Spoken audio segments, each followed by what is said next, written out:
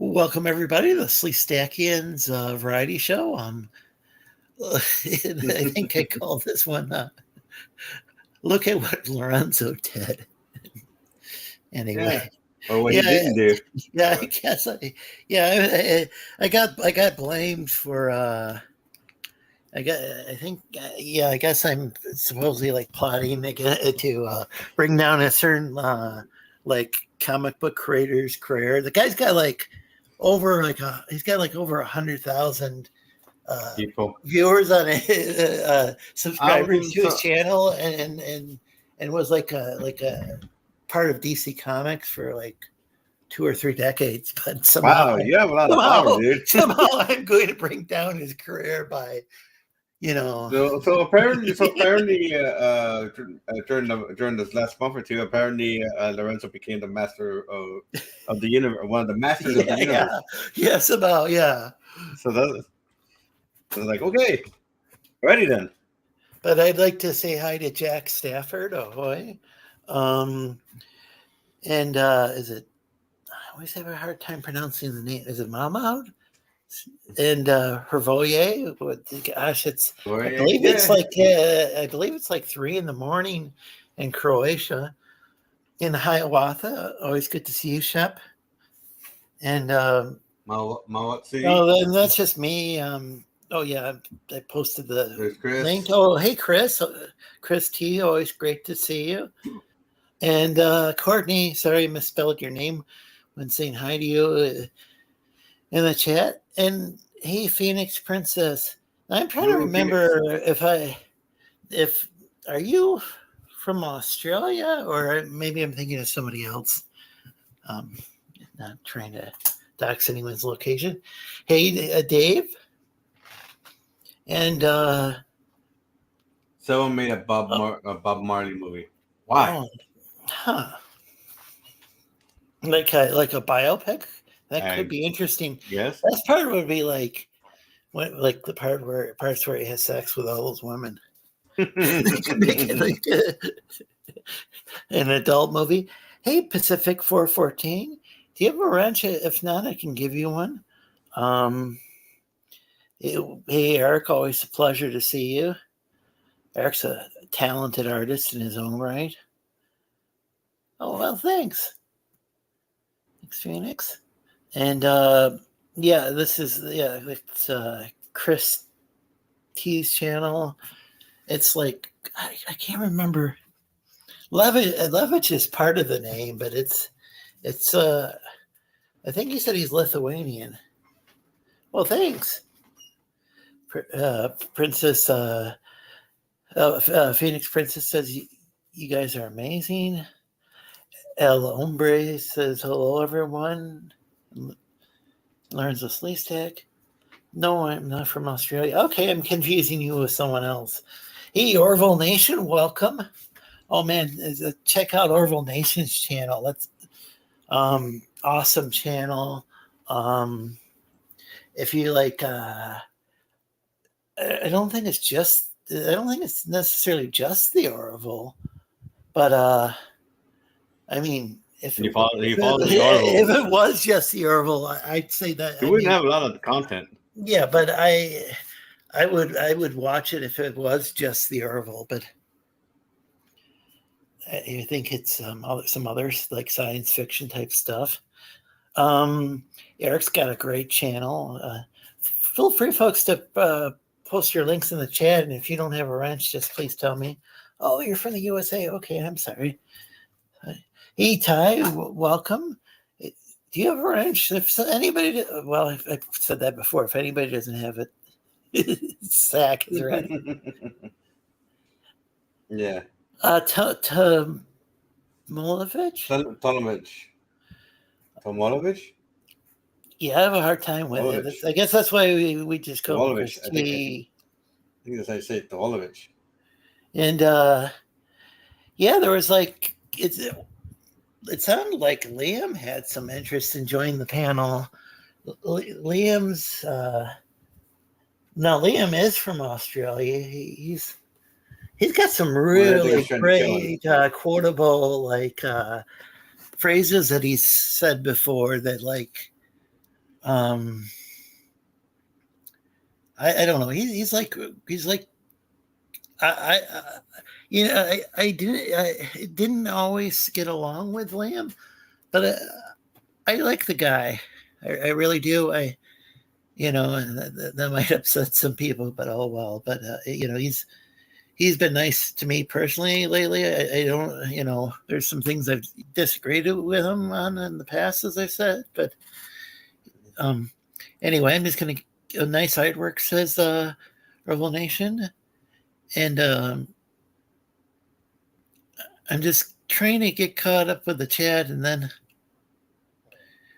we can. A lot of people saying hi to each other. Oh, hey, Caroline. What is it? Is it like midnight or 1 a.m. where you're at? Like Wales, I believe. Mm-hmm. Prefer no ranch. Not ready to wield that power yet. Well, I think you're gonna get one anyway. Otherwise, somebody could like accidentally get timed out or something. I don't like that. Oh, I saw a clip of the new Superman animated show, and Lois Lane looks like a boy. Huh, that's interesting. Yeah, well, it's just that they kind of gave her like this short pixie haircut for whatever reason, even though most of the time, most of her appearances, she's usually has long black hair or long brunette hair, depending on the colorization of whatever who colors her hair. So it's either like a dark brunette brown or a jet black hair. So would that be like would that be a brunette either way, or just is jet black hair considered something else? Jet black is what is the color of my hair. Okay, is that I don't know if that's considered like a variant of brown, or if that's considered black. Something. It's still considered black hair as far as I can see. Okay. Like I said, I just don't know. She's been depicted. She's been depicted as either being a brunette or being or having black hair. Yeah. Having black hair. So, by the way, her Royer went and let's drop the link to Liam's channel. Check that out, folks. Oh, hold on a second. I'm sorry. I'm just trying to. Pixie haircuts are a hammer over a wrench. Okay. Hey, Mark. He says, I like Liam too. He's a very unique individual, one of a kind. Yeah, that's the thing. Yeah, it is kind of odd that I don't know how somebody can mess up Liam. Not Liam. We're talking Lois Lane. Gosh, Lois Lane. Well, yeah, we're talking about like two different people with L's in their name. Well, the thing is that like I said, Lewis has been depicted as either dark brown hair, brunette, hair color, or. Wait, is there a Lois Lane, or are we talking about Lois Lane? Lewis, I think he's just being. Wait, isn't there a Lois? But like Lois is Superman's. Is Lois her sister? No. Lucy is her sister. Lucy. This is okay. I should know this. I used to watch Smallville, and I actually never got into that comic books. Lois Lane may be what I was trying to say is that they're saying that as welcome to the panel, as to mock the pixie haircut they gave her. So instead of Lois Lane, we're saying Louise or Louise. So Mark says, "I love a good tomboy reverse trap." Hello, Pixie cuts all around. Welcome. Say something to Nietzsche, please, thank you. Why? How? Maybe. Sorry, I didn't quite get that. Yeah, I didn't quite get that either. And I say something to Nietzsche for you. I'm not quite understanding. Sounds like big Latin. Hold on, I'll tell you now. You are good YouTuber. It's fun, no gaming. Okay, something about gaming. I'm Yeah. That's the other one I got was gaming. And I like love photos. What you're making right now. All right, dude. I think you may want to just drop this one. Do you say? Are you saying you like the artwork? Yeah, it's fun. Oh, thank you. Yeah. Oh yeah, Lucy Lane was generally hotter than Lois Lane. Oh, I liked her. I liked her on Smallville. I'm not really like a lot of people think that because I like week after week have comic book artists on, I actually know something about comic books. Yeah, let alone And I destroy people's kind of careers by being you. not explained that well from the get go, but I don't know super. I don't know a lot about comics. Yeah, I'm trying to figure out how you seem to have become a master of the universe when it comes to comics, even though you should. I don't know. Shit about comics. I've promoted a number of comic book campaigns. Yeah, but there's I've retweet campaigns. I'll back campaigns, but I don't really know much about it. Yeah, like I said, I like the drawing. Like I said, there's a difference between knowing something about comics and backing them. You know, Robert likes the guy's accent. I think he disappeared from the panel. Like some of. I like me some Wilma Flintstone Yabba Dabba Doo.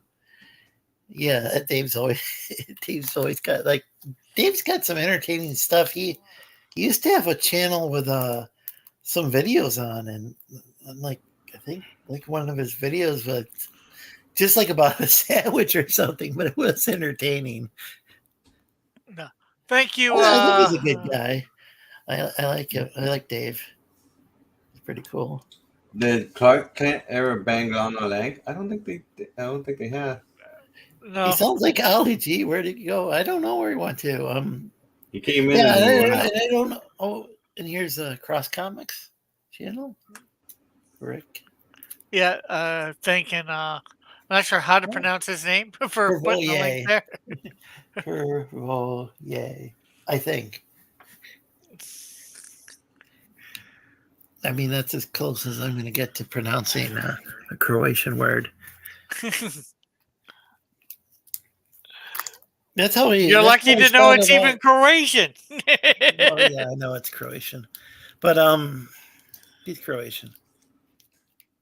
Yeah, or is it a Croat? Yeah. So, I think it's like I think 3 a.m. his time, or later. Let's see. Oh yeah, that's Dave. That's one of Dave's channels. Yeah, Hervoye. That's correct. But the funny thing is, if you go to like the pronunciation site of like, well, this is how you pronounce this name in Croatian, they'll pronounce it slightly differently. Like, I'm trying to remember if it's not quite like RVs or what, and how they. But it could be a different way. You know, there could be different. Most languages have different dialects. Oh, yeah. Clark Kent banged a mermaid. That's useful information, but it's okay because he's an alien to begin with. Well, there you go. I mean, if he's gonna come for the human Earth woman, well, why not? Oh, 2 a.m. Okay. Yeah, well, Lori might as well go for a mermaid as well. Yeah, she had an LL too, as well. LL. Yeah. Like an LL Cool J? No. The mermaid girl. Her first name and last name both started with an L. Whoa. Is that me? No, not you.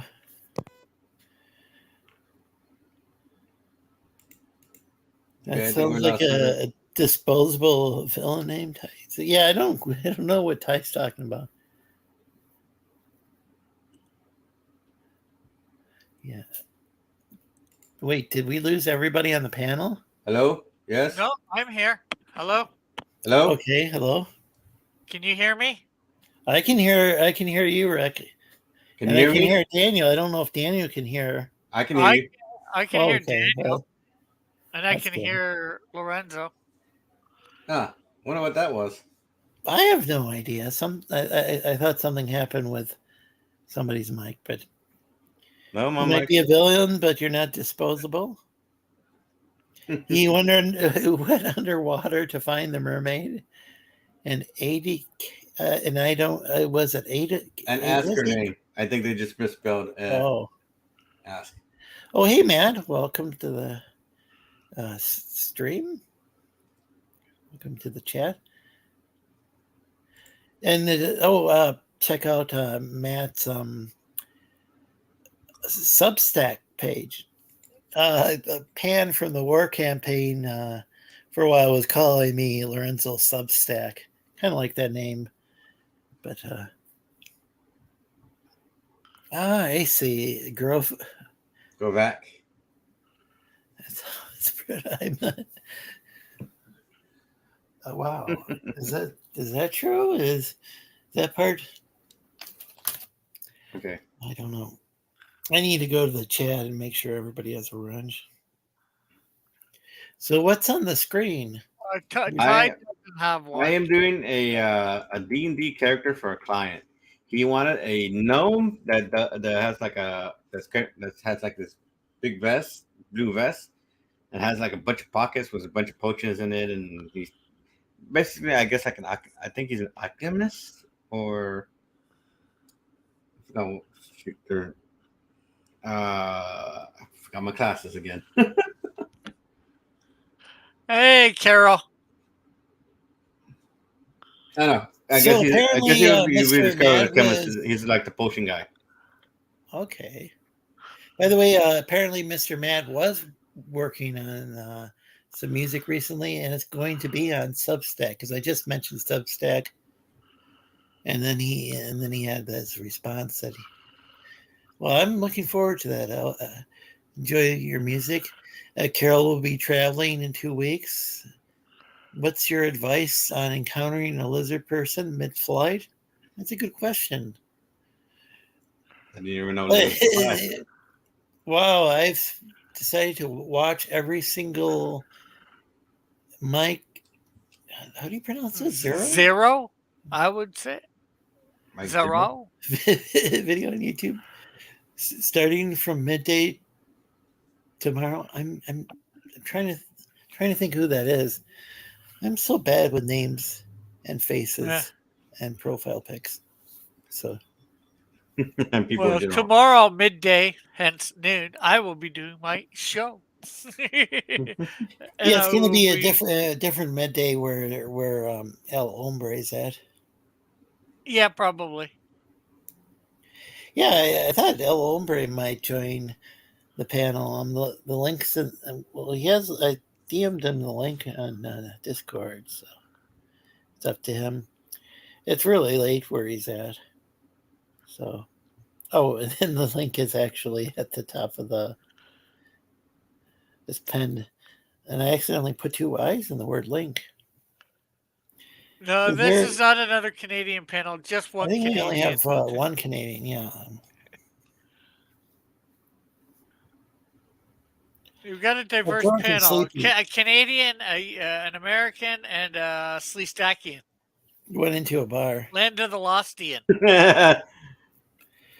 Yeah, so I was just I'm a little surprised that like somehow I'm I guess I should let you guys know that somehow I'm you have been plotting against Ethan Van Sciver, and like I don't know, like he thinks I'm gonna ruin his career or something. I don't know. Huh? So I don't know. He's got like he's got like hundreds of thousands of followers. He literally in the hundreds of thousands of of I'm not sure what you. subscribers to his channel, and before he even had a YouTube channel, he was well known for his work on the Green Lantern Rebirth, Flash. as well as the yeah Yeah, I'm yeah still as trying to well as figure the out how. Flash Rebirth, right? That was No, I one of don't know. the Rebirth comics as well. The I'm still trying Flash. to figure out how you have the powers of the universe. Yeah, I don't know. Because you're a Because there was Sleestakian. an That's evil how. that must be defeated. Yeah, definitely. Wasn't there a lizard person on the wing in the famous Twilight Zone with William Shatner? Oh, yeah, there was both the TV version and then there was that movie that He was was in. quite disastrous in multiple ways. Man, that was sad. Like there was a helicopter, I believe, that crashed and a bunch of people died in the movie version. Yeah, in real life, Um, there's a helicopter. it's horrible. Yeah, and It there was malfunctioned in a crash, I believe. yeah, it was. I am one of the Lorenzo's co-conspirators.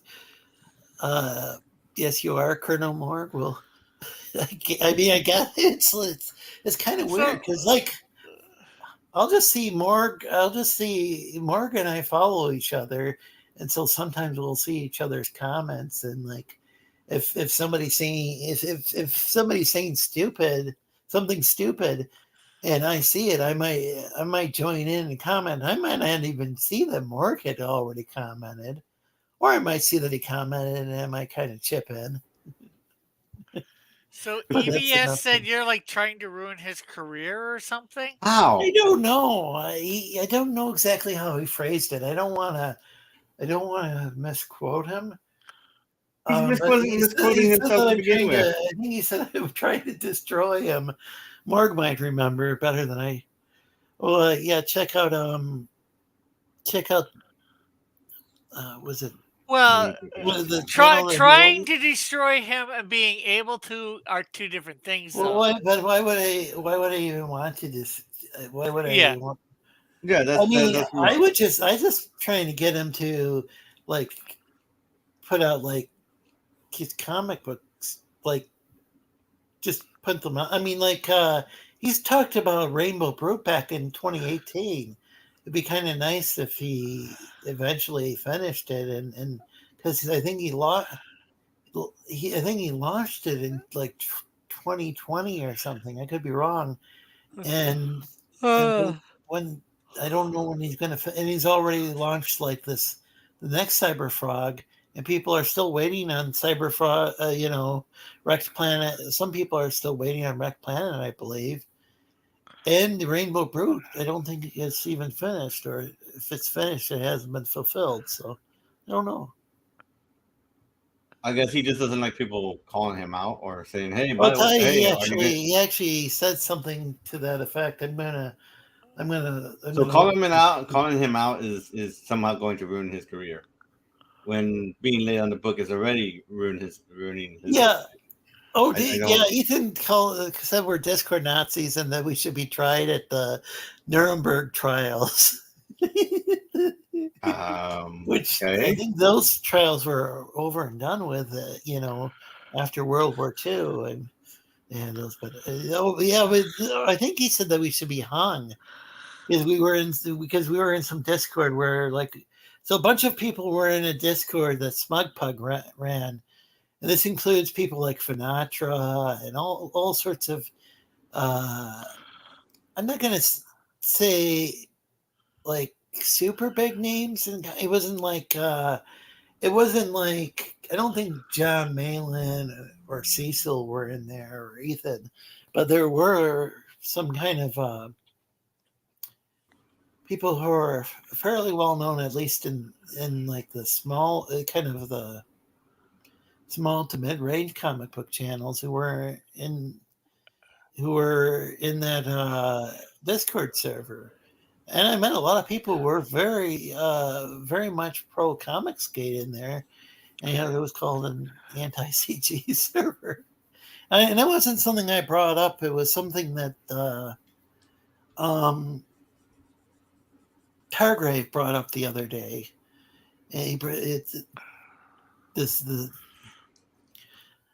it's just Ethan being Ethan. That's all. Well, it's helpful if you're trying to sell a comic book. It's helpful to go and stir up some drama. I don't think it's a very good long-term strategy, but it's not like you have some kind of power beyond power unless you're holding something back on us. But it's like, okay, yeah, why Lorenzo? Yeah, I don't really. So yeah, there was a time when I was like daily, doing post after post complaining, but I'm not like that anymore. I realized that a lot of people do. There's people who have legitimate reasons to continue to like his work. If they don't mind, that his books are sometimes years late, and then that's their decision as a customer. That's what it was always supposed to be about. It was always supposed to be about one person, might praise a comic or a creator, and another person might criticize, and it might, and that same person might later on they might change their mind, like your boy Zach used to go and there are some people he complained about, but then they go out and put out a decent comic and he praised it. So Colonel Mark says it was a recent tweet of his response to Hargrave calling him out about something. Yeah, that's the deal. Is and Matt says that he hadn't seen the Twilight Zone movie. Oh, check out Matt's Substack. He's gonna have a brand new song uploaded. Cool. He probably feels folks are courting against him behind the scenes.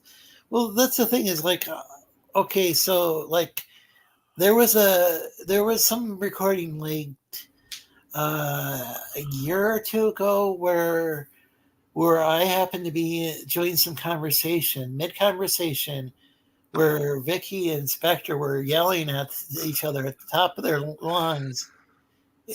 Hargrave and I think Hargrave probably joined midway too, and it was like we had no idea, we had no clue what was going on, and I was even like, what is this like? YouTube won't let me say it, but I'll just say stupidity. Pinocchio is part of the conspiracy and also part of Italian. Well, I hate to say it, for the most part, nobody really cares about Ethan anymore. Well, yeah, he has his followers and they care about him, but even the SJWs, they don't really care about him anymore. He launches a book. I don't know what the deal is. So he goes and he does this. He's trying to be relevant when he's not relevant. Already off the spot. Yeah, he's got these Comicsgate Kings streams, and it's a bunch of guys, middle-aged and even older guys. Some of them are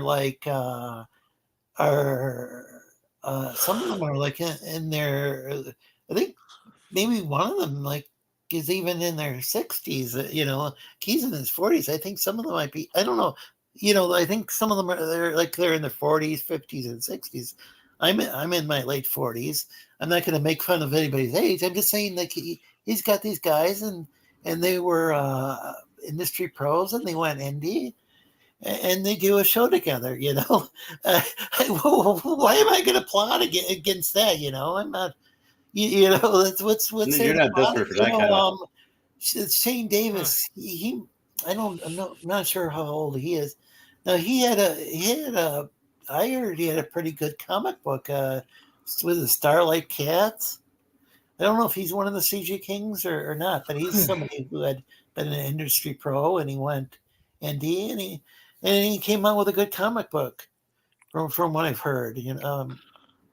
I think Hargrave told me about it, because Hargrave backed Ethan's Wrecked Planet book. He wasn't anti-Ethan until Ethan started calling us Nazis and saying that we should be hung in a Nuremberg tribunal. It's so funny. Yeah. I'm not like I hope people don't think I'm complaining about it. I just think it's hilarious. Yeah. And you somehow develop the powers of the universe out of nowhere. Imagine, but go ahead, Rick. I'm not against Ethan. I just don't follow him, and I'm still subscribed, but I don't really watch his stuff anymore. I don't even, I'm not buying his comics because for me it's too expensive. Yeah, it's like okay, you can put in all this money, and for some people, it's a good investment, even if they have to wait a few years. I'd say if I were going to buy stuff, I would just buy on eBay. No, and I want to make it clear, I am against some of the things he does, but I'm not against him making comics. I'm not against him making action figures or whatever. I just think he's like trying to do too many things at once. And that like would help if he didn't attack his customers or even former customers for saying, "Hey, maybe if you did it this way, things would work out better." That's what Comicsgate was supposed to be about, not attacking your customers. And then what's he doing? Attacking Shadowhawk talks. Yeah, I think Shadowhawk might be like one of Ethan's. I'm not trying to single out Shadowhawk, but a lot of people are inspired by the guy. They inspired him. He inspired a lot of people to become indie. He used to and still promotes some lesser known creators on his channel. That's awesome. Not against that. I'm just against occasional dickishness or whatever. Making shit up. Better to focus on creators. Anyway, well, he does occasionally come up with something. He does create comics. It just takes him a long time, and he's a YouTube content creator. He's probably more of that than anything else these days. And he does create some weird tweets occasionally that I find entertaining. And El Hombre says, he remembers that he was on the Discord. It was hilarious. Yeah, it's so silly. Like I think it's just, in my experience, Discord is trouble. I've always avoided it. Oh, it's not that. Welcome, it's George. Hey, George. Greetings. I hope you haven't. Watch out for that tree. What's that? Sorry, everyone's talking at the same time. Watch out for that tree. Yes. Listen, I'm here because the Biden administration asked me to come here and and ask if any of you were responsible for leaving that bag of cocaine beside the Situation Room. One of the deepest, most secure rooms in the White House. I thought you were going to say in Minecraft. No, not Minecraft. In the White House. Well, it certainly wasn't me. Well, we could probably point fingers at Ethan. See how that goes out. All right. No, it's because of the chaos that Mark does like Discord. Hey, whoever did it under the cover of the Canadian smoke. Yeah. I'm not being ageist. I don't mind that. Like, there's like older guys. Cocaine's legal in Canada, right? Making comics. Well, I think that's just in BC, right? Well, sorry. Let me rephrase that. Cocaine's legal in Canada. Yeah. Whippersnapper. Is it now? Did they did they decriminalize that? Yeah, they did. Really? As long as you identify as British Columbian citizen of British Columbia, you'll legally have. I'm gonna have to put that ticker on the screen like I did last week. What? That's probably a good idea every week, just to put a little disclaimer. What? The disclaimer that Rose comments are not your comments. Yeah. Put it right now. And then I changed it to like all to the guest comments are not do not necessarily like that. Oh, hey, Mr. Guard, welcome. Oh, he's just saying hi and gonna lurk for a while. Well, that's cool. That's awesome. And check out Shadowhawk Talks. Got a great channel. Not sure how active he is, but whenever Rex's channel gets struck, they stream over on Shadowhawk's channel. So it'd be real handy too. Well, I'm not sure whether it be Rob Ford Morg. Maybe it might be Doug Ford because Rob Ford's dead. Any comics Twitter is kind of like high school group thing. It's true. Life has turned into one giant high school thing. It's like that's the reason why we skipped high school, so we got away from being. EVS. It was. I didn't even mention EVS. Hargrave mentioned something about EVS, and I got stuck in the middle of some tweet where it turned out it was like apparently plotting against EVS. You know, me with my 300 or so. I'll say and him with his like EVS plus subs. Lorenzo, you have 600 subs. Is that? Do I have 6? I can't keep track of. Wait, do I have 600? All right, 603. All right, this is my contribution to a dad joke for tonight. Are you ready? Oh, good. Okay. What is a turn on that you have that you've never told me about? Come on. Maybe when you're bossing around in the bedroom. Really? Make the fucking bed. The reason why men are dating. Oh no! I hope I don't get stuck for that. Oh, no. I think you would have to put that ticker up now. Hey, you know what? Here's a joke that's guaranteed to work every single time. Okay. You come across a random girl and ask her, "Are you lost?" And she'll confront you back and say, "No, absolutely not. I'm not lost." Okay, then why are you out of the kitchen? Oh.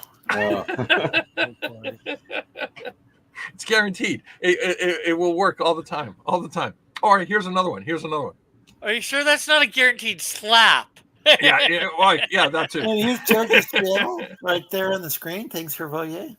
Here's another one. You're like, okay, all right. So you ask a girl, any girl, who's a better cook, who's a better chef, a guy or a girl, all right, male or female, whatever. And they'll say, "Oh no, absolutely the woman." And then when they say that, they always say that, right? And they say, "Okay, quick, tell me, give me the name of a celebrity chef right now." And they will always say Gordon Ramsay. Well, so that's something I've always wondered about. Like, there's a lot of cooks who are female, but when it comes to like high-end chefs, for some reason, a lot of them are male. Well, there have been some famous female chefs on TV. I'm trying to think of that. Those female chefs right now because I don't watch a lot of television anymore. Yeah, those female chefs were serving the male chefs. Serving the male chefs. Honestly, the only one are they serving them? Or as long as you're named Rob, or how are they then serving it's legal too. What is legal?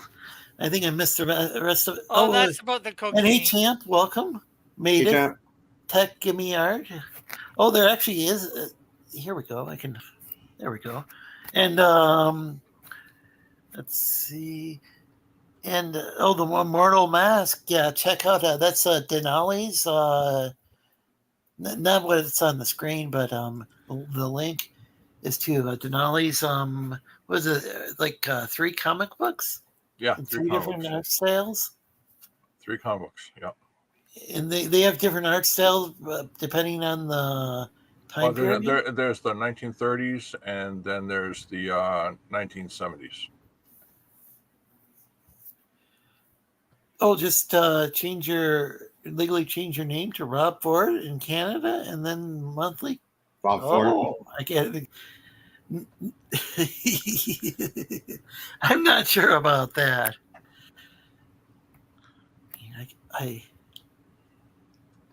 Yeah, so it's actually change your pace because I'm getting more commissions for. Hey, could you make my D&D character? Yeah, sure. So yeah, I go. So I need to work on my t-shirt stuff too. So what did you say? I also need to work on the t-shirt stuff. I thought you said you were working your Peter, and it's like, well, wait, What? that's nice, but we don't need to know about that. I mean, too much information. I guess it's in just too much information. Just tell him. Just say just rephrase. Okay, you got me there. Yeah, I'm not sure what you just said.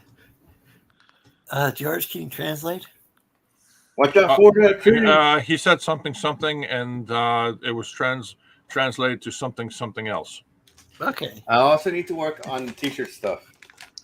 T-shirt logo. T-shirts. Yeah. So Champ's got plenty of supervillains for you to draw. Yeah. Daniel. They didn't. Don't know what to call you anymore. Is it Daniel? Is it Tech? Or is it High-Tier Comics? It's Daniel. It's like it's worse than the Puff Daddy P Diddy thing. It's Daniel or Tech. And then you're like actually somebody who's like kind of relevant to my life, and then we like stream together once a week. Whereas I haven't even really. Yeah, I'm not too sure how to feel about that. Does that guy put out music anymore? I don't even know. He used to be like in every single rap video. Like he produced a bunch of guys, he put a bunch of rappers, and he'd like make a cameo appearance in their videos. Then I haven't heard anything from him in ages. Yes, isn't Puff Daddy suffering from a hernia?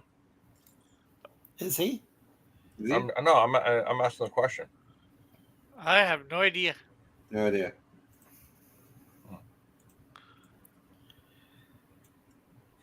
He is that guy that draws for money. For money.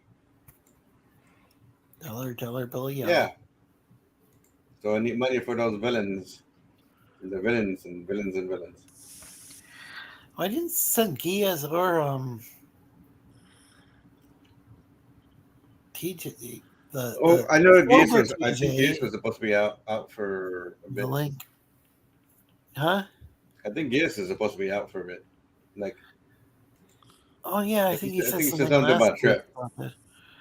Sony should make a Craven. Craven? What was Craven the Hunter from Spider-Man, because they're doing a movie. Well, that's a comic book thing. Yeah. That's a superhero or supervillain, is it? Supervillain. Yeah, I don't know anything about that stuff. This is the Farmers channel, right? Okay, where's your Farmers Almanac? This is sponsored by Egg Day, right? Like we should put a little Egg Day thing at the top of the screen, because does anybody remember that? Like there was back in the day there were a bunch of these Oh wait, which day? That's a good question. Sometime in the 1980s, or what? No, it wasn't. Maybe it was sometime in the late 80s, early 90s. Was it summer or winter? I think all year round.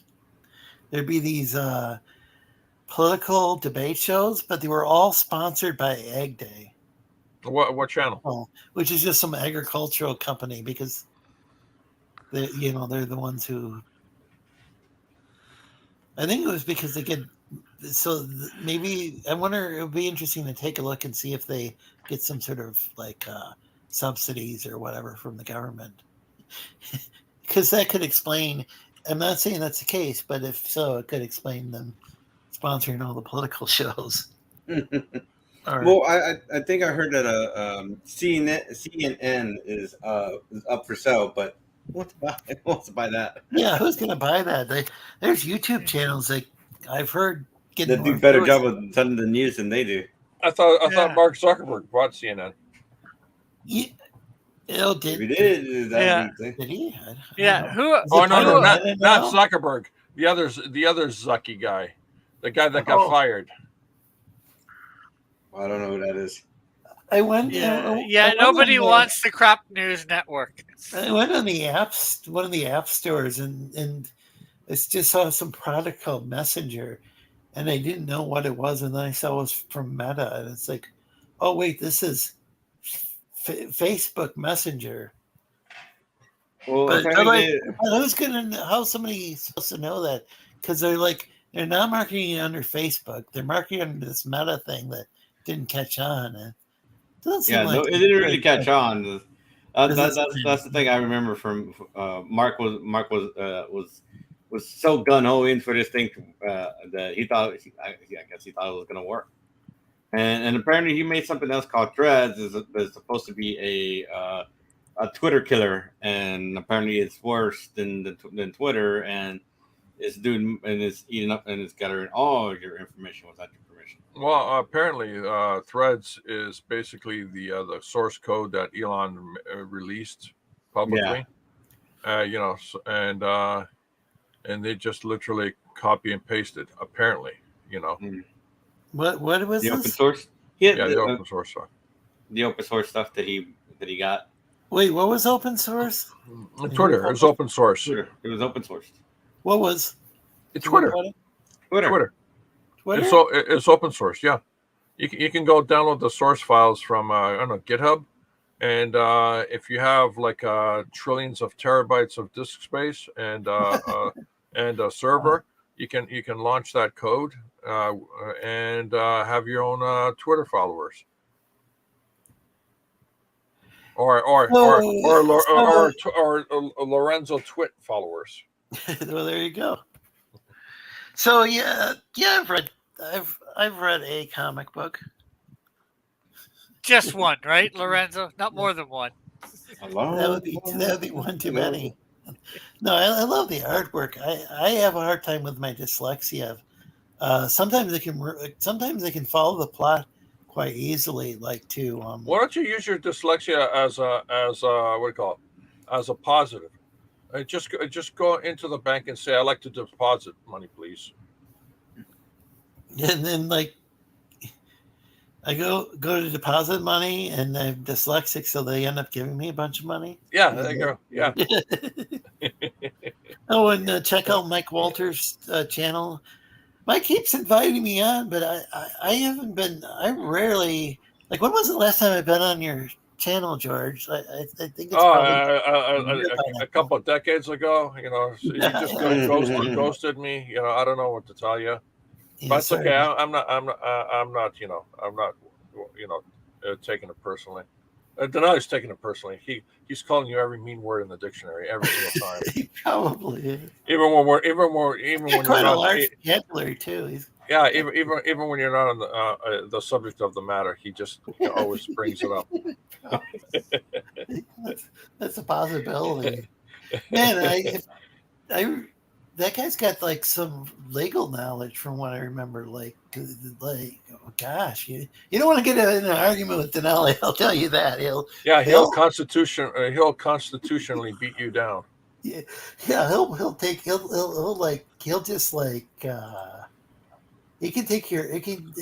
really interrogate a person. Not saying that as an insult. Like he's got some skills there as far as like, yeah, you don't want to get in a debate with that guy. He definitely if you make an error, he can point that out, and that's actually can be a really good skill to have. Mm-hmm. I mean, if you're good at winning arguments, yeah, go for it. Well, yeah, it can also be good if you know how to. That might be good for a writer, because if that means that he knows how to phrase things without contradicting himself, that's definitely a good thing. Yeah. Yeah. Yeah, the Star Trek, Star Wars, and Predator comics. I've seen a lot of Star Trek comics around. I've seen a lot of Deep Space Nine comics around. I just don't. I don't know. I don't know. Wonder if I could get some of those like in an omnibus or something. Hey, I've Tim? gotten some Star Trek ones at the dollar store here, Dollarama. They have a bunch of them together in graphic novels from all the different ages. What's this? I've gotten Star Trek comics in a dollar store called Dollarama. Things are up to $5. Yeah, I've Eh, seen them discounted too, like $1. It's just I never know where. Once I get started, I could yeah, end up it's just like there. I wonder how many they made of like Deep Space Nine. I should just uh, buy them whenever I see them. I'm not sure how many Deep Space Nine comics there are. Like girls were gossiping. I uploaded my. Oh my man. Mm.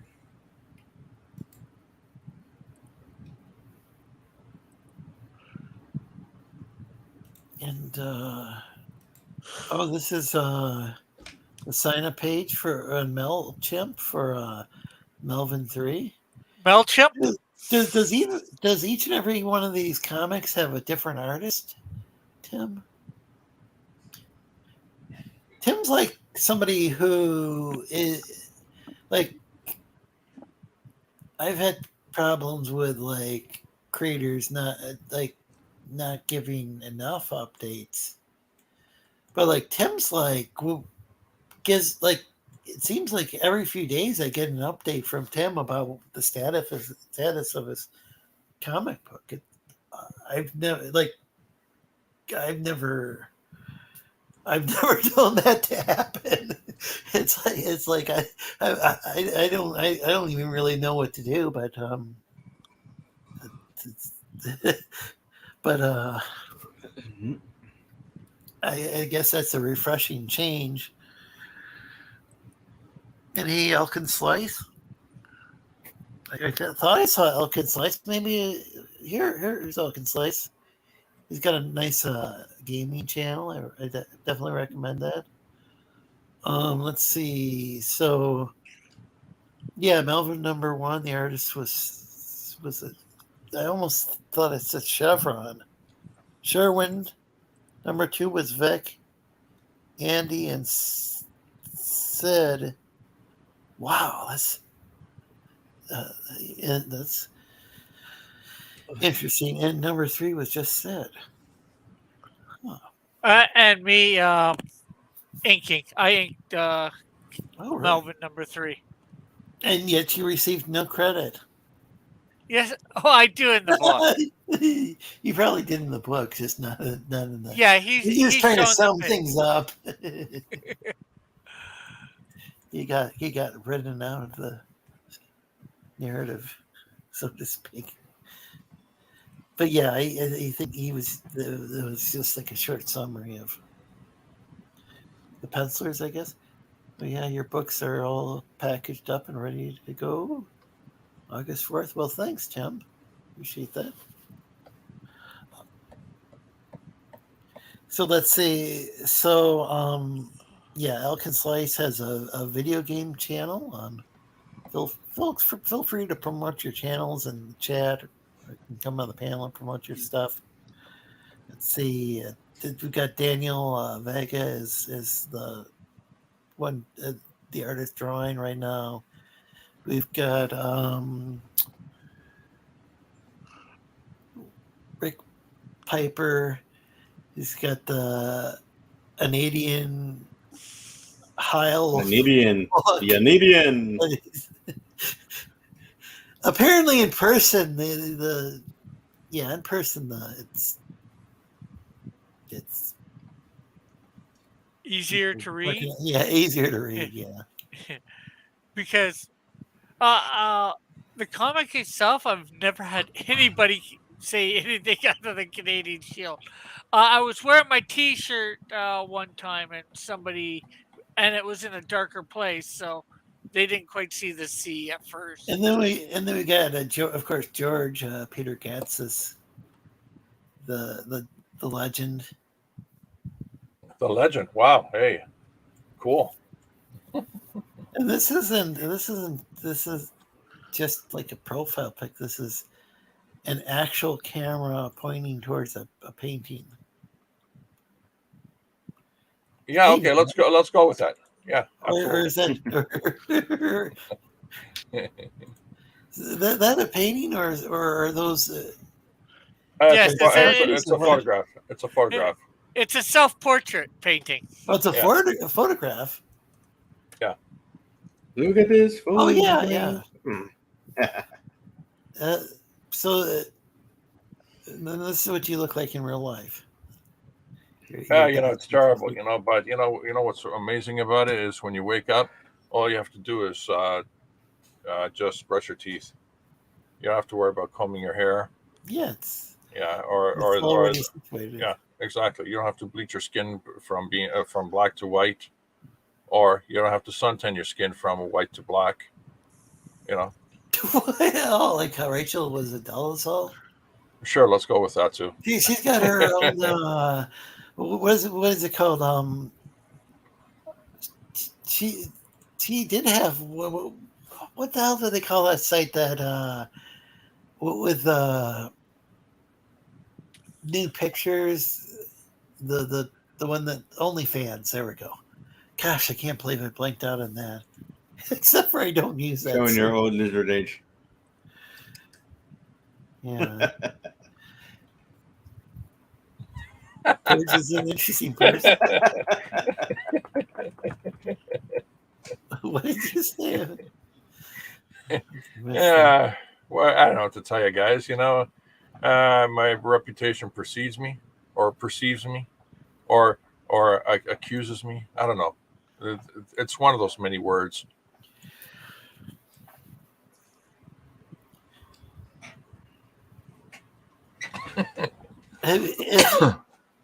Oh yeah, you're one of the people who was allegedly like plotting and scheming against somebody about something. Something about something. Something about something. Part of some campaign or something. Well, there's always a campaign. The latest campaign I'm on right now is that you can take a piece of meat, a nice slice, right? Just a beautiful slice, and you know what you do? You of course you give it a quick wash, right? Just not with soap, okay? Not with soap, okay? Very important. It's got to be with maybe a little lemon, it's just a little quick wash, and then what you do is you let the meat dry. So you're just talking about rinsing off the meat. Yeah, but then you let it sit on a plate, right? So that way it kind of dries out a little, so it's not the moisture. But then you take a nice little dry rub of say powdered mustard, right? You put it down on one side, you pat it down, and you push it down right into the meat, and then you take something like some spices, a medley of spices, right? You dash it over the meat, and then you push it down, you pack it down, right? Pack it down so like it's like in the meat, and then a little dash of cinnamon on top of that. Again, you pack it down, and then you just wait a minute or so, and then you flip it over. And you repeat the whole thing, and then what you do is then you get your nice pan. You get a stick of butter, all right, and then just drop the stick of butter on the pan. Turn the thing on, and wait for the butter to melt. So now the butter's bubbling. You take that nice piece of meat that you had, and you put it down. It's now searing, right? It's searing with all the spices, right? Because they're packed into the meat. Now you wait 4 or 5 minutes, and then you flip it over, and you sear the other side. Absolutely beautiful, absolutely beautiful. And then what you do is once you finish that, you take it off the pan. Of course, you turn off the stove. You don't want to continue running the stove, and then you put it on the plate, and you wait a couple of minutes for the meat to cool down, all that stuff, and then gingerly slice the meat into strips, right? Once you've sliced it into strips, you're going to take your time and eat it. Now you could have it with, say, mashed potatoes, instead of boiling potatoes, rinsing, getting rid of the water, and then dropping in, say, sour cream and milk. You could do is boil the potatoes, get rid of the water after, put a little tzatziki sauce, and then some boiled vegetables like cauliflower, broccoli, baby carrots, just little stuff, and then you mix it around, and so that way it's not really mashed potatoes, it's more like a potato salad. And then you drop a little seasoning over that. Now you have the meat ready, you have the mashed potatoes ready, but it's not over yet. Sorry, you still need something to drink with. You need something to drink. And there's plenty of things you can go to the grocery store and buy to drink, but you know what? There's nothing like making your own grape juice. You know how you do that? You go get yourself the sweetest tasting grapes at the grocery store, and then you take your time and you wash the grapes. Of course, you got to wash the grapes, right? Like everything else. And then you peel each grape. Make sure you peel the skin off of each grape. It's going to take some time, of course it is, but you know what? It's well worth it. But once you finish the story, it's going to take some time. Yeah, once you finish peeling once you finish peeling all the grapes, now you have is the pure essence of the grape, right? Not the skin. The pure essence of the grape. So you're saying it'll be an appealing process? It will be. It will be. But do not buy any fruits or vegetables that have the Appeal logo on it. APPEEL. No. Or do not buy it, because that's from Bill Gates and his crazy, whacked out, experiments. So once you finish peeling all the grapes and you have them all ready, you put them in a blender and you run the blender. Now, what you see, the beauty is, since you don't have the skin anymore, the blender is going to actually blend up the grapes pure. It's going to be pure grape. Now, once you got the pure grape ready to go, you chill it in the freezer. Right? It's very important. You have to chill in the freezer. So what will happen is that what they do in Grape Britain? No. They do completely not in Great Britain. Yeah. Not in Great Britain. Great Britain, they just mostly substitute tea for everything they do. Wait, in Grape Britain or Great Britain? No, Great Britain. Talking about Great Britain. Yeah, Great Britain. They substitute tea for everything they do. All right, so once you finish blending, you put it in the freezer and then you wait. Or it's maybe an hour, maybe an hour and a half. What will happen is the actual juice of the grape will go to the be on the bottom, while everything that has to do with the fiber of the grape will be rise to the top. So now all you have to do is just take the container out from the freezer, and you can easily separate the fiber of the grape versus the juice, because it's mostly frozen now, right? So now what you have left is actual pure grape in your drink. Now it's very important when you stick a straw in this to drink it, you do not have a paper straw, because those paper straws are laced with chemicals, so they can maintain the plastic effect of being a paper straw, and it's not sustainable too. So now you have your meat. At that. yeah, and now you have your meat. Now you have your mashed potatoes, and now you have your grape juice. I mean, what more do you want? I mean, it's totally awesome. Yeah, that's kind of a. Yeah, it will process. Yeah, it will take an entire day for you to enjoy a 10-15 minute meal. But you know what? It's well worth it. What the hell is this guy talking about? Asking Bianca Zombie. Well, you're welcome on the panel. You can. Or you know what? You can just go to the nearest restaurant and spend an hour, spend a lot of money, have your same foods, and then you're out the door. So it's up to you. It's up to you. Save some money, spend an entire day for a 15-minute experience, and at the end of the day. All right, just go to a restaurant, spend a lot of money, and have your meal within the hour. Or take 2 minutes and throw something in the microwave. Don't get me started with the microwave. The microwave is a visiting, completely different thing now. Okay. If we're going to start with the microwave, then it depends on which microwave you're going to have. If it's the high intensity microwaves, See what you started, Rick? those things will actually burn the food if you do it too long. Now, the thing about microwaves is that you don't want to actually boil water in the microwave, because what you're effectively doing is creating a miniature sun in your microwave.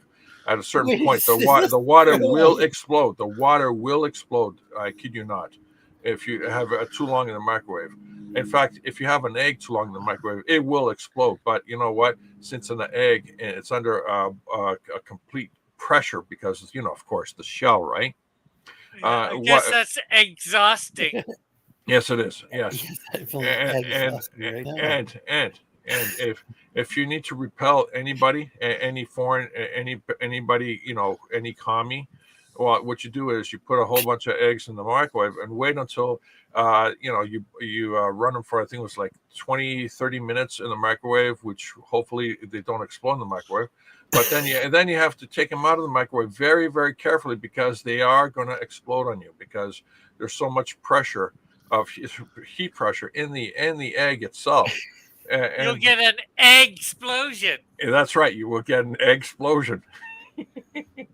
and you know what you do with an explosion is, right? I'm not sure. Me neither. Duck and cover. I'm just asking. I don't know either. I never gotten that far. Never gotten that far.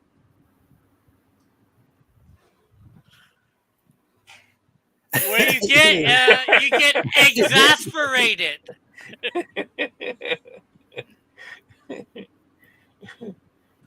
Yeah, welcome to Lorenzo's channel. How to annoy people with Lorenzo. No, welcome to we're down to 5 people now. With George. I think we had like 7 a minute ago. Oh well.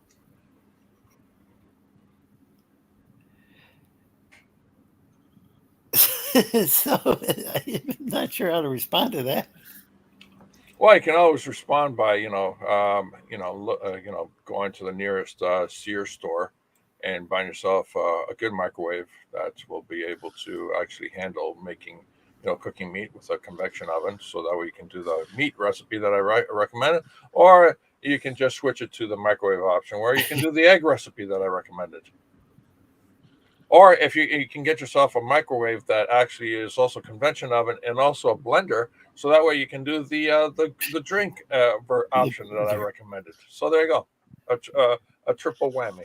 So those convection microwaves, those are like what they have at the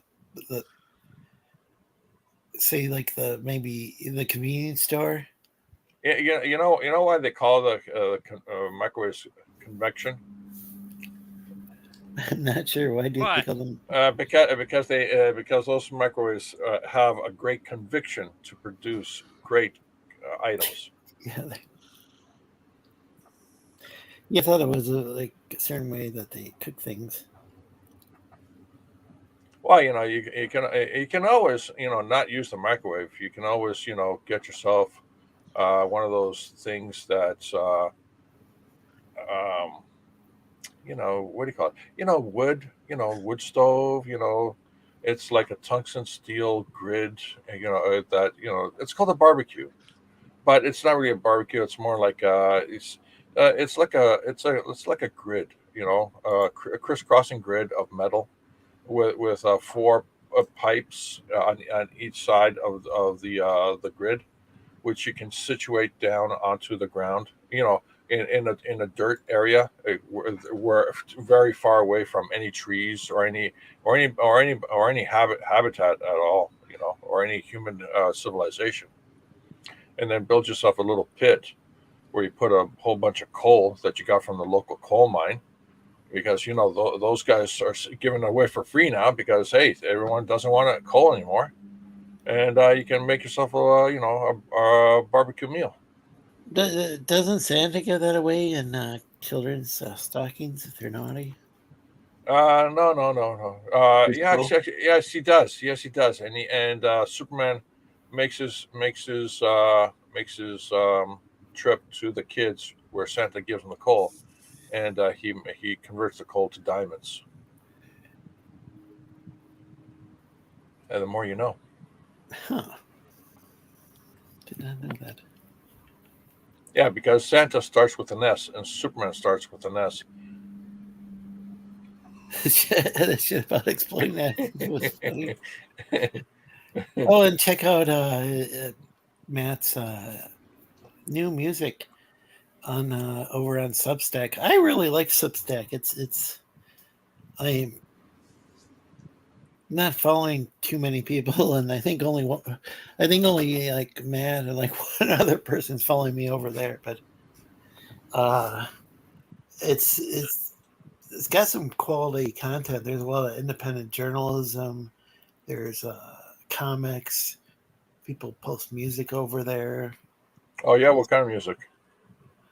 Well, I think what Matt's posting is electronic music, but I'm guessing there's all sorts of music over there. Some people are going over there from Twitter, but it's got its own. But it's had its own.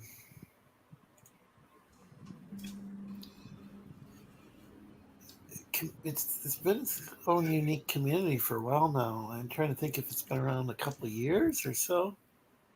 What, music? Yeah, music's been around for a little while. Yes. Heck, yeah, music's been around for a couple of years or so now.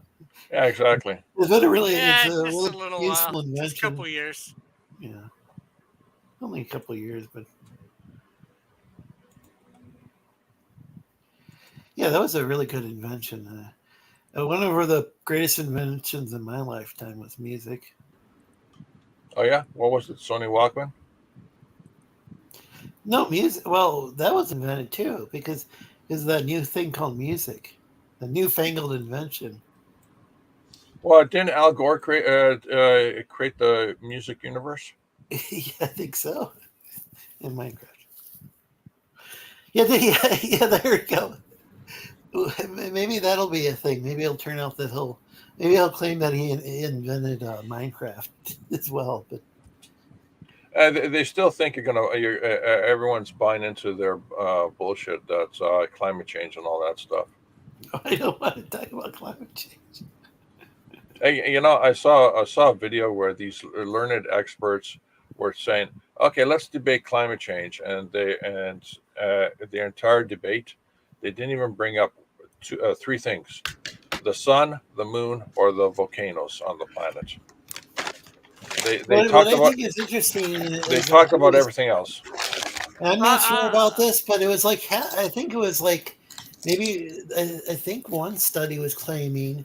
Again, I'm adding a lot of qualifiers here. That in Minecraft, it was like something like half of the. Was somebody like eating potato chips? I am. Yeah. Did you bring enough? Did you bring enough for the whole class? Yes, I did. I do not have any. Okay, fine. So somebody was claiming that it was like about. I think it was like something like half of the carbon emissions was being being produced like by just like a relatively small number of ultra wealthy people. That's a lot. That's a lot. So maybe that could be something that if people are concerned about carbon emissions, maybe they could deal with that. Yeah, first. that's not and not make the rest of us eat bugs or whatever the plan is. No, that's not accurate at all. Yeah. They just want you to eat bugs. They don't care about the. Well, that really bugs me. Yeah, exactly. Rick, so. They don't care. They don't care. They just Well, they just want to pull a troll on you and see how far they can do it. That's all. Well, there were some like Inuits or whatever the native peoples, whatever this particular group of native people, and they did have to like at the Arctic Circle, and they did have to keep moving their houses because the ice is melting. So well, not really. They don't. No, they didn't have to move their houses. You misunderstand. They had to move their igloos. Yeah, they had to move their igloos. Yeah.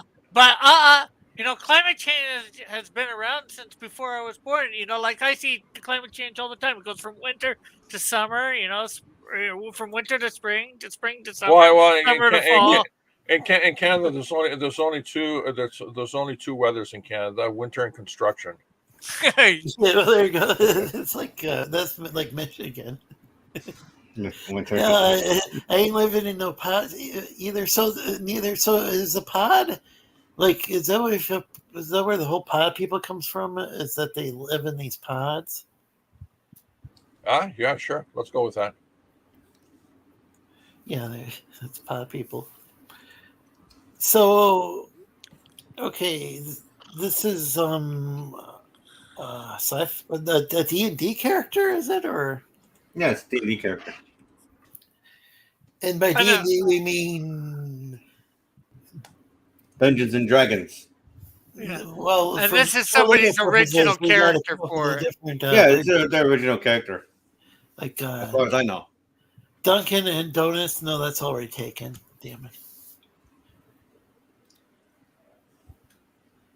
Okay, let's see. Damn it starts with a D. This an original character? Yeah. And what's this character supposed to do? Or I be? guess some kind of chemist, alchemist. So he's a chemist, alchemist, and he's an original character, and you need to title him? Oh no, I'm not titling anything. This is for a client. He already had this character now all named out. I'm just okay. Because I was gonna say title him Mr. Original. Mr. Original. Yep. Original.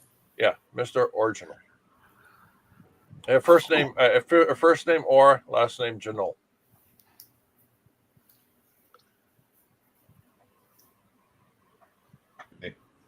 Interesting.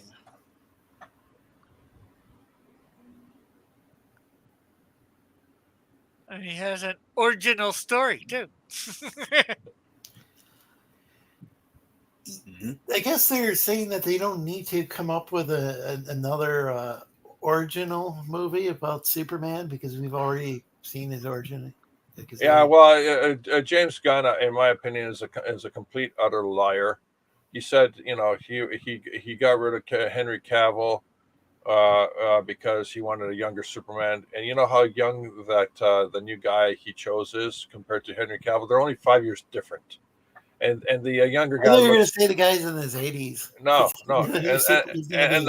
and the guy looks almost identical to Henry Cavill.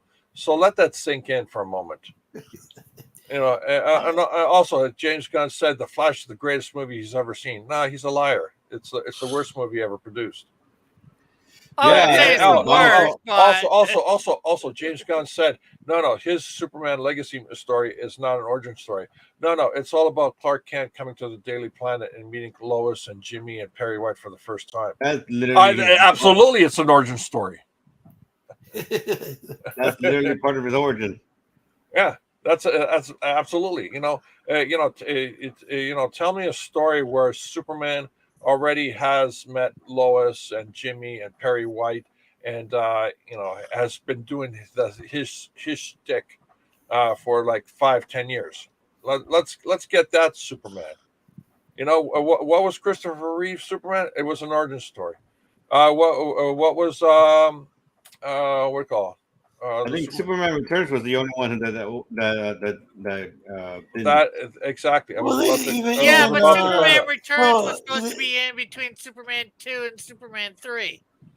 Was it really between 2 and 3? I think it was 2 and 3, anyways. Oh, either way. I could do I was ignoring Returns, but I thought I was ignoring 3.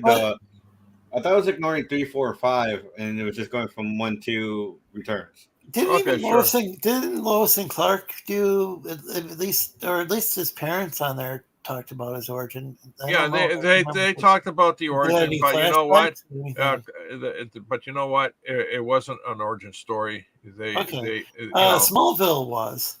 Smallville, the whole freaking 12 years. Plot with okay. The whole all 10 years was definitely an origin story.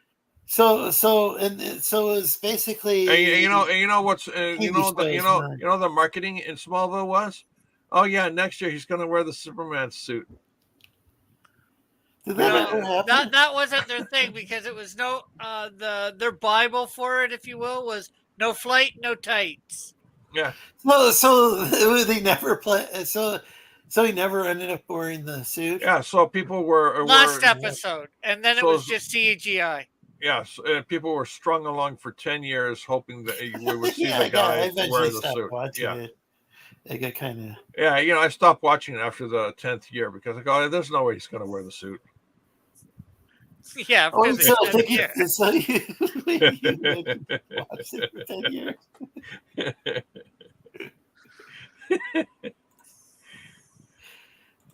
That was. I don't know. Speaking of, I just got kind of bored of that after a while. It wasn't like you. Speaking of movies bombing, Indiana Jones and the Tower of Destiny has bombed so freaking hard. Oh yeah, hey, did you do you know that Black Adam? James Gunn and everybody else ridiculed Black Adam for being such a bomb. Actually, Black Adam made more money than what's it, The Flash and Indy 5. Mm-hmm. That's what I found funny. It's like, we're ridiculing the Rock, and then the Rock still managed to do better than the Flash and Indy 5. Yeah, and Betty had some kind of independent movie did a better had a better Sound of Freedom. Sound of Freedom. Yeah. Well, funny story about the Sound of Freedom is that it was already produced and but it was through 20th Century Fox, but then when Disney bought 20th Century Fox, this is the rumor that I heard, by the way. They shelved it. They didn't. Disney didn't want to release the movie, and they were certainly not going to give Mel Gibson a license to distribute it. So what happened is these two young fellows apparently just approached Disney and said, "Hey, we would like to have the worldwide distribution rights to that movie. Can we please?" And Disney goes, "Yeah, sure, why not? It's going to cost you $5 million." So what they did was those guys crowdfunded their cost, and now, a Disney-owned movie, which they don't own the distribution rights for, worldwide, is making more money than the pieces of shit that they put together that cost hundreds of millions of dollars. And how much? And what was the budget for this Sound of Freedom movie? It was about $20 million, less than $20 million. What was the budget for it? Practically zero. It's based on a real story, and it's Angel Studios, I know, that's putting it out. Yeah. It is based on a true story. Yes. And it's the same people that have put out The Chosen at first. What's this called? Sound of Freedom. Sound of Freedom. What's that about? Slavery. Child slavery. Child trafficking. Yeah, child trafficking. Wait, so this seems incredibly depressing topic. It is very depressing because everyone who reviewed it so far online did an online review. They were either crying in the first 5-10 minutes of the movie and then crying throughout the whole movie, or they were crying at the end of the movie because they wanted to pretend like they're Chad they're tough guys, but they sort of kind of start crying at the end of the movie because it's also depressing. It's because it's based on a true story. Yeah. So And then the only problem we have, me and George, is we can't go to see it. It's like in Kitchener around here. That's about it. Yeah. Yeah. You know what? You know how you can see a movie for free in Canada? Sail the high seas? No. Oh. No, you get yourself a passport and you make your way down to the United States, and you make sure you bring yourself a music instrument of some kind, and then you panhandle for a few days. Get enough money so you can go to the movie theater and watch the movie. Yeah, it'll be out of the theater. What's that? By then it'll be out of the theaters. Well, you gotta roll up your sleeve and do a really good musical gag on the corner. I mean, it's all up to you, man. How quickly you get into the movie theater is how good you play that kazoo. Yeah, well, with that you might be able to get there in like 2 or 3 hours, depending, maybe even an hour. Or you can go there and identify as a black man on a corner. Say, I'm a black man who wants to see this movie called Sound of Freedom, and can you give me some money? And of course, you have to do it in a liberal city, and since the liberals cannot recheck their own insanity, they will of course believe everything you said. Okay, I think I need to put a ticker at the bottom. And they will gladly give you free money, just like the guy in New York, the mayor of New York is doing it, and the guy in California who runs California is doing. Reparations. Yeah, San Francisco. San Francisco, yeah. Didn't they shut that down already? No, they're still pushing that forward. No, because I thought the governor in charge said, "Nah, we're not doing that. It's just a psych out. You're not getting $50 million." No, they're going to get their $50 million. It just by the time they actually get $50 million, the dollar value of the American dollar won't be worth much. So that $50 million is pretty much like what, a cup of coffee and a donut. Yeah, cup of coffee and a donut. Just like Venezuela. People are walking around with buckets of money so they can buy themselves a cup of coffee and a donut.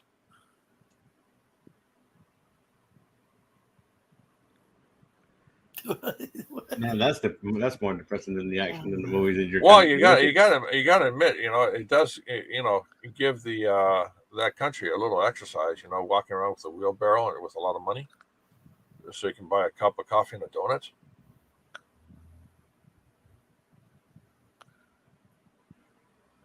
I don't know. Yeah. Wait, did you say a wheelbarrow and a donut?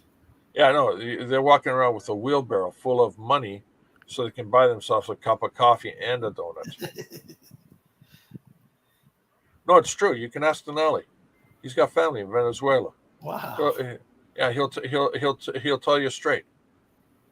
It's actually, he'll tell you it's a couple of wheelbarrows.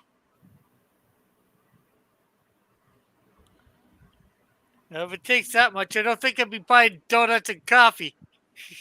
Well, you got to go to Venezuela for the donuts and coffee. They make the best donuts and coffee on the planet. I mean, it's the best child slavery chefs ever to produce in Venezuela. Yeah, those kids barely can understand a recipe book, and can barely understand how to use the kitchen properly. But you know what? Every single time, the donuts come out tasting great, and the coffee is absolutely superb.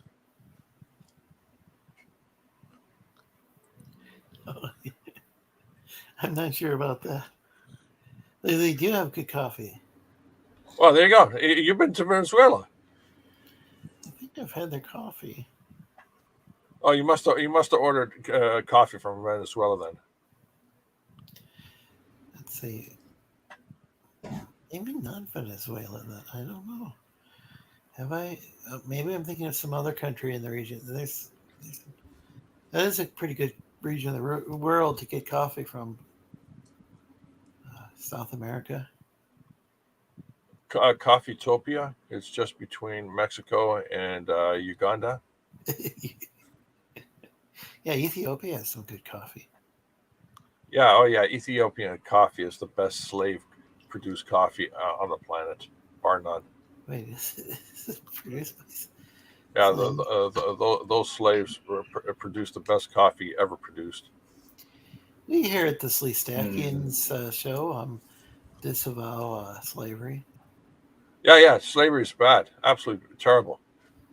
Because right now, all the slaves are going for a really cheap price. They're not going for the high price values that they used to go for. I'm gonna have to. I think I am gonna have to like type up something up for a ticker and run that across the phone. Like last week. Yeah, I'm kind of surprised we actually haven't been kicked Ticker, off yet. So. what? Is this place about to blow up? I think so. I thought this was the Sleestakian show. What the hell's going on? I don't know.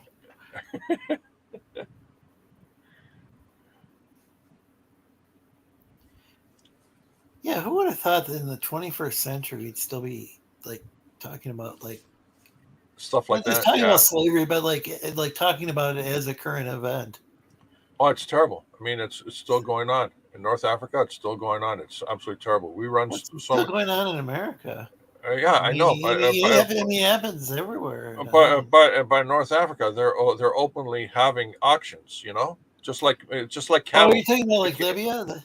Yeah. After just like you have an open cattle auction in Texas, to buy livestock. They have that in North Africa too. It's absolutely insane. You think after all this time, humanity would learn better? No, they're still practicing the old ways, and now apparently, so many people have said it in the social media. Credible people, the people with PhDs and doctorates beside them, beside their names, or if their name is Cernovich or Jack Posobiec and all that stuff. There's I hear people saying, it's like slavery now is is more pronounced than before. It's like holy smokes. Yeah, that's really depressing. Yeah. Thanks for the uplifting commentary, George. Yeah. Well, if you really want to get undepressed, apparently you should go watch Sound of Freedom. If you think your life is terrible, go watch Sound of Freedom.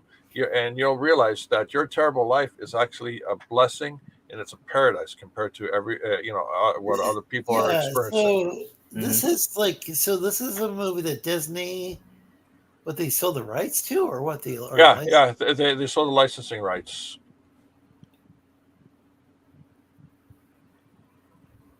They were dumb enough to sell the licensing rights, and now somebody else is actually competing with them in the open market and making more money than they are. So, that they had Touchstone Pictures for so then they could have like these more adult-oriented films, and then with everything that Disney's been doing, you got to wonder yourself, the title Touchstone Pictures. I really do need a little ticker. Yeah, you walked into that one. What were you saying, Daniel? No, I didn't say anything today. Come on, Danny, you're a scapegoat. Come on, let's change the subject. Hurry up. You started to say something. Oh no, Disney's just been taking black eye after black eye at this point. You see, I mean, just the more recent one was Indiana Jones, because apparently it's not doing well. Yeah, it's not doing well, but I thought it was actually a pretty good movie. I hear Phoebe Waller's character is an absolute. She's absolutely distasteful. She smugly smiles throughout the entire movie as if she knows everything. She's the bee's knees, and the question is, at the end of the day, who wants to go see an 80-year-old guy who's complaining about life and a smug 20-something girl, and with the plot of the movie being they got to save Hitler. I mean, that's not the plot of the movie. Well, no, That's it is the what plot of the movie because the bad guy. Because the bad guy, hold on a second. Yeah, I know, and correct me if I'm wrong. Didn't the bad guy want to use the time machine to go back in time and kill Hitler and take over? Yeah. Okay, well there you go. So if they stop the bad guy, they're actually saving Hitler. Oh no! Yeah, they're just trying to stop somebody from really, messing with time. Yeah, that's yeah. That's wow. That's a touchy subject. It's messed up, isn't it? This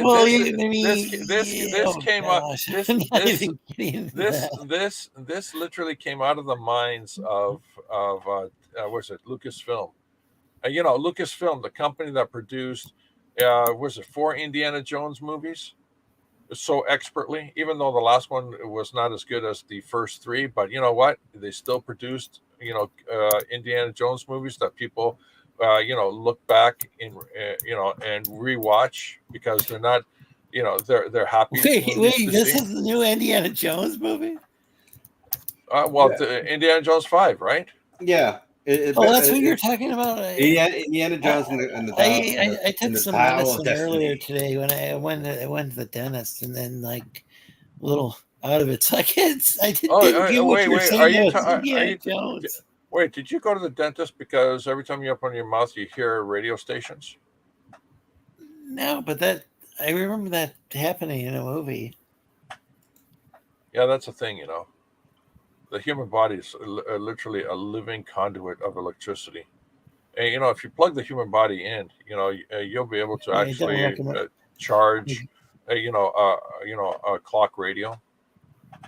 But if you plug in a million bodies into the grid, you'll be able to actually relive the Matrix movie.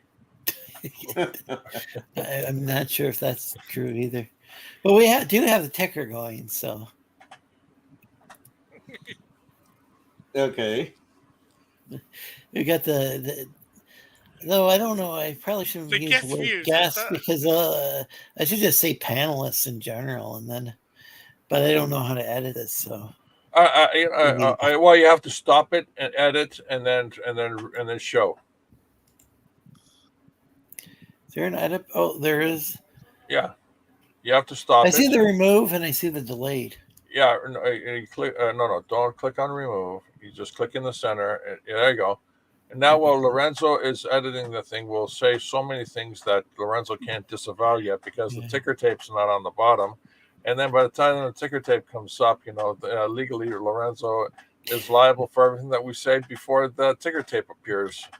So we're going to make stuff up right now. Let's talk about fruits and vegetables and why are they so healthy for you. Anybody want to open the floor with that? No. If I did, I might seem a bit fruity.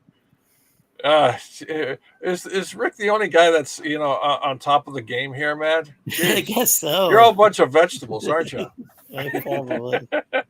Let's see. We got Hey, everybody knows I'm the Punisher. Hey, DJ Ronnie G. We got the link pinned if you want to join the panel. Man, this is it was interesting. First time DJ Ronnie G came on, he was like talking about like he was drawing spaceships and like talking about turtles, and then he put that like CAD of drew a spaceship with the turtle's head on it, that's a starship with. Then I think the next time he came on, he was talking about how he just kind of accidentally ended up working on IBM mainframes for work, and it's like, well, wait, how do you just accidentally just?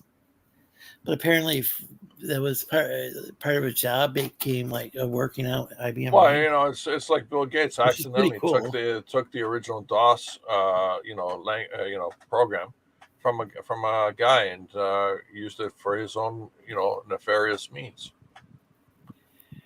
Well, I don't think he's stealing code, but and then I the next didn't time, say he stole then code. the I didn't next say time he I was did like not. Hey, telling hold on a us sec. how Hold on a to sec. find out how. Hey, hold on a sec. I didn't say Bill Gates stole the code. I said accidentally. Oh, well, wait, he paid for it, like he bought it from like Yeah. wasn't it Yeah, was he it DOS? We're accidentally. talking about DOS because he bought was it Quick and Dirty DOS or something? Was it QDOS?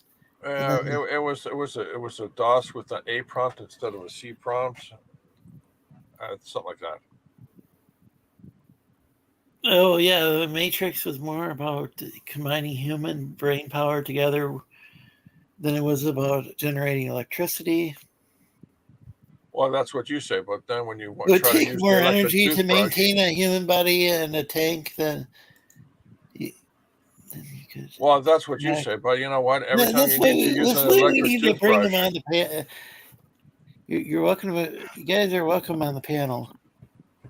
Unfortunately, the novelization made this clear Didn't as a they movie. say in the Matrix movie that they were being I mean- used as batteries? Yeah, didn't the Matrix point out that they were being used like batteries? yeah. Maybe that was just maybe saying it's a secondary thing. The last time he was on, he was talking about male versus female turtles and how you tell it's a male turtle. That was interesting. Every time DJ Ronnie G's on there is something interesting. Very, very interesting conversations. Right after the shower. Okay, well that's or I could join doing my shower. The last man's done that before. He's not Oh, this. by the way, did you know turtles are made out of chocolate? Oh yeah, those a turtle I donut. love turtles. Okay. Me too. Oh, I guess everybody's taking a shower together. Gary Cadell's CPM. Well, yeah, that came first, and what was it? QDOS, I think, was a clone, kind of like a clone of CPM for what's it was for what is the chipset that I'm blanking out that the 286? was it two yeah 286. or X86 was it? Like the generic term for the whole series. 486, 286. Yeah. You know, I think they would call it I think they called it X86, which just was kind of X86 as well. Yeah, that too. Series of chips. But 10 minutes. I'll give you the history. So that should be interesting. Yeah, so like every time he's been on, there's been something just completely unexpected. No, I think he 3D prints his designs too. George, have you been using your 3D printer lately for anything? No, I actually I hung them up for a little while because stuff. Yeah, Bill bought QDOS. That's what I thought. Matt thinks he needs to be more stoned to understand the show. That's a possibility. I'm not recommending it. Stone, like that's what they would do. Like the Life of Brian. Brian says those without sin cast the first stone, and everybody just like starts stoning people, and somebody just throws a giant boulder. Anyone ever watch that Monty Python Life of Brian? Oh, I know what it was. No. Jesus said the thing about with anyone without sin. Cast the first stone. Yes, the first stone. And what happened in the Life of Brian was Brian, because it was focusing on Brian. What Brian had said is, "Don't throw the stone until I blow this whistle. And I think just immediately they just start like throwing, like tossing giant boulders. Well, and that is stuff. certainly one way you don't want to get stoned. Yeah, but that's what. But the. I wouldn't say the other Bob way either. Dylan But said everybody must get stoned, though.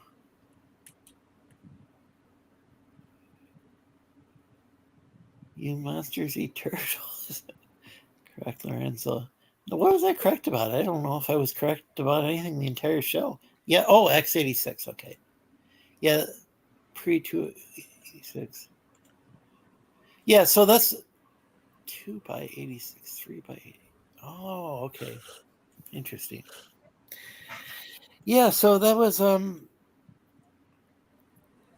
was QDOS was and there might have even been a lawsuit about that because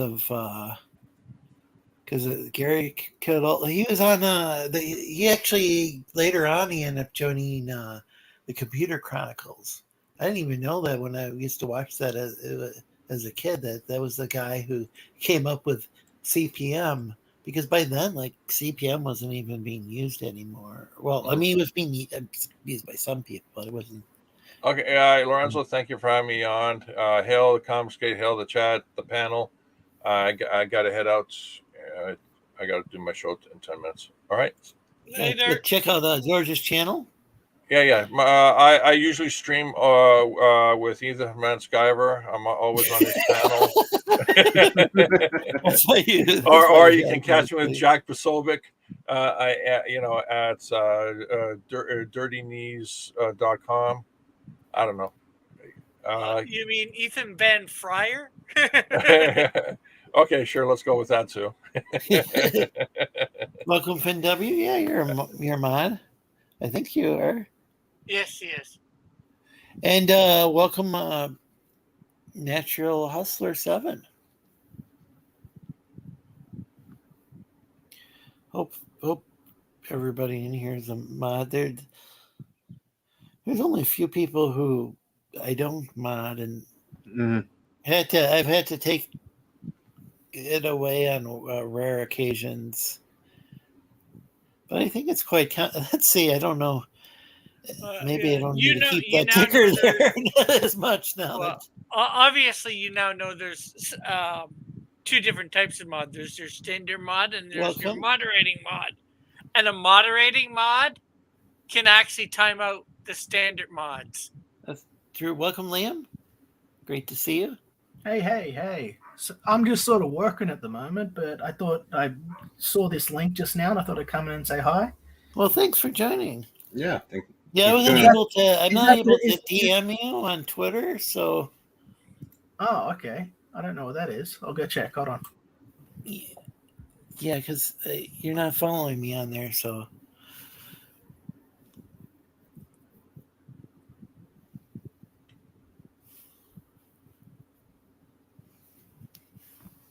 So this image is looking pretty good. Is it done? Yeah. Is this some sort of alchemist gnome or a big friendly giant, or what is this? Daniel, are you? Huh? What? Oh, sorry. I have my attention elsewhere at the moment. Actually is a client's D&D character, so I was designing the character for him.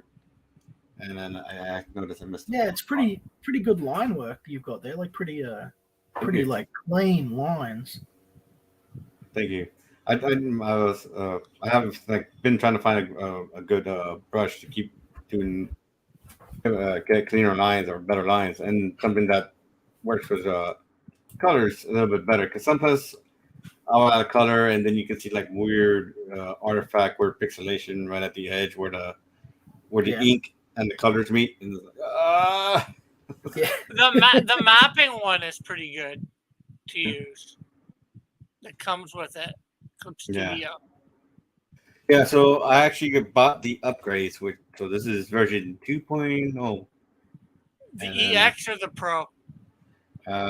EX. I always get EX because that's the one that lets me do comic book stuff and what have you, because I still do comic for a client. Let me see if I can find something that's colored. So this is what I have colored. Oh, that's good. And then because they also have something if you put your line or your lines into reference mode, and then you go to edit shading assist. Yeah, I like the shading assist.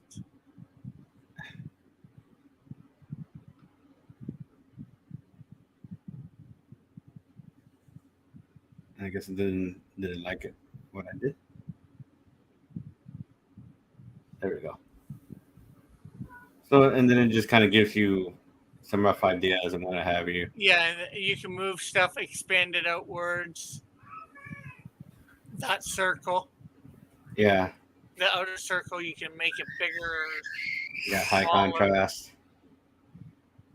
Backstage. So it's good for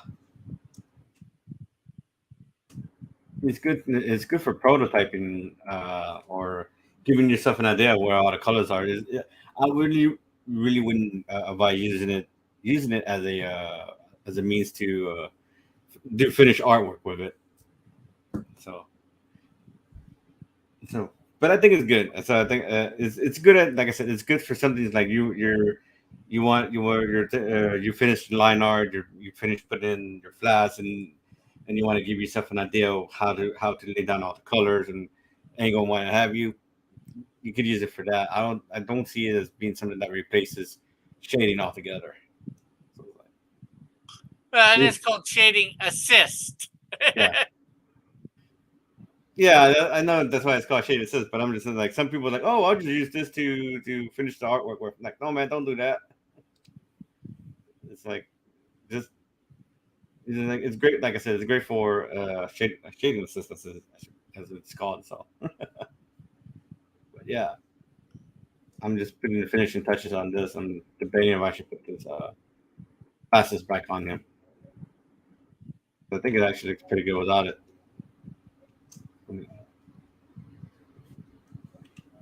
I'm just being distracted today.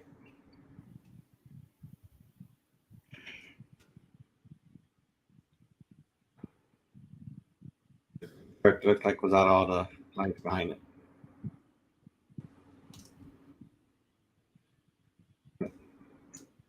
So I think lately I've been getting more commissions for D&D stuff.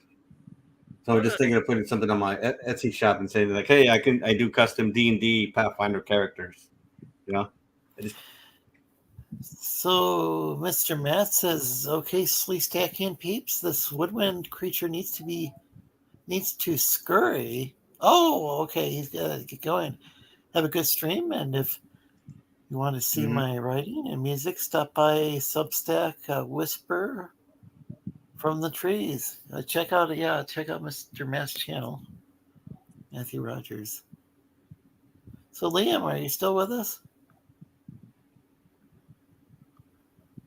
Might have had to step away for a minute. No, I am. I'm just working. I'm just busy right now. I'm here to hang out and answer questions, but I'm just going to be a little slow to reply because I've got a second screen and I'm still figuring out how to get the mouse from one screen to the other because I'm that much. Oh, that's cool.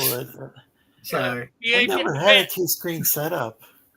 Basically, you just I just bought it. You just go either left or right on whatever screen from.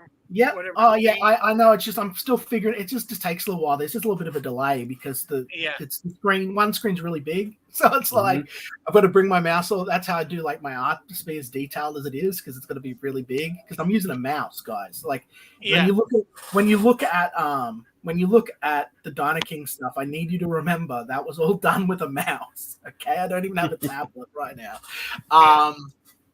So so that's just what's going on with me. I'm just like working on stuff here. I just like figured I'd do a light chat because I saw the invitation, but not ignoring you guys or anything. I'm listening. It's just Elle will run past. And I was just hoping you were still there. So what is? This is the inside front cover from Melvin 3. Like you have the front cover and then inside you have this. It's dedicated to NDA. who So unfortunately. this is this is Tim's book. Yeah. And you're inking it? Yeah, I've inked it, Okay. and I also inked and colored the cover. Interesting. Well, I'm sorry. I have a hard time with. I keep saying this. I have a hard time with StreamYard because it's just not the same as I really liked what was it called Google Hangouts, and then they made it. I think it might technically still be around, but Not really. It's become more. What is it? I know Google Meet. Meet. Yeah. It's become. But yeah, Hangouts was pretty cool for like I liked its features. Yeah, same here. It was kind of buggy. After a while, it got kind of buggy, but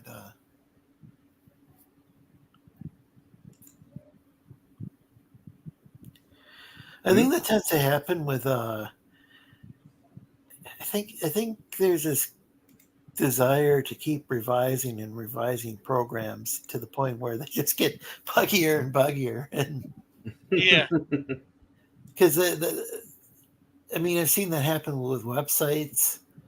The apps for Facebook seem like they became buggier and buggier over the years. Then they came up with Facebook Lite, and then I don't know. That might even be buggy now. But it was like I was glad when they came up with Facebook Lite because I think they designed it from scratch, whereas the other one they just kept revising and revising. and of I course, just go to a web browser, and that's how I look at Facebook, whether I'm on mobile or on like a desktop. And of course, if I'm going to go 3... to Facebook, which is rare. I'm going to go and use just use the browser because I don't like the apps. And of course, Melvin 3 launches on July 29th on Fun Like Comics. Yeah, I'm just kind of surprised that he just like the number of updates I've got enough of just like he's like messaging me like every few days. I wouldn't call what he does updates. I would just call it him posting on Twitter, just trying to get No, I'm getting like DMs, and it's like, okay, well, DMs here, DMs there, DMs everywhere. Yeah. It's like it's kind of the opposite of like a lot of campaigns, but yeah. Now I have made a Tiffany, but it's on the iPad, and I can't show that here. That's what I don't know if I'll show you the Tiffany I was working on. Oh, what were you working on? I'm sorry. A Tiffany. It's a D&D race. A Tiffany? Tiffany. Oh, okay. I was thinking something lewd. Yeah. I was going to say something a couple minutes ago. Yeah, Liam, I bought myself a 40-inch TV just to use as a monitor. Yeah, I bought myself it was an Asus about a couple years, about 3 years back. It's an Asus. It's a 27-inch monitor that I use for artwork because it's supposed to give me better color spectrum, supposedly. So. My first monitor is actually doing a better job of giving me the colors I want. I'll be back in just a minute. I've got to go do parent stuff. I won't be a minute. Okay. Yeah, I thought Liam was starting to say something. Yeah, he was. He was just saying I'm glad it's cool to have him on because I don't know if I've talked to him. I don't think I've had talked to him on a live stream before. So that's really cool. No, I think it's the first time for all of us. He's got a book, Wonder Island. The artwork looks fantastic. Got someone named Manga-chan who is working on it, I believe. Cool. Yeah. It's like it's got a really nice manga style look. At least I don't know how much artwork I've seen, but what I saw looked really good. If you have a look at the updates tab, I've got an update coming up probably in a couple of days. But is this on Indiegogo? Yeah. Just Wonder Island over on Indiegogo. We're powering through. I'll be back. I am here. I can listen. I've got 4 different things going on right now, so I'll be right back. Yeah, that makes sense. Thanks for talking about the book, guys. We're working really, really hard on it. I would have been here on time. I just didn't see the thing because I was actually working on stuff with the with Yuka for the upcoming book. We've done all the line art, but now we're sort of trying to train up a bunch of colorists so that we can make the book finish faster. And I'm even sort of giving a bit of a go at it. So colorists are so hard to find. I'll be back soon. Okay. Yes, we're still blaming Lorenzo. And no, that wasn't last week. Oh, yes, it was, and we're not. Yeah, I don't even know whether it was last week. Yeah, Ethan's blaming me for I don't know. I'm still trying to ruining figure his that one career or something. How am I going to ruin Ethan's career? Like how are you ruining something that he's been working on since forever, and at this point, and what, ruining his own career?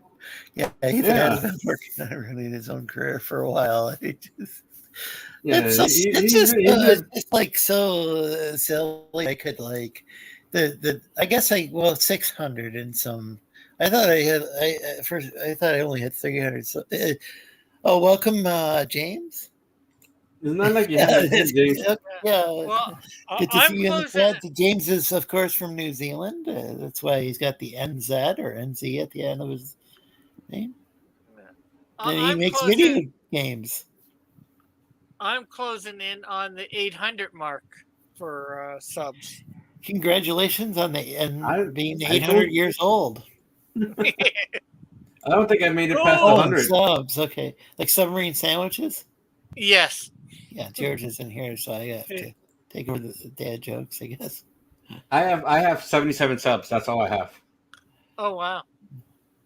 But that's a lot of sandwiches. Yeah. Well, I have 61 videos and 77 subs, and that's about it. Oh, okay. Here's the update tab. Oh wow! Oh wow! That's pretty cool. Yeah, this looks really, really nice. I'm digging the art style. So it's Manga-chan is the artist. And let's see. They're pretty good. Yeah, wow. Yeah, this is even better than what I thought. I mean, and I saw some stuff that looked pretty nice, and this is even better than what. Wow. Well, I definitely like the style, and it's they're.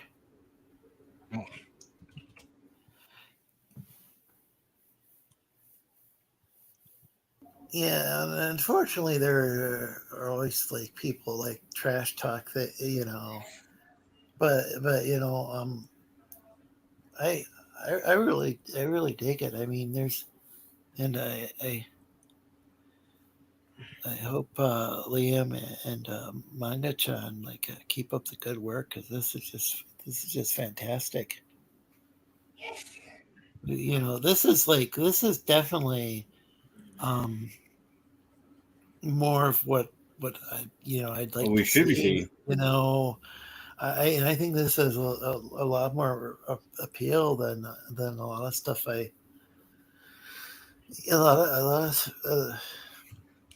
Yeah, it kind of reminds me of some old school manga stuff. Yeah. Back when the big old eyes was the. I mean, they still do big eyes, but not as often as they used to anymore. I believe that I'm trying to remember the manga artist or maybe anime creator who popularized that with I think he was a big fan of Disney, but then but then manga and anime like kind of took it in different directions. So now it's kind of it's so different from like contemporary Disney or even the old school stuff. As far as I know, manga has probably always had the big eyes because in their it's just more recently. There's been more like serious stuff, so the big eyes is not. It just depends on the story, but they still do the big eyes. So yeah, I think it might depend on the character too. Yeah, I was just gonna say because I heard in their culture, the big eyes type thing, the wide eyes, the window to the soul. Yeah, so it represents usually a good guy. The ones with the small beady eyes represent bad guys usually. Yeah.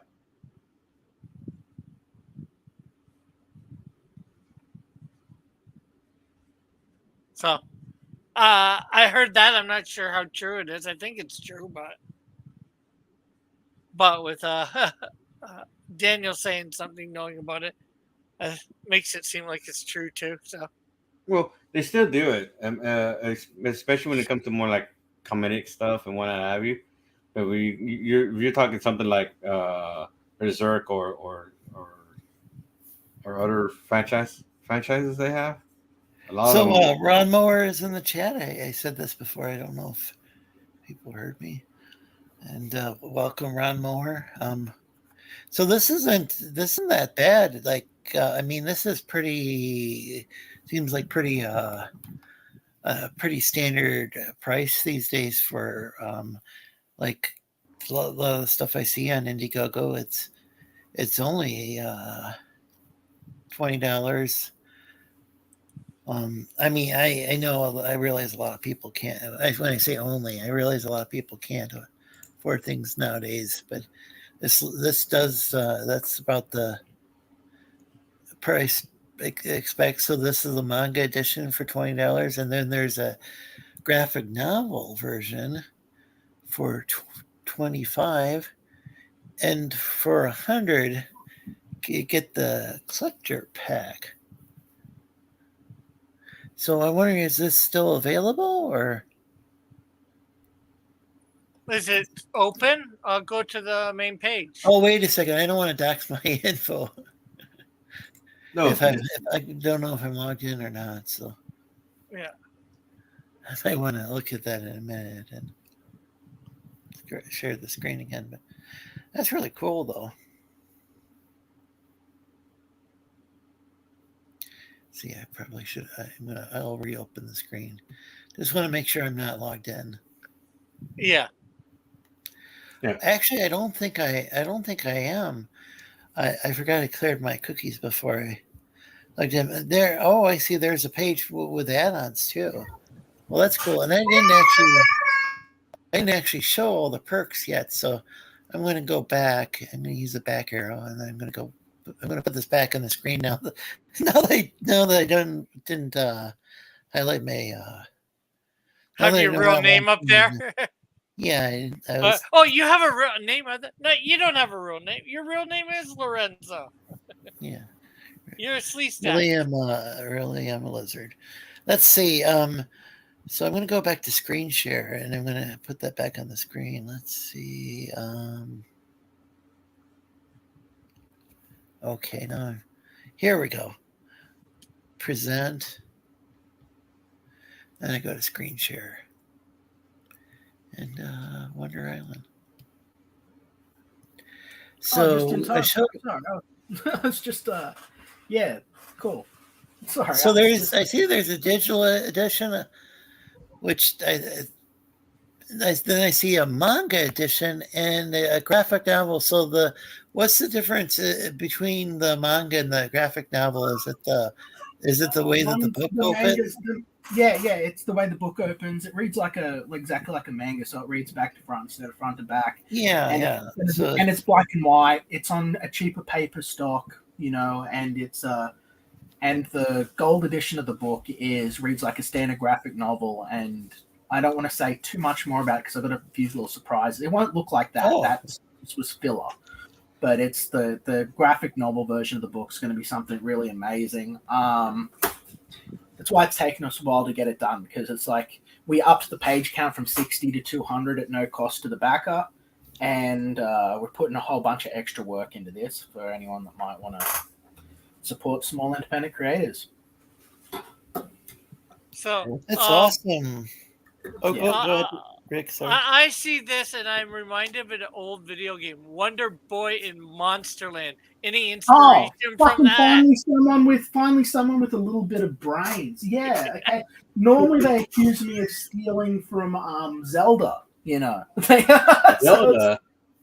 Yeah, I'm like, no. This is a combination of a lot of things. This is largely based on old folklore stories that my grandparents used to tell me, because I'm from a very Irish family.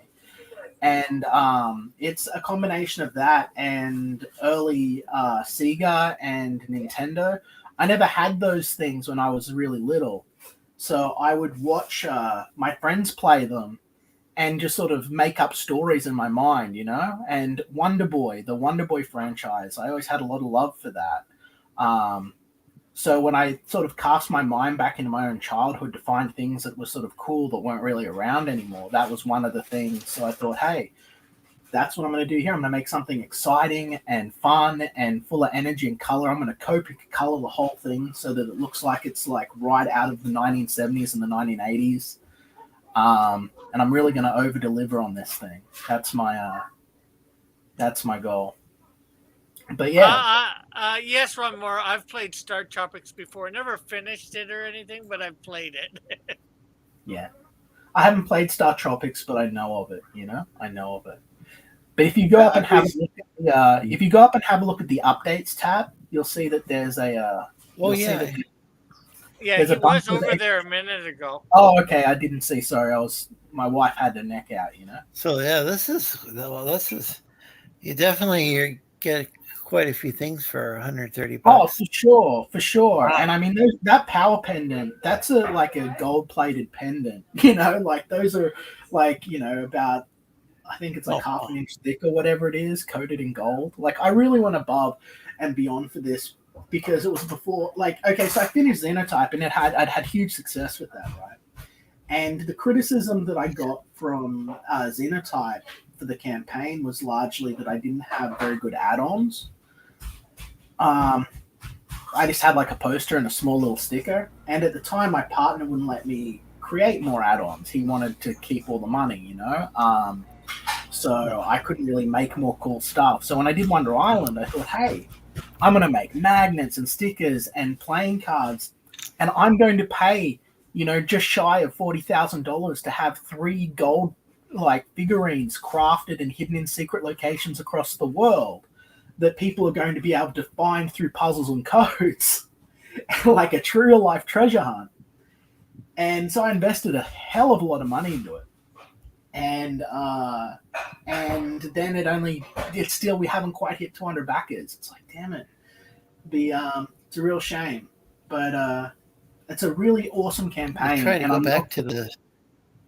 Yeah, it's an awesome campaign, and I'm not going to under-deliver on it. Like, people who get this will be impressed. It's a very personal story, and it's a very fun and heartfelt story. It's got some cool superhero stuff in it. It's got cool classic adventure stuff in it, and it's if you're a fan of fantasy novels or, you know, early D&D, this is the kind of stuff you guys are going to enjoy. You know, it's meant to be the adventure of the season. You know, it's meant to be a good time.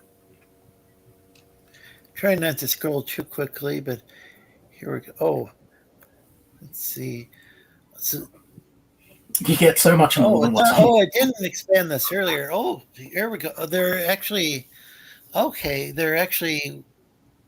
so with each of these things includes several. This is just like what is it? Just $25. Yeah. US, and you get all these different things. You get more than what I've listed there, dude. I've made so much stuff in the time that I've been making this. Like, wait until people get this. They're gonna get a whole ton of stuff, you know, like I've got a whole bunch of hollow stuff. I've got extra things here. I just want people to have fun with it, you know? Like, yeah. On the manga edition, you get extras. So does this? But you have to, if you reach a certain campaign goal. Yeah, but I passed all of those anyway, and I've Oh got wow, extra. okay. Yeah, I've got And an extra stuff. the digital, you get the PDF. So, Yeah. so a little bit of pixel art there. yeah. But yeah, I'd love if we could get it up to 200 backers, you know? So if there's anyone in the chat that wants to give this a shot, look, I can guarantee this is going to be a 200-page, beautifully colored book. It's got a hidden treasure hunt in it. It's got puzzles. It's got folklore. It's got fantasy. It's got adventure.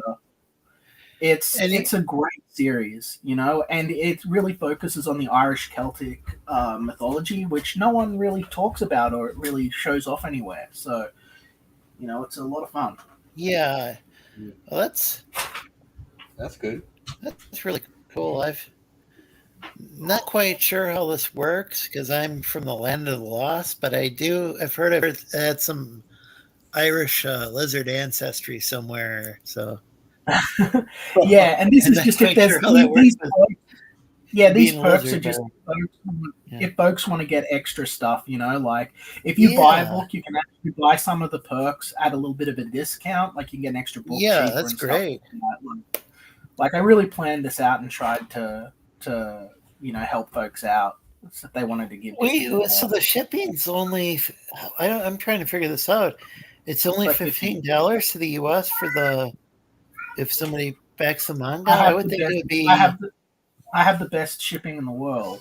Like I'm not joking about that. Like, I got a distribution deal because with Xenotype, what happened was a bunch of people were in the warehouse and they were stomping on my books and kicking them around in Australia Post, and they got a bunch of people got their books and they weren't damaged because Xenotype's it's a tome. Like you can literally stick a power drill in it and it'll break your power drill before the book dies. Haters yeah. My haters stuck a power drill in the book and it fucked their drill. It's hilarious. That is pretty funny. So, yeah, but the book showed up. And they were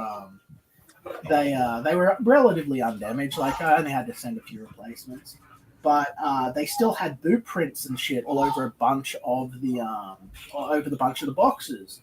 So we hit up Australia Post, and we're like, "What's going on?" And they flew out the Postmaster General. We had a big meeting and everything. We all got together, and they found on the video the people that had been responsible for it, and they fired them all. You know, and as compensation, they offered me a They offered me a shipping deal that was comparative to Amazon. So I ship at the same price as Amazon, maybe a little bit less. And I can share this shipping deal with other people. I can literally just sort of subcontract people under it. It was the solution to the shipping problem that everyone in that movement that I used to be a part of was screaming for. I was so happy. You know, I ran to Bancroft with it. And I said, I did it. I fucking did it, dude. Like, but at the end of the day, people were... they could have saved tens of thousands of dollars on shipping. I'm not even joking.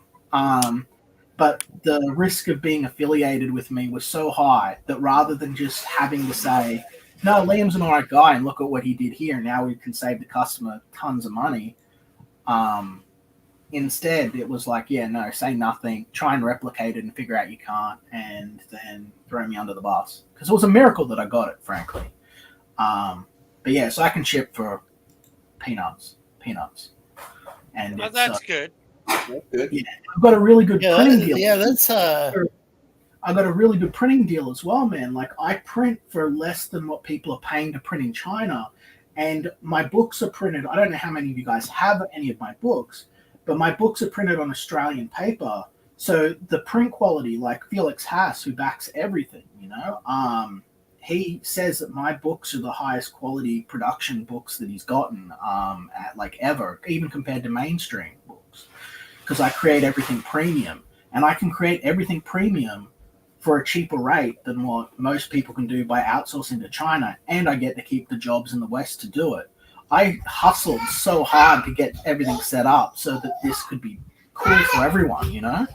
And right now I'm the only one benefiting from it, but like, you know, I don't know what else I can really do, you know? Like I sort of have offered, I've said, hey, if anyone wants help with this, you can reach out to me, but You know, I think it picked that loose face, and I think their face is more important than saving money. I guess. I don't know. Anyway, sorry for the rant, but that's what's going on. Now you guys know. Oh, Cool. My brother, my man.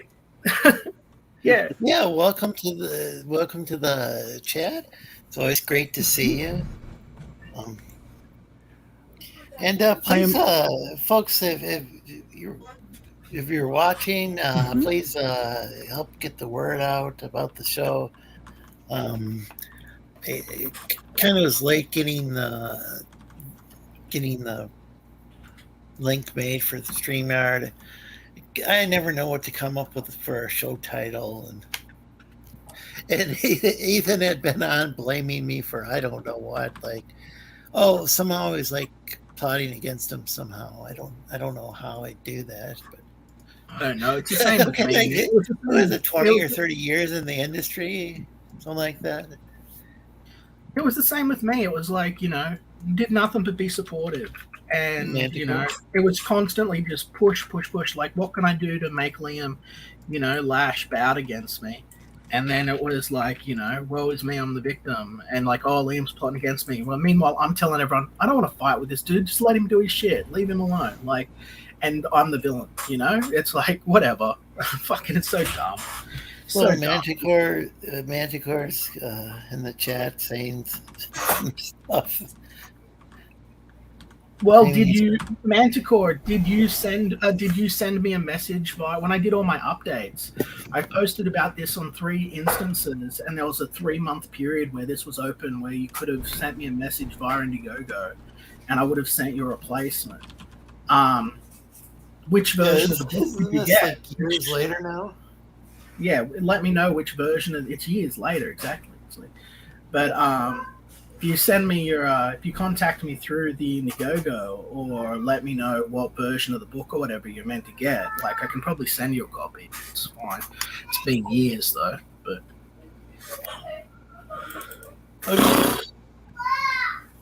Manticore says, Carol, hey, welcome, Manticore and Carol.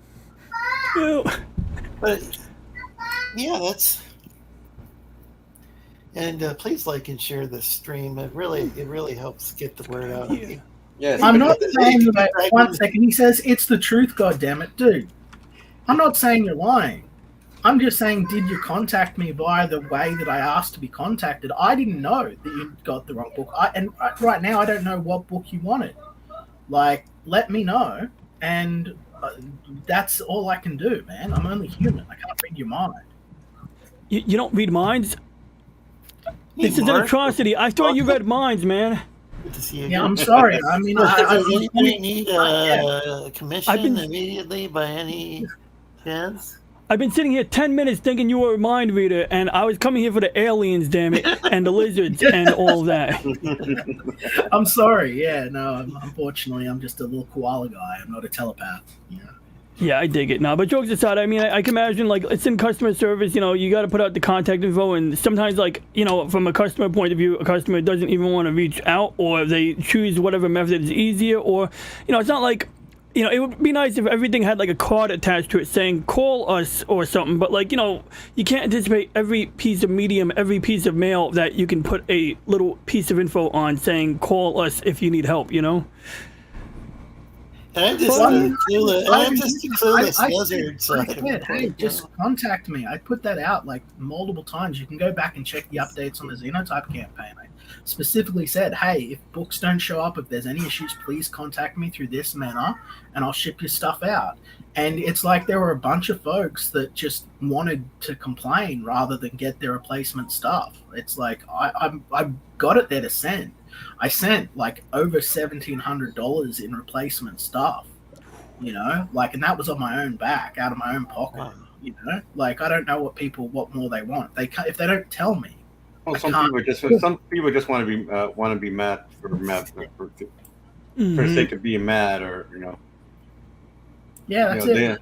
They don't want a solution. They just want to be mad. It's like, okay, then that's when you slow. Yeah, I have no idea what's going on there.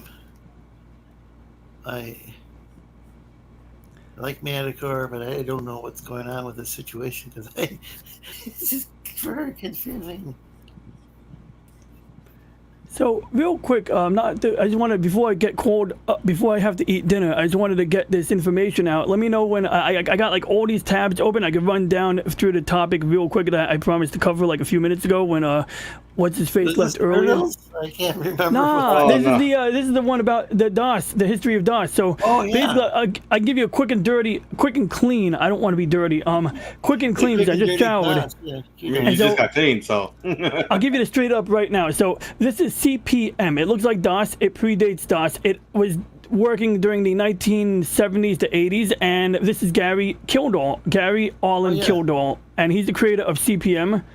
And back then, the microcomputers were a vibrant ecosystem. So the two popular ones you may know of would be the Altair 8080, which like gets mentioned in every other freaking Microsoft documentary, or the PBS documentary called Micromen or some shit like that. And the other cool one was the IMS Associates Inc. IMS AI 8080, and both of them had obviously like an 8080 processor. And back then, between like the mid 1970s to like, you know, before the IBM PC came out, these were like basically it. And you would usually buy either a kit online, or not online, a catalog. You'd go to a catalog and they would either send you all of the parts and you'd assemble. And by parts, I don't mean you get like circuit boards and put them in. No, I mean like they would send you a bag of chips, a bag of capacitors, and they'd be like, okay, solder this onto a blank board. Not potato chips. Yeah, microchips, yeah. And, you know, it was a very vibrant ecosystem. You have this cool, colorful box down here called the Vector 1. That was Vector Graphics. I don't even know if these did graphics, to be honest, but they had a cool name. And it was done by a husband and wife who eventually got divorced, but she was a businessy lady, and the guy was just like a tinkering nerd.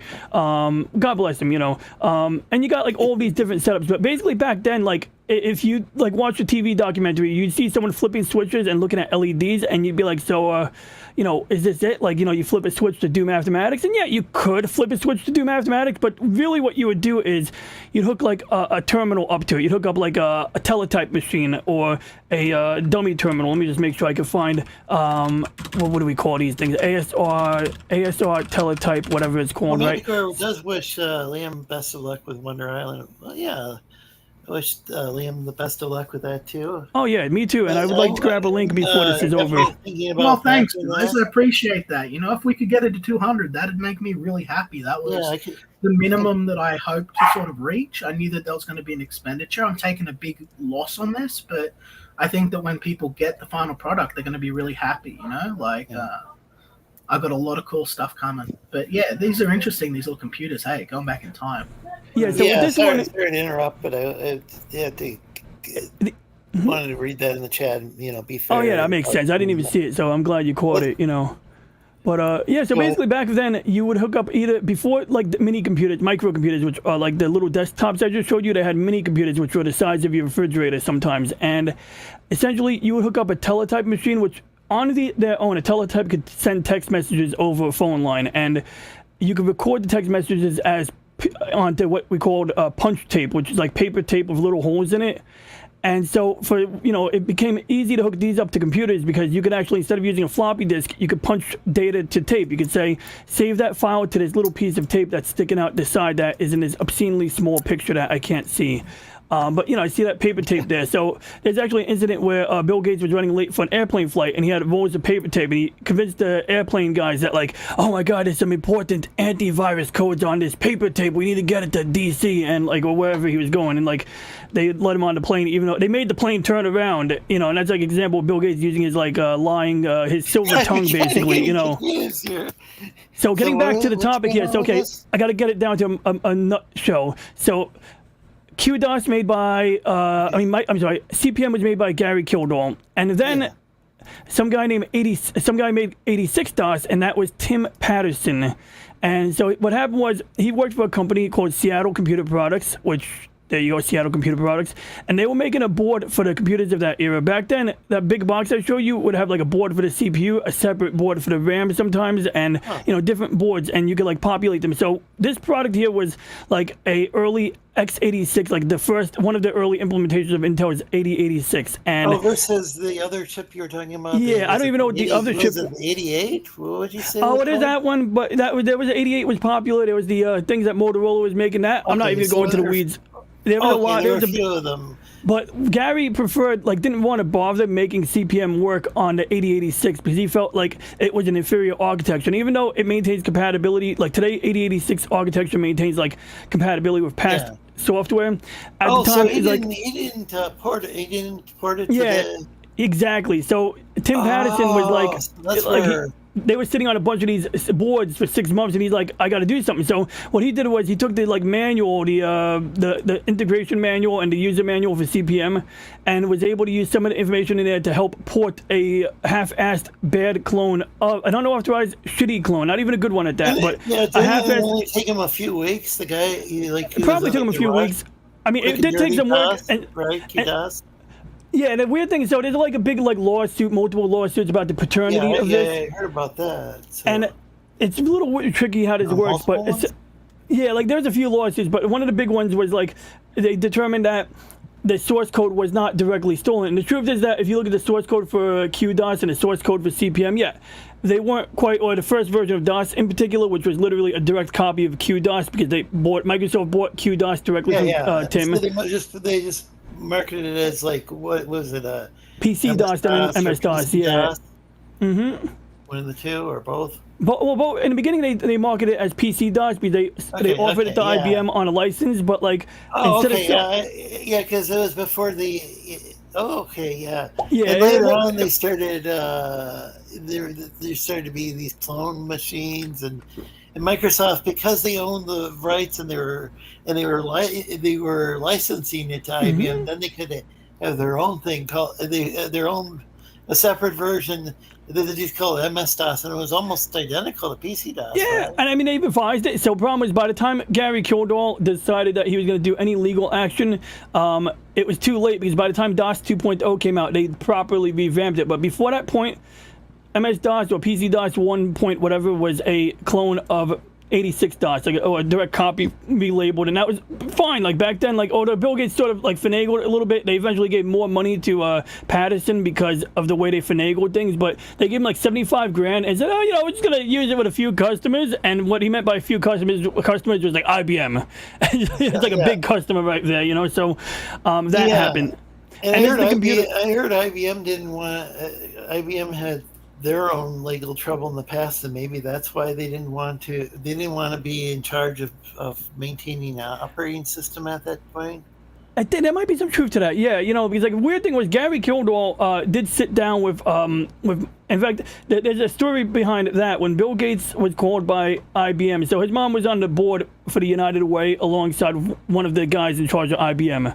And so she's like, get in touch with my son. He does software. So IBM calls Bill. They're like, hey, man, we need an operating system. He's like, yeah, we don't have one yet, but I'll put you in touch with Gary. Now, this is like the part of the story where, like, I don't know if he really put them in touch because he made it like, he was so gracious. He put IBM in touch with Gary so he could offer them a product, and then they had a meeting and it didn't work out. But the thing is, like, that's like Bill Gates' side of the story. This is like a documentary I saw where he practically funded the documentary on PBS. So it's like, well, of course they're going to tell his side of the story. Bill Gates' own documentary? Basically, like, he literally paid for his own documentary. I'm sure, like, you have to find. There we go. Now I've got it. I don't want to misrepresent. Maybe there was like 3 degrees of separation in there, but look, Guy donates a shit ton of money to the PBS Foundation, and then like months later, a year later, they're making a documentary that is like very self-serving. So it's like, I mean, I can't directly draw that connection as far as I'm aware, but like, unless I really dug for it, but like, I'm pretty confident that's how that worked. Like, it's just kind of like, okay, I'm speculating a bit, but I think it makes sense. I think that's where I bring out the ticker on the screen and. Yes, as a matter of fact. I don't know if you saw that earlier, right?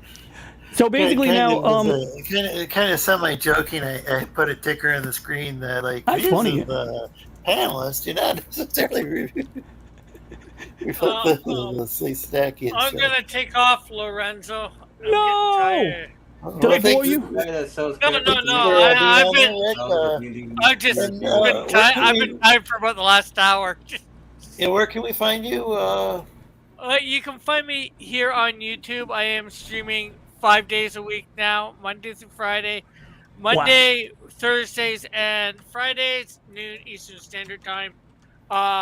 Tuesdays, 10 p.m. Eastern Standard Time. and Wednesdays 5 p.m. Eastern Standard. That's confusing the hell out of me. Right? Basically, he's on 5 days a week. Yeah, I am on 5 days a week, Monday through Friday. Is that American time or European time or like Australian time? Eastern Standard. Oh, thank God. Yeah, he's up Canada way. Yeah, I'm in Ontario, Canada. There's a movie called Down Mexico Way. I don't know if it works up Canada way. Down Mexico I like how it sounds. So. We need a. There's actually a song that way about that.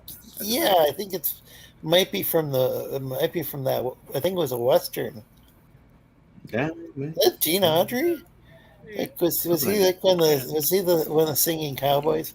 Anyway. Yes, he was. So basically, tomorrow I'm going to be on at noon, and I will be doing stuff on my book of Canadian Shield #3 for anybody that wants to come watch. And if you want to come on through Discord and talk about whatever, maybe that could happen too.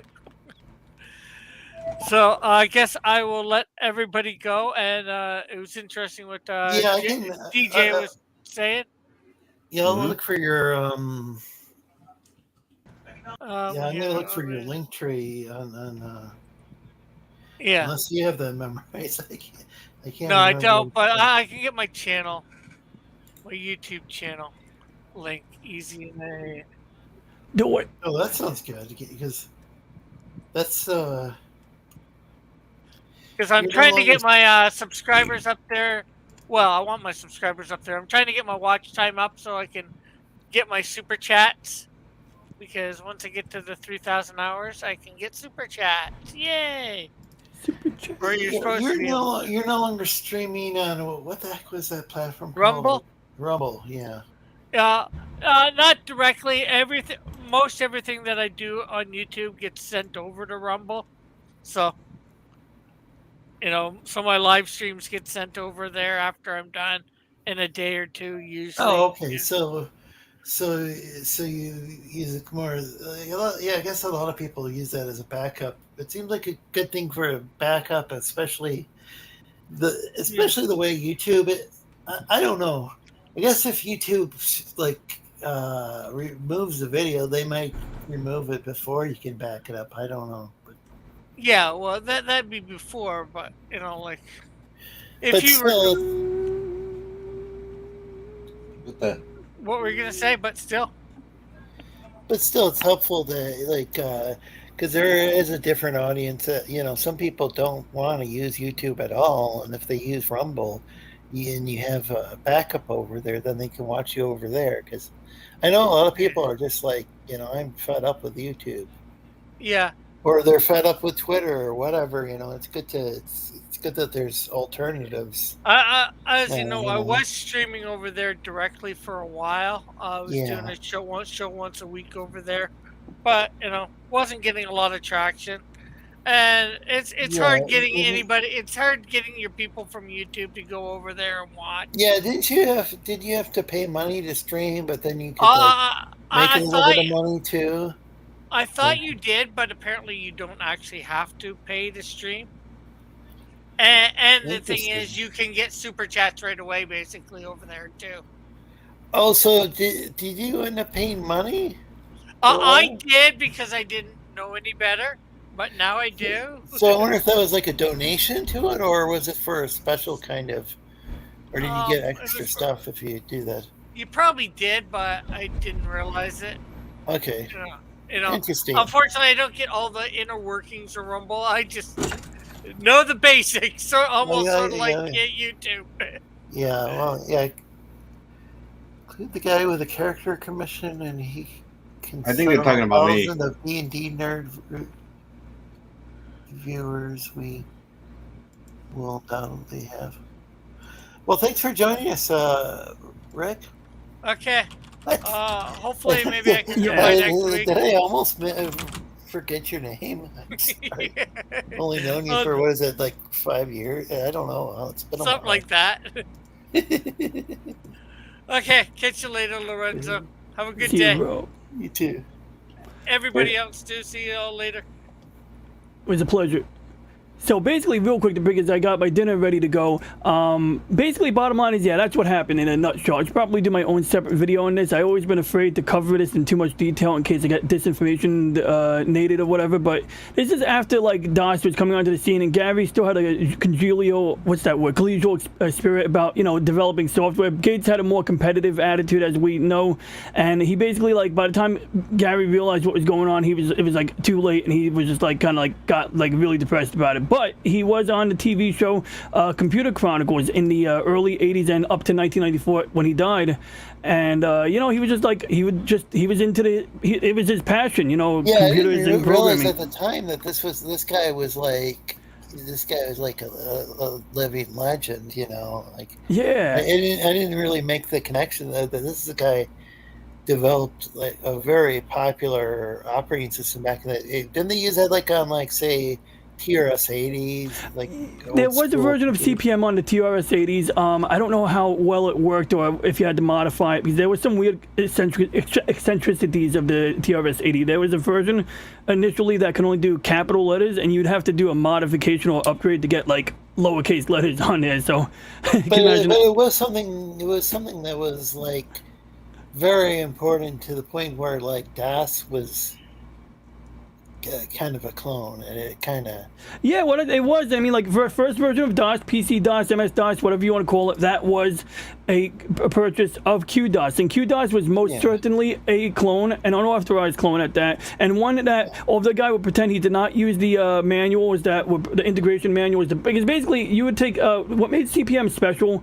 was that you didn't have to rewrite the entire operating system to port it to a different hardware. All you had to do was rewrite the BIOS interface. So basically the layer of the operating system that lets the operating system talk to the hardware, and so you just had to rewrite that BIOS interface, and that was a much smaller piece of the operating system to rewrite than the whole damn thing to make it work on different hardware. And from there, what DOS ended up learning from that, or taking from that, was that you could have like 23 basic, they call them system calls, but I'm going to call them commands. There was like 23 basic commands that you could tie to actual commands that you would type, and it would get a slew of things going, like for example, like opening a program or loading a file or whatever, saving something. And there were just 23 basic functions that would do this, and so you would have the BIOS portion of the operating system written to like adapt these generic, you know, commands in order to make them, tailor them to your BIOS, because the wiring in one machine might be different in another machine. And so CPM was cool because it meant that people within this vibrant ecosystem before IBM came onto the scene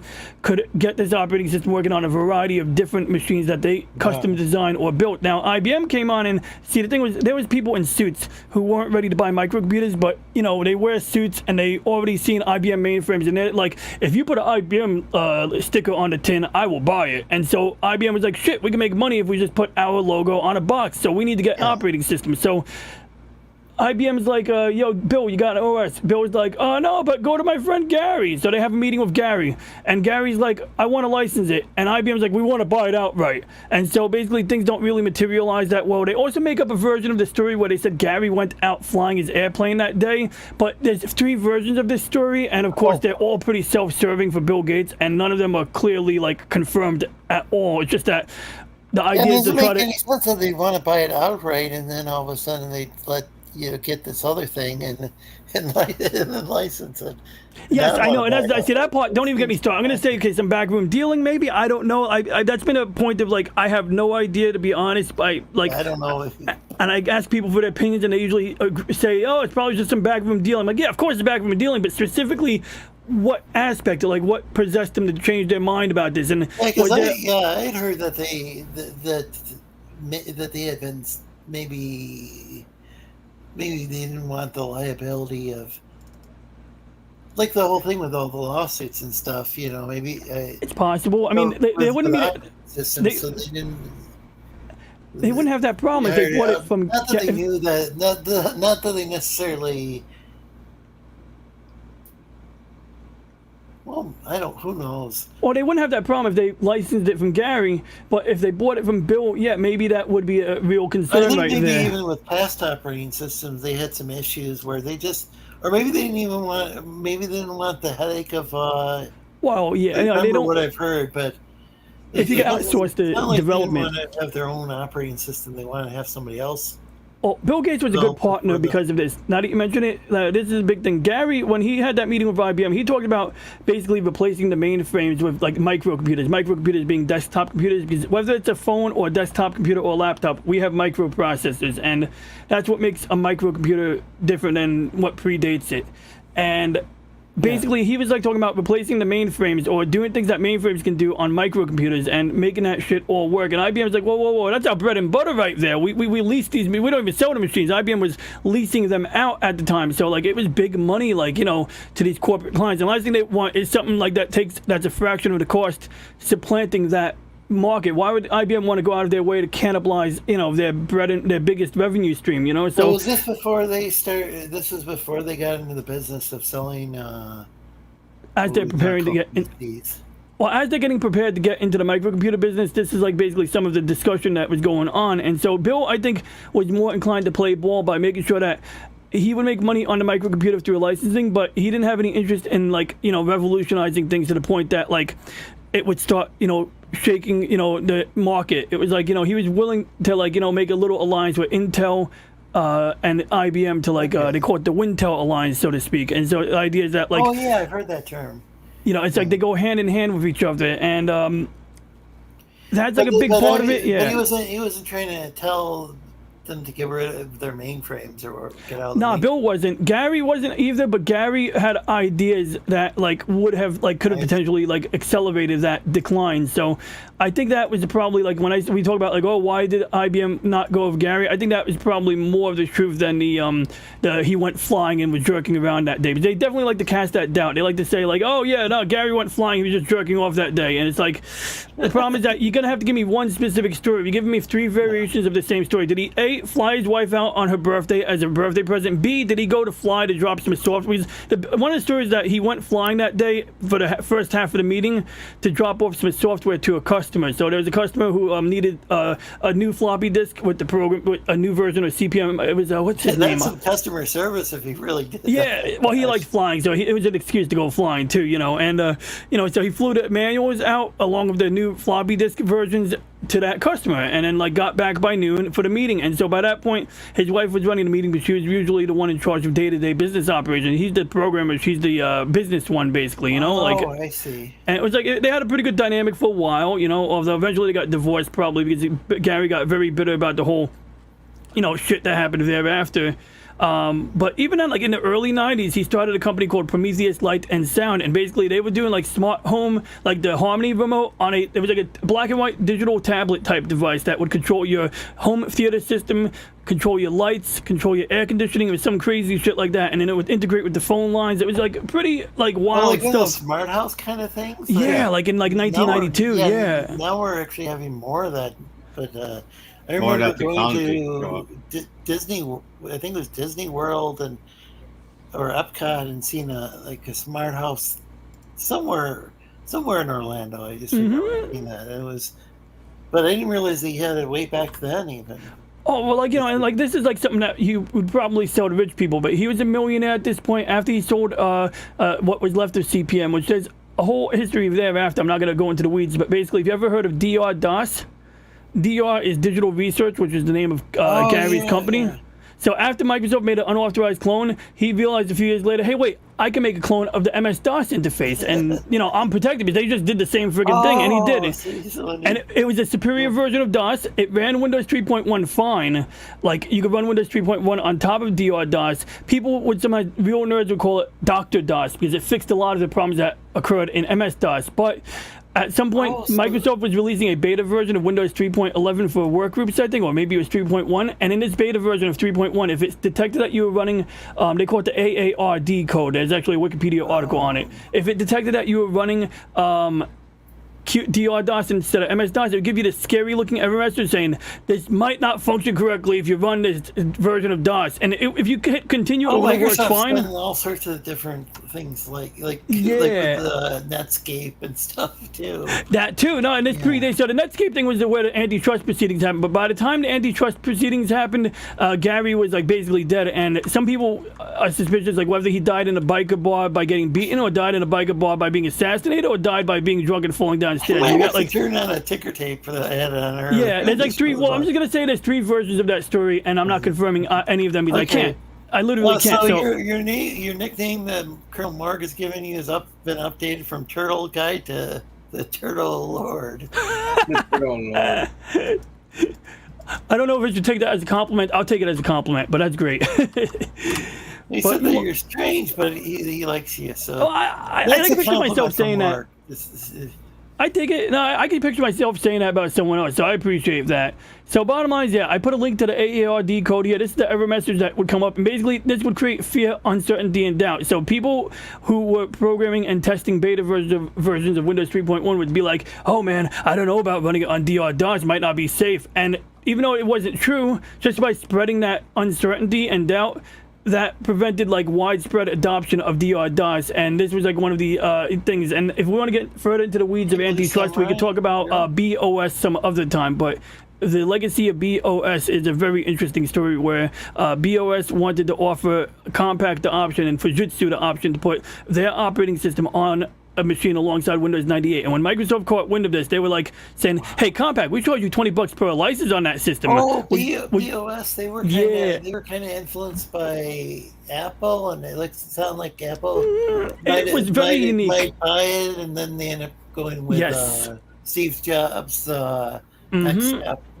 It was a multimedia operating system. It was very efficient. It had dual processor support, which was really cool at the time. But it was like also the whole point was like there was no baggage of the past, so this operating system would be like bug-free and nimble from the start. Hey Tim, welcome to the chat. What up, Tim? But long story short, they jacked up the price on the licensing to Compaq and Fujitsu, and Fujitsu and Compaq had to remove or disable that operating system in order to like not be screwed by Microsoft, since paying like an extra $50 on top of the normal licensing cost would have across 100,000 computers or 200,000 units would make them uncompetitive with everyone else in the market. So Microsoft strong on them to the whole like OEM contracting and OEM licensing agreements basically, and that's like a whole other saga, but that's just a microcosm of what the hell went on there. And I didn't really complete the Gary Kildall thing, but bottom line is I think we covered the main part that QDOS originated from CPM, or CPM was first, QDOS was a unauthorized clone, and then MS-DOS and PC-DOS was a direct purchase of QDOS that was relabeled. They ended up giving more money to Patterson off the books later on because the 75 grand was not enough for what they ended up making, but they ended up being happy together because Patterson got enough money, he got enough hush money, he stayed quiet. Now Gary, I don't know if he died just from being drunk, maybe, but I wish he was alive during the antitrust proceedings when the Department of Justice, did the antitrust thing. Screw Netscape. It would have been very fucking interesting to see Gary testify in that situation. That thing that's it was interesting because Microsoft was receiving wasn't it like millions of dollars of fines each day or something? I can't remember what it. Possibly, I don't doubt it. It looked like the judge might make them the judge was like, I think you guys should open the source code for Windows, and also it seemed like he was going to order them to open. And then I don't know what happened there. If got appealed or what the deal was. Seeing the source code might not do a lot anyway, but they definitely I think they got their money basically, and they just made it we fined Microsoft. They did find Microsoft, but there just wasn't enough damning evidence really. Just as long as they paid it off, it was all okay, And the problem was Bill Gates. If you watch the testimony, he was very cagey with his words. So when he knew what question he was being asked, he would play semantic word games. He'd be like, "Oh, you're asking me about the Internet Explorer web browser or the operating system Windows," and he would really fuck around with the words. Make the legal guy all yeah, it's he would and he knew what he was doing, and that's part of the Bill sneakiness. Gates, arguing over the meaning of the word is. Yeah, no, it was. That's what he was doing. It was basically and it's fucking insane, and that just all these little things doesn't you might say any businessman would do this, and in fairness, that's a fair point, but I still think Billy Boy is a POS, and I must eat dinner now, and I want to thank you for giving me the opportunity to share this. Where can we find you? You can find me on the World Wide Web. That is on www.internet. No, I'm kidding. I'll put a link. Okay. But I'll drop a link real quick, and I'm going to dot because I don't want my steak to get cool. I mean, it's cool to be cool, but it's not cool to have cool steak, right? Yeah, you don't want it to get. Here you go, lion. Did I say lion yet? Lion Vatten. Yeah, there's Lionheart. He likes Lionheart's a fan of Lionheart. Oh, cool. Lionheart's fun. And also, once again, I want to thank what's his face for calling me the Turtle Lord. Oh yeah. Colonel Morg. What's his face? And if you like what you're seeing, please like and share. It helps get the word out. I did a couple of Independence Day Resurgence shorts the other day, and I was trying to I did one that. It's the Turtle Lord now. Remember, Morg upgraded him. Too kind. Oh yeah, It's let's see real quick. I need one Ronnie more chat. G. Not a real DJ, right? Oh, now Yep, you're muted. correct. That's There me we on go. Twitter.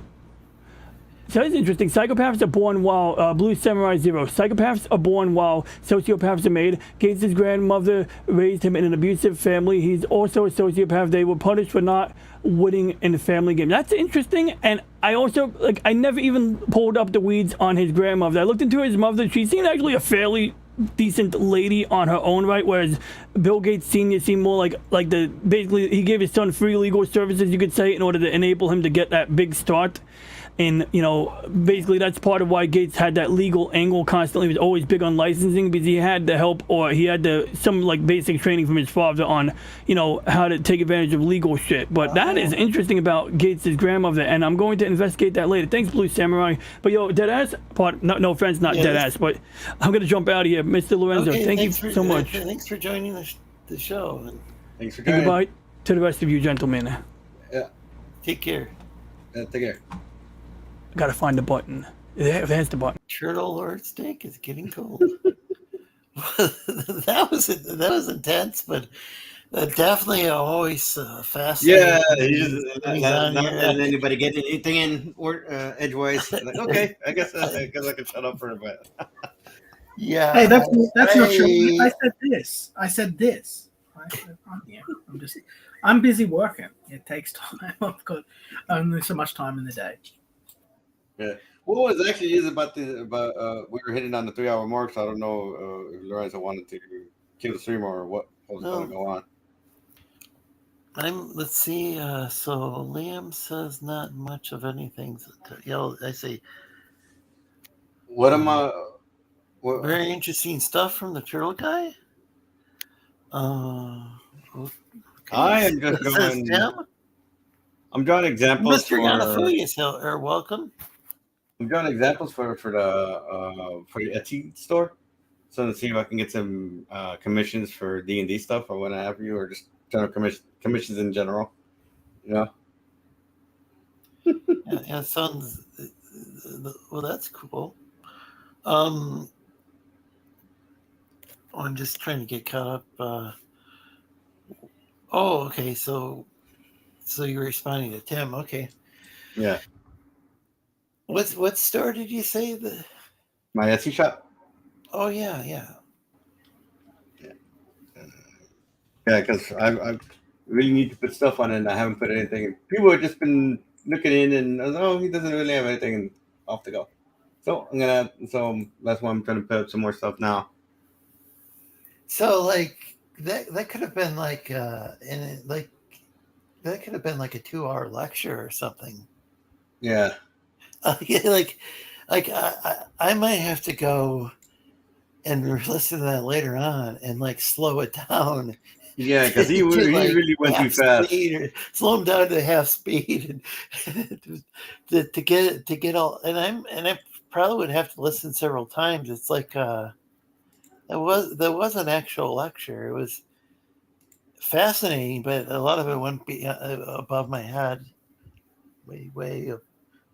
Yeah, because that was definitely we definitely got a thorough history. Yeah, still trying to recover, but yeah, I love it when DJ Ronnie G comes on. It's always something very unique experience. I always learn things. Let's see. You know, I just put in my what got the shop there. Yeah, I don't understand that. It's like you just. I mean, that's the thing. Is like these people who complain about land. They don't have content of their own, so they have to complain about other people. So they complain about land, and there was like a certain individual even did some stream making fun of me, but not as many as not anyway. I'm not going to complain about it, but the ones about Liam, it's like some people built their whole channels around that, and it's like it's weird. Some people just don't have lives. Because Liam's entertaining, and I don't think. I mean, just he he knows how to entertain people. It's because I had it coming, don't you know? I'm too pretty. I deserve to be bailed up in that alleyway, you know? I think the thing is that my dress was too short, guys. It's my own fault. Well, I think that you're a lot more clever than your critics, and you say witty things, and they don't. So they have to go and but it's just it got to the point where it's stupid when you're just like hanging out with your family and they're EFAPing your stream. That's how. That's creepy. Trying to get me to kill myself, going on to like Kiwi Farms. We're gonna get Liam to kill himself by the end of the year, like shit like that. Like, yeah, it's get fucked. Yeah, go away. Yeah. Blue Samurai Zero is thanking me for having Turtle Guy on. DJ Ronnie G. I mean, he went on that lecture. It was like, okay. Well, yeah, I do enjoy the intensity of that, though. It's just something. It's not something you're not really going to. You're just not something you're typically. I like to have things. I like to have people expect the unexpected when they come here. Oh, and check out the Etsy store for high-tier comics, Daniel Vega. Yeah. There's not right now. There's not on there right now. Also known as the Tech Corner, and also known as Vega Illustrations. That's a lot of different. The man of many names. Okay. Yeah. Right now, there's not a lot of stuff in it, but if you guys want to check it out, point out to other people, maybe you have a Texan friend that you know, and they'll like the Texan sticker and stuff like that. I'll put some more stuff. Right now, I had ideas for for potions and for like a potion type sticker, and I was gonna do after this stream, but I was just doing this character right now for sure. Yeah, I don't think I can even easily highlight that because I don't know, StreamYard doesn't. It's not easy for me to copy and paste something in StreamYard. Mm-hmm. Maybe if you put it in the. Well, here, let me see if I can. So who's Turtle Guy on? Well, so the Turtle Guy is a DJ Ronnie G. I get that some guy took a plane ride to deliver a floppy disk. Yeah, that was Gary Kindle, the inventor of CPM and Microsoft DOS. There's also PC DOS that started off as an unauthorized clone of that. The guy who went on a plane. His software. Yeah. So whether or not he went on a plane or not, I don't know. It sounded like there's conflicting stories. I could. Oh, see, that's the store. Yeah, that head full of hair. That's the thing. Blue Samurai Zero said that he could complain about you because you have a full head of hair. Well, that might be like, yeah, sounds like a positive thing. I don't know Liam, only of him. Carol Color says, almost called you Carol Cookies. Sorry about that. unfortunately, sometimes, yeah, I guess I think we could. Hey, Carol, thank you. No, I appreciate that. If more people had the courage to do that, I don't think that I would be in the situation I'm in a lot of the time. I appreciate that. I'm not a perfect person. I don't think that I'm, like some saint. But yeah, I wish people thought for themselves more often. Think for yourself. And for yourself. Think and thought.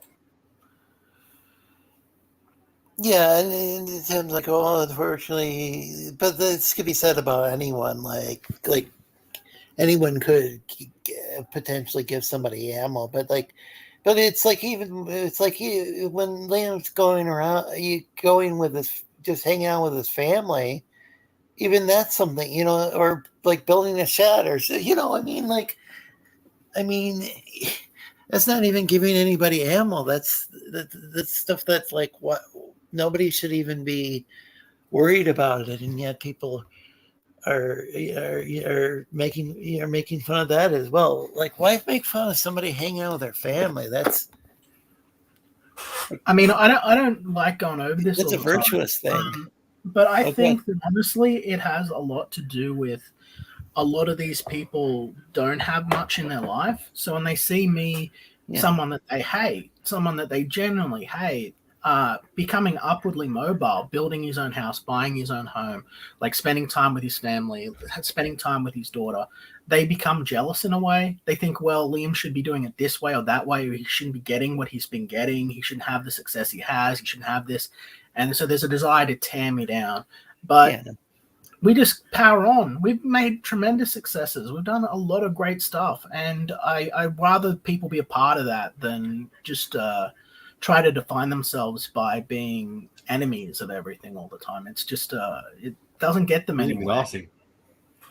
But anyway, from what I know right now, anyway, let's get on with stuff. We don't need to go over this. We've been over it a million times.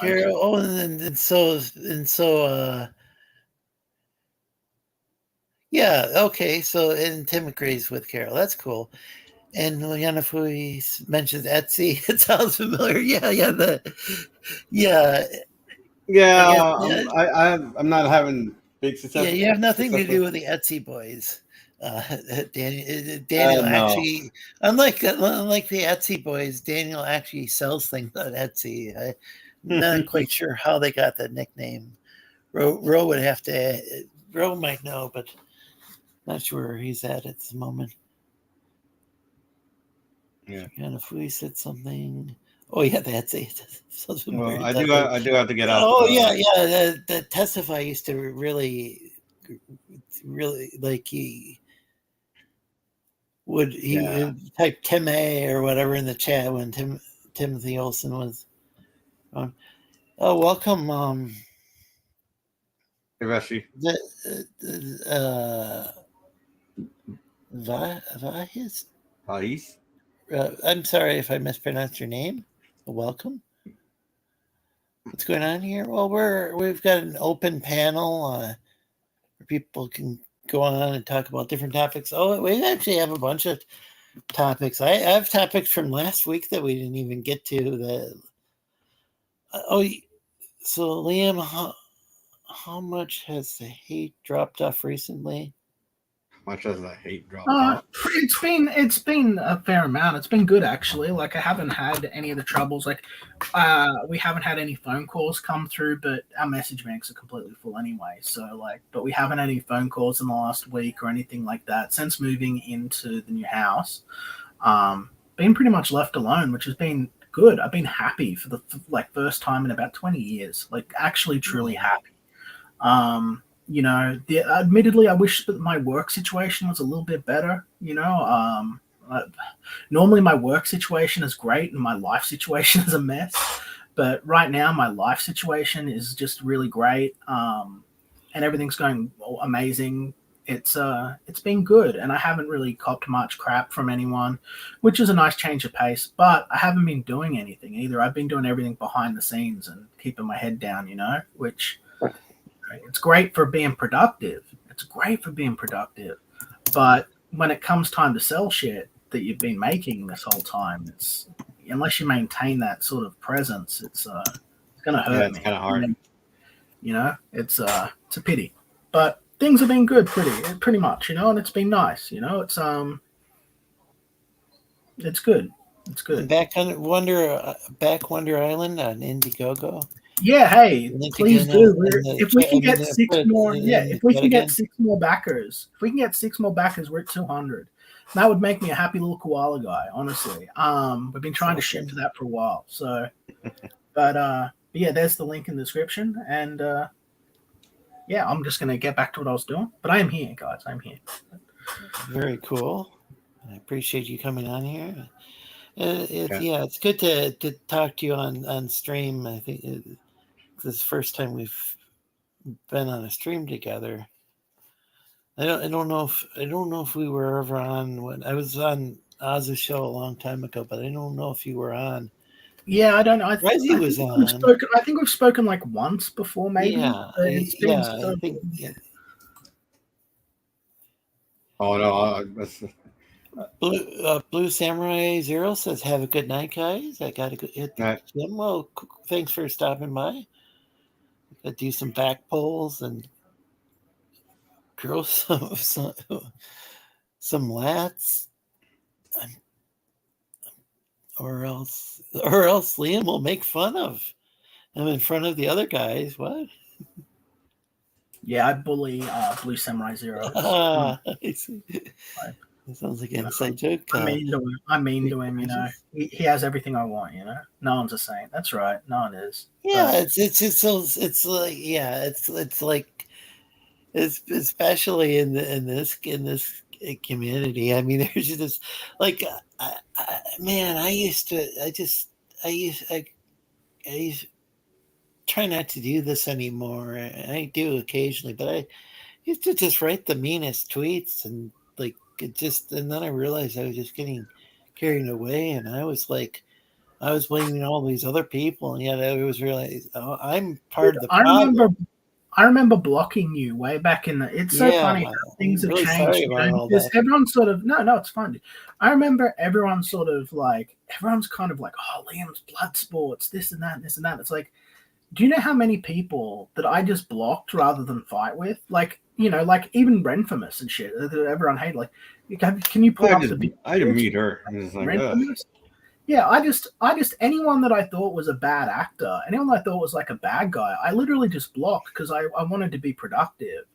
And so it's just amazing how many fights I ended up getting into with people that were just coming over trying to get clout by fighting with me. And I was just like, guys, we're meant to be building something. It's going to be ruined beyond repair. And the window of opportunity to create is going to be gone. And then everyone's going to think, well, what might have been? And in my case, I didn't really know who. I don't think I really knew much about who you were when we started. Yeah, I know. And you came at me on Twitter a few times and were pretty nasty. I think it had something to do with JDA because I didn't know what that guy. I thought the guy was getting blamed for just being friends with Vox Day, and then it turned out I don't even want to go into his beliefs. Yeah. It's just it turns out that like they're and how I can understand the way he acts and some of the stuff he says. I can see why. What I can now understand why people just stay away from me. Like, look, the internet, I don't get along with them anymore. Yeah, the internet's a big enough place that people can go wherever they want. My issue's always been that people want to come to where I am. And they want to mess up what I have. They can't just be like, I don't go to other people's place. I don't go over. You don't see me over in people's chats. That's not what I do. Yeah, but I'm not a destroyer. I'm a builder. I'm a creator. I want to make everything better. I want to make things for people to enjoy. And I don't mind people laughing at me. I'm a bit of a class clown, but there's certain people and individuals that I just don't want association with. And that seems to really have bothered a lot of people. And it's just that's the strangest part about being online. You've got infinite space, you got this huge space, and I think you're not allowed to exist. Oh, go ahead. Sorry. No, that's all. You're just not allowed to exist. You're not allowed to have a different opinion. Yeah, I think maybe you were one of the people who were like early on, warning people about John or something. I don't know. Maybe I'm Yeah. wrong. And I at the time just like he had defended like a friend of mine that had, and so I think that was the deal, was that I thought that the people had misjudged John, and I was wrong. It turned out that I was misjudging him, but I thought that there were all sorts of signs all along. I should have just paid attention. Yeah, it's just hard to tell. Yeah, because he was causing fights with people. Yeah, it was just bullying. Yeah, it got to the point where he's like, that's when I stopped watching his show. As I noticed he was, I just finally realized this. I guess I'm not all that bright, but I finally realized the guy was a bully. Yeah. Well, Yeah, I mean, after all these years, you can't even really say that. You can't even really say that because, like, it's not. Is it a bully when someone like starts a problem and then hides behind mama's apron and sticks their tongue at you or runs to the teacher?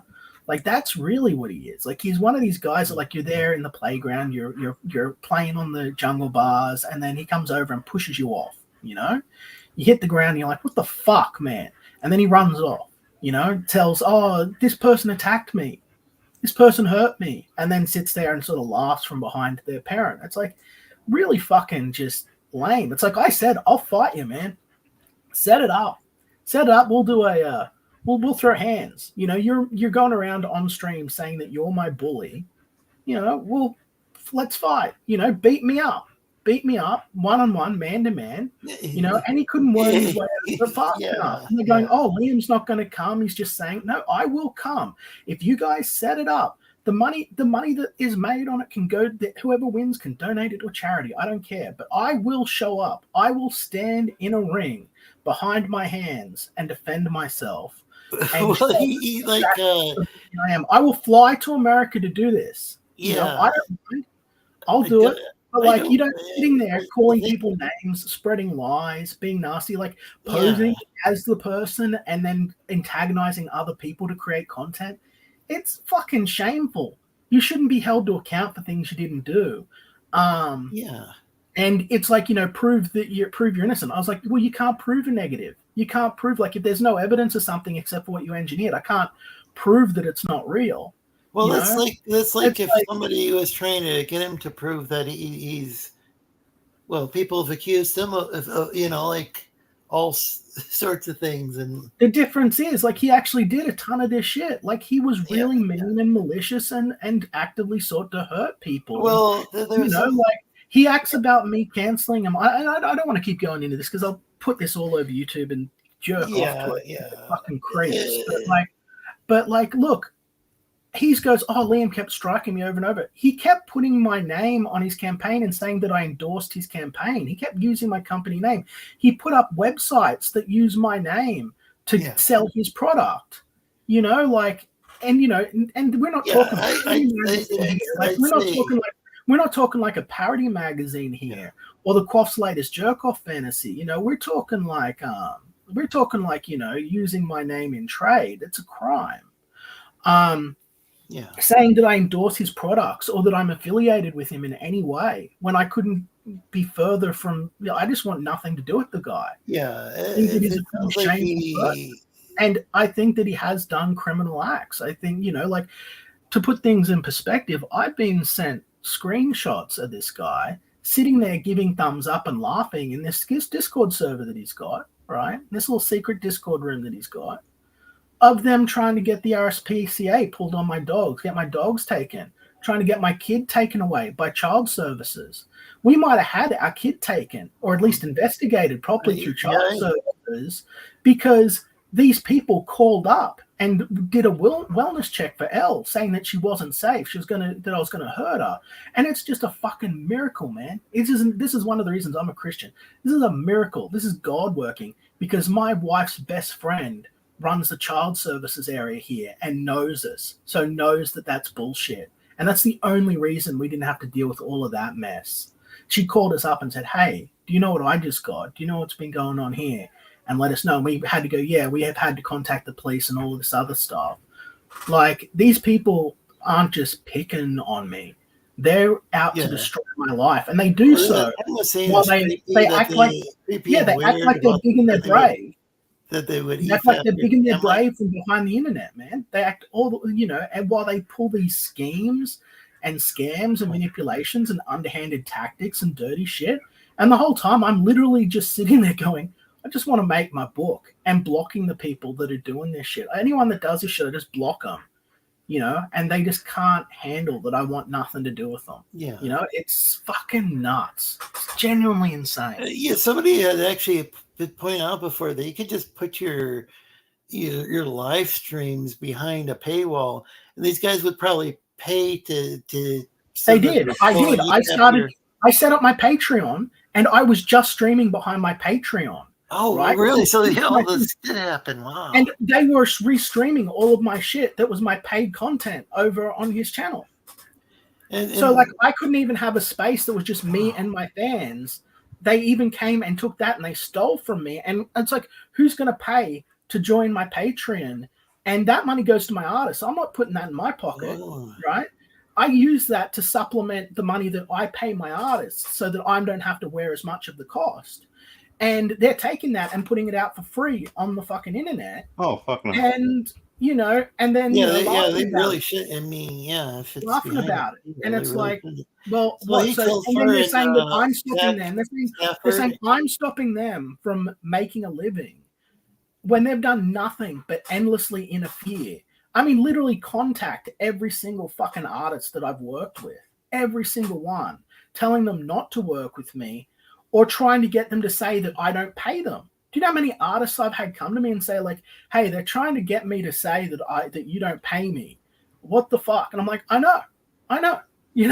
I pay my artists as well, just a little bit less than Marvel, a lot more than what Archie does. And Archie's a much bigger company than me, but like, Archie's it's just ridiculous, man. It's just, and it's fucking all they've got. It's all they've fucking got, because they need their little narrative. They need me to be the Satan, because if anyone stops for a minute and really looks at them and figures out who they are, no one's going to want nothing to do with them. No one's going to want nothing to do with them. Yeah. And it's like what somebody, I think it was Timothy Olsen said. I think it was Timothy Olsen. Somebody said that was that's creepy. That they would go and like EFAP a stream with you and your family. It doesn't even make any sense to me. I get it. I'd get it if it was like once a month, once a week, or whatever. If something had really, really happened, but it's a whole other thing when it's like 6 to 8 hour streams in some instances. There was one guy, God rest his soul, he died, but I heard about that guy. Yeah, he was doing 12 to 13 hour streams, just like I do, like an hour or a 2 hour live stream, and he'd be sitting there watching it for 13 hours. It was really fucking... The Ethereal Dragon? Yeah, it was wild, man. It's been a wild time, but like, my life's good. I'm happy, after a while, it gets old, says Timothy. Admittedly, I had to spend a small fucking fortune to buy a house in a completely separate area, so that they couldn't find me anymore. That fucking was not an expense I wanted to really have to do. But I'm really sorry that you had to go through all this. Yeah, it sucks, but God works in mysterious ways. You know what I mean, man? And like this place that I'm in now, happiest I've ever been. Best place I've ever been in. So like, it was all of the crap that happened. At least it ended well for me, and my daughter's got a happier, nicer place to grow up. I've got a nicer, quiet place. My wife's a million times less stressed. It's working out good. Now I've just got to figure out a way of turning things around from a financial standpoint so that I can just get back to doing one job and my comic, because right now I'm doing 2 jobs and my comics, and it's killing me. Like, it's too much. I'm working so hard. If I could just get back to like a regular amount on my comics, if I could be in like 25,000-30,000 on my books, like, I'd be happy. I'd be able to just go back to one job and I could keep everything going smooth. I wouldn't have to be working an extra job to pay for all the comic stuff, you know? Yeah, I know a lot of people have to have a day job, but like 2 day jobs. I've got a day job and a night job. It's fucking. Yeah, but I have had for a while. I've had to, you know. I had to delete my channel. I had to shut everything down. You know, I hadn't made money for like several months before because of all the harassment and stuff. You know, and it's like, you know, like as you saw when I came into the chat, they're going, "Oh, we've heard of Liam." But no one's really knows me. Like no one takes the time to really know what's true. They just have heard the legends. And guess what? You know, most of them aren't true. You know, like most of them are horribly exaggerated or just outright lies that are fabricated to try and hurt me, you know? And yeah, sorry for ranting, but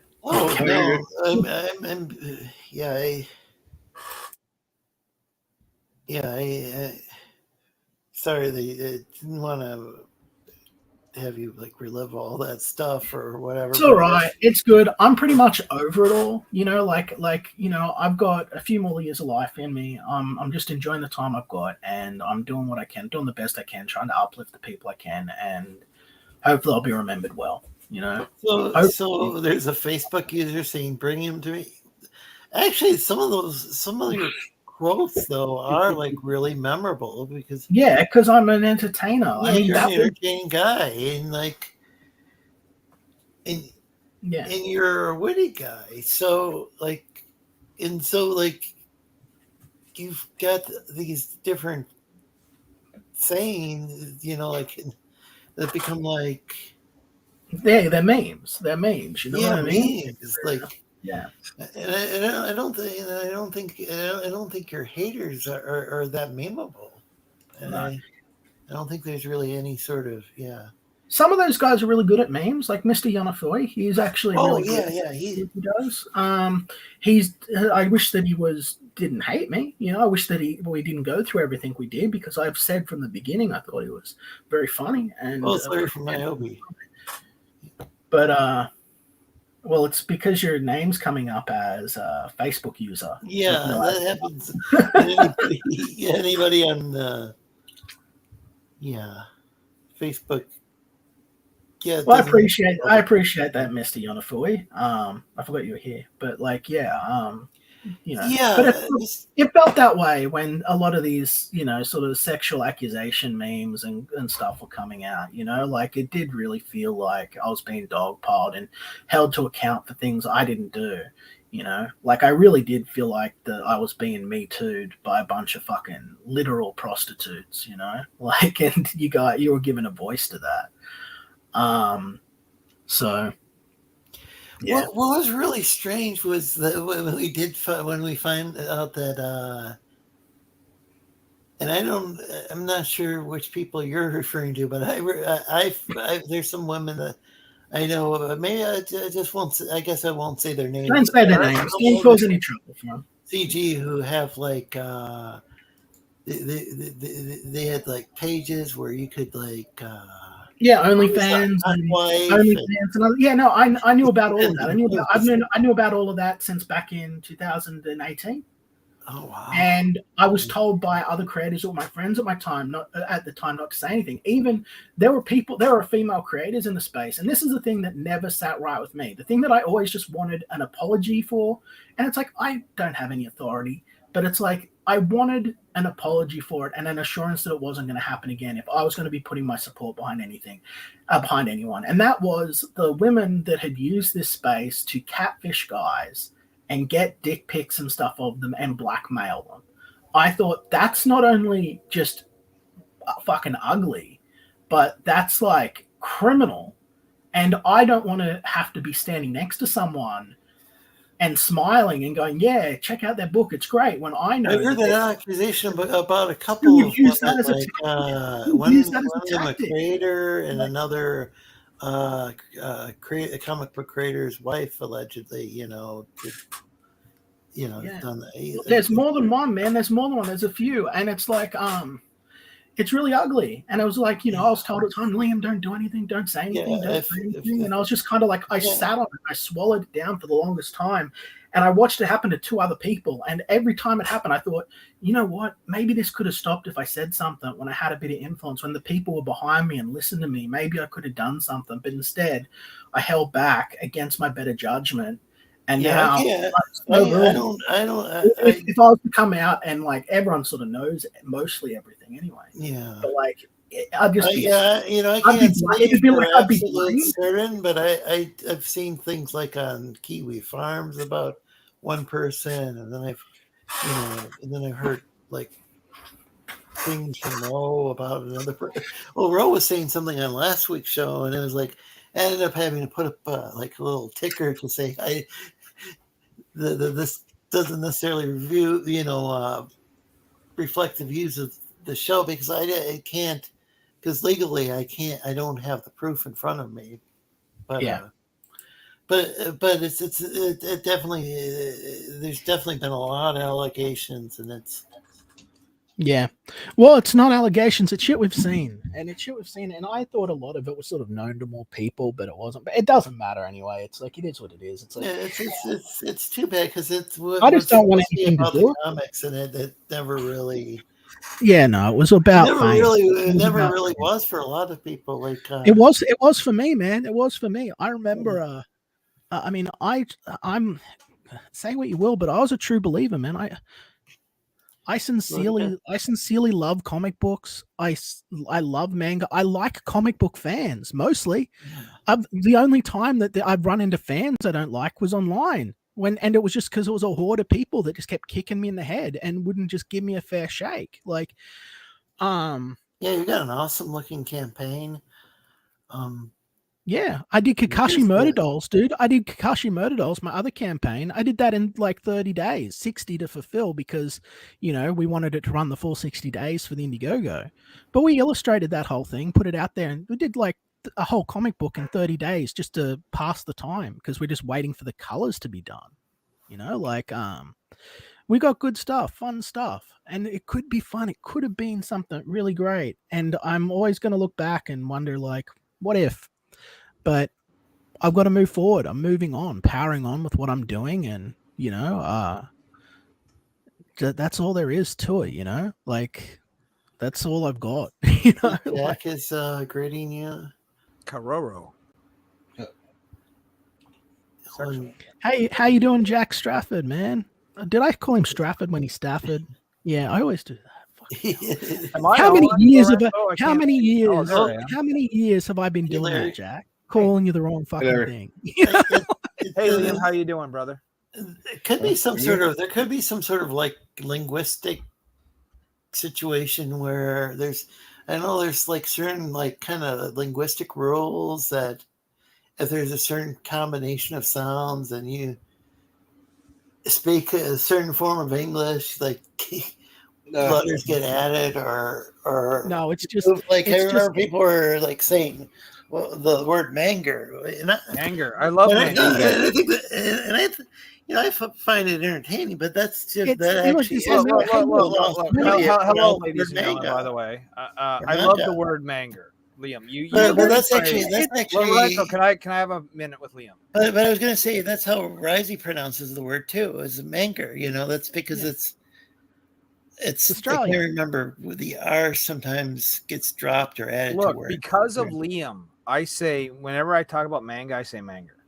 And it's because of Liam, like flat out. Like, I love it, right? And Liam, I'm only here for a minute. I'm going to let you guys go back to the show, right? But I want to tell you something, man. I see a lot of guys who put up with a lot of shit in this industry. And a lot of it is juvenile. A lot of it's bullshit. And I'm glad to see that you're still here and you're still doing your thing, right? Because if anyone had an excuse to disappear and never show up again, it was you. All right. Now, I'm not even fooling around, right? No, I know. Like, I've watched your journey for a long time. We spoke a couple of times. I don't know if you remember, but I'll tell you this, man. The fact that I see you on this show today and you're still promoting books, you're still doing your thing, says a lot to your passion. And to me, that's what matters around here.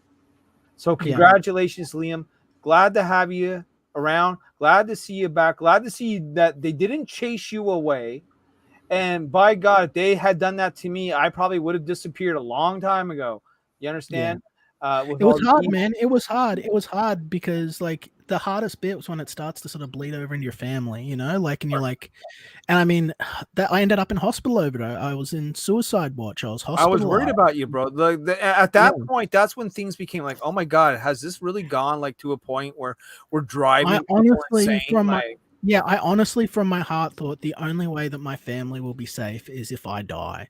Like no, that's bro, the only not, way. not at all, not at all, man. Yeah, I know, but that's how bad. Right? That's how bad it got. You got to remember, I was being gaslit by people that were supposedly my friends. It was years of just being mixed up and messed up, and you know, I just kept thinking like my daughter's going to go on Google, type in my name, and find all of these things about that people, and she, you know, she knows me, but like I have to make sure she knows me really well and remembers me. It's like, dude, I'm probably only going to live another 2 fucking years if I'm lucky. I'm like then she's going to grow up without me, you know. Who so have we like, got in the bottom? I can't see because you got chat in the way. Well, that's George.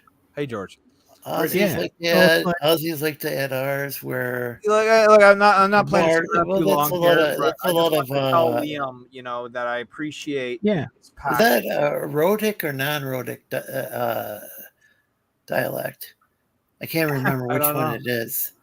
But anyway, Liam, I would love if we could talk again in the future, and all you have to do is reach out to me. I'd love to, like, you know, whether it's your platform, my platform, whatever it is, and just bring you on and just, you know, talk comics, bro, like we did before, right?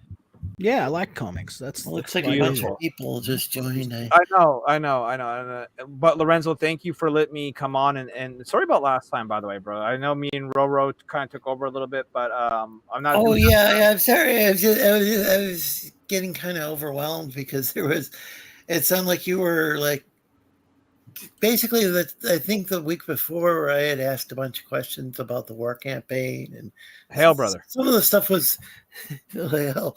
But some of the stuff was the same sort of stuff. Yeah, I know, but you understand that I wasn't watching the show. I don't know the questions that were asked. That was my first time with Roro, like ever, right? Yeah, so okay. You know what I mean? So I have my questions for him. So hey, Risey, good to see you. Simple Jack Live, great to see you. America, that's right. Anyway, Liam, reach out to me. Let's talk, bro. Okay. Yeah, sure. I'm just the only thing I've got left to do is I've got to buy some lighting, and then I'm looking to start up a show. I've got to there's a few other things I got to plan, like who am I going to have on and what is the theme going to be. But like I'm going to be back promoting Dino King. I've got Kakashi 2. I've got Wonder Island, of course. I'm looking. They'll probably fulfill a lot sooner than people think. And then I'm just gonna. I finished a bunch of books in the time that I've here's what people gotta understand. This is fucking comic books, man. It's not worth all the drama. Yeah. Fuck, no, man, right? Like, fuck, you get it? It's fucking comic books, man. Like, fuck. It's all right, bro, I'll talk to you later, man. Yeah, have a good one. Peace. Take care. All right, well, welcome, George and Denali. Well, Larry Lee's I have to leave too, dude. All right, guys, I do have to go. thanks for being here, Daniel. And yeah, no problem. Where can keep up that clean line work, man. You're doing good. Thank you. You can find me at Tier Comics on Twitter. You could also find me. Well, you could also find me at the Tech Corner on YouTube, Instagram, and also on Twitter. And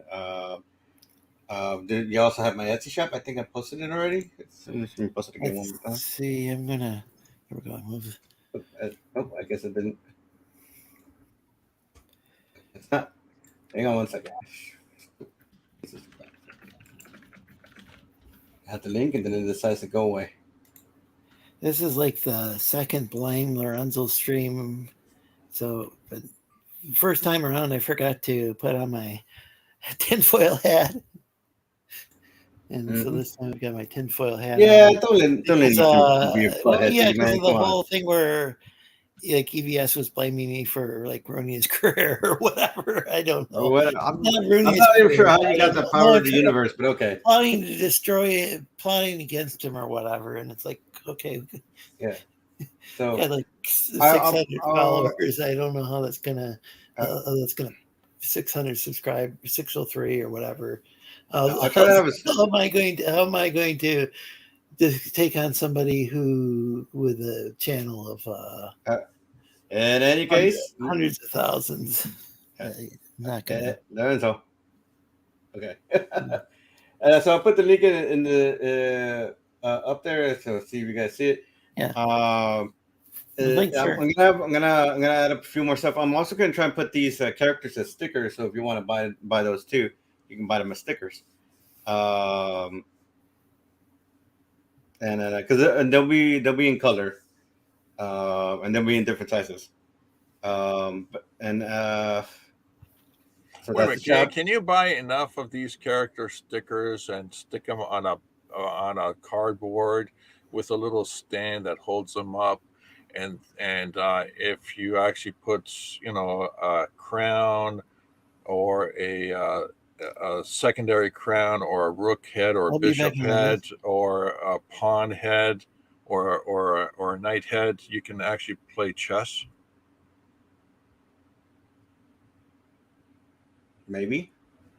I would have to look to the shop to see if I can actually do something like that, because that actually would be a cool idea. But yeah, build your own chess with the characters that you have. Yeah. So someone can just order X number of stickers, then they can build their own chess set. Well, I still have a lot of characters to make, but for something like that. But for the meantime, I'm also going to be doing some extra t-shirt stuff, so hopefully I should have that up by next week. Thanks again, Lorenzo, and y'all have a good night. Liam, you have a good one. Don't let other idiots tell you what to do. Carry on with your book, and I like your book. Thanks, man. Do check it out. If you can get yourself an extra $25, go grab yourself a copy. It's all right. Get there to 200. That's what we're trying to do. 200. Yeah. That'll make me a happy koala, man. All right, man. Well, Lorenzo needs to shoot me that link because it's went by. But you can just shoot it to me on Discord, dude. Wait, what link? His link, Liam's link. Well, I've got the one for the campaign. Are you talking about for the campaign? Here we go. I think that's what he was talking about. Yeah, I can paste that again in the chat. Let's see. Or you can just send it to me on Discord. Well, I'll do both. Do both, man. Because I am gonna go I do have to go get something to eat, and I do need to shut up. Wait! But you ate yesterday. Hamburger. Double quarter pounder with bacon. Extra pickle, no onions. No sauce. Why would I deprive it of sauce? I just said no onions. I hate onions. All right, guys. Y'all have a good night. You too. See ya. See ya. Let's see.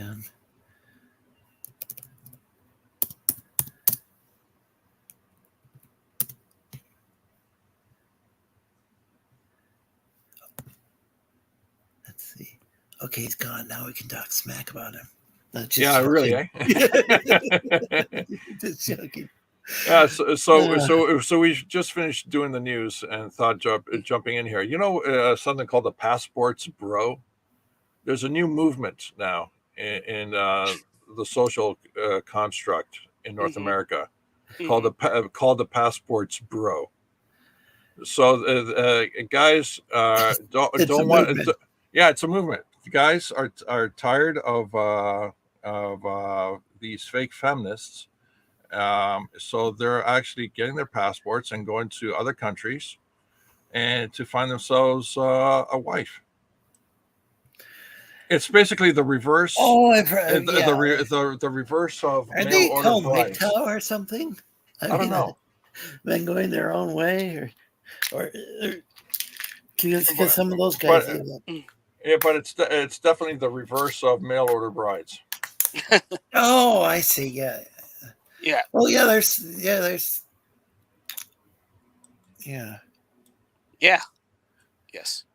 Well, yeah. The thing with feminism is there's been so many different definitions over time that like if you ask a lot of women, they'll say they're feminists, but they don't necessarily mean like same. Some mean one thing and some mean something else. So there's how many different waves of feminism? I don't know. There's fourth there's wave, four- fifth wave. Yeah. Yeah, a lot of But women will. If a lot of women will just think equal rights. That's feminism, and so yeah, I'm all for like Yeah, but they already have you equal know. rights. They already, the law says they already have equal rights. So what exactly are they fighting for? I mean, Maybe the Equal Rights Amendment, because that never passed. I don't know. I'm not even sure what the Equal Rights Amendment is at this point. Like, wasn't it passed like in the I don't know, like decades ago? And I don't know. I believe the Equals Right Amendment was the allowing 18-year-olds to vote. Oh, well, there was this Or, feminist Equal Rights Amendment. And I don't know whatever happened to it. It's like I think it failed. I think it was like Uh-huh. I think it was introduced like decades ago, and it never was ratified or something. never took a foothold. I see. Yeah, something happened, but I'm not sure why it's. It's been like, was it 40 years since Big Trouble in Little China came out? What was that movie about? It's been so long. Kurt Russell's a truck driver who just happens to get in the middle of a war between the triads and three gods. Yeah. In Little China, California. And he's are the fantastic. Are they from are they from China, mainland China, or are they from the main part of China? Or are they from Hong Kong? Who? The triads. No, they're a gang. I don't know where they're from. Yeah, it doesn't really specify. Yeah. They're just a Chinese king. Yeah, I thought maybe. Yeah, the point. Yeah, we got is an American version. Yeah. Well, the point is that was a 40-year-old film. You can still watch it and be happy and enjoy it. Repeat viewing. But stuff that's come out recently, there's no repeat viewing quality. Mm-hmm. Oh well, that's the thing is I lost interest in watching like newer movies years ago. I don't like you guys, like a lot of guys, a lot of people here have probably seen the superhero various super Marvel and DC. I don't know. I thought it was really cool when they started, like Marvel and DC started. Like we went a long period of time where it seemed like we didn't have very many superhero movies. Then it was cool when they started making them, and then I just kind of like very early on it got burnt out because it's like when there's like all these movies and TV shows and. It's just like it's like when they did all those like Friday the 13th movies or whatever, Mm-hmm. or they did, maybe they're all good. I don't know. What, the Friday the 13th movies? Yeah, they're no different than your average what do you call it? Sex movie. All the action's the same, all the outcomes the same. And the girl comes out first. So you go into it expecting something different, and you come out of it with the same results. Everyone's dead, and Jason's still alive. Yeah, I don't even know. Yeah, it's like it's a snuff film. Well, when I first watched, like, I don't know. Sometimes I think sometimes my dad and I would be like, be visiting with my dad, and we just go to the theater, and we go and watch some movie, and or it could have been planned ahead of time. But I remember seeing Iron Man in the theater, and I was like, "Wow, this is," and it might have just been, no, was it Robert Downey Jr.? Yes. Yeah, and it's like, okay, Robert Downey Jr., he's a good actor, right? Mm-hmm. You know, I mean, it was a fluke. you know, here he is back in a movie again. I think he had been like, hadn't he been like getting like in rehab or something? Yep. Yeah, and comes back and it's like, oh, this is a liability. fantastic movie. But then, like, once they are like, you know, I think when they made the second one, I didn't see that one at the theater, and then I heard by the time he got to the third, it wasn't really as good. That's what I heard. I don't know. Maybe it was fantastic. It was more cartoonish than anything else. And they just kept cranking out more and more superhero movies.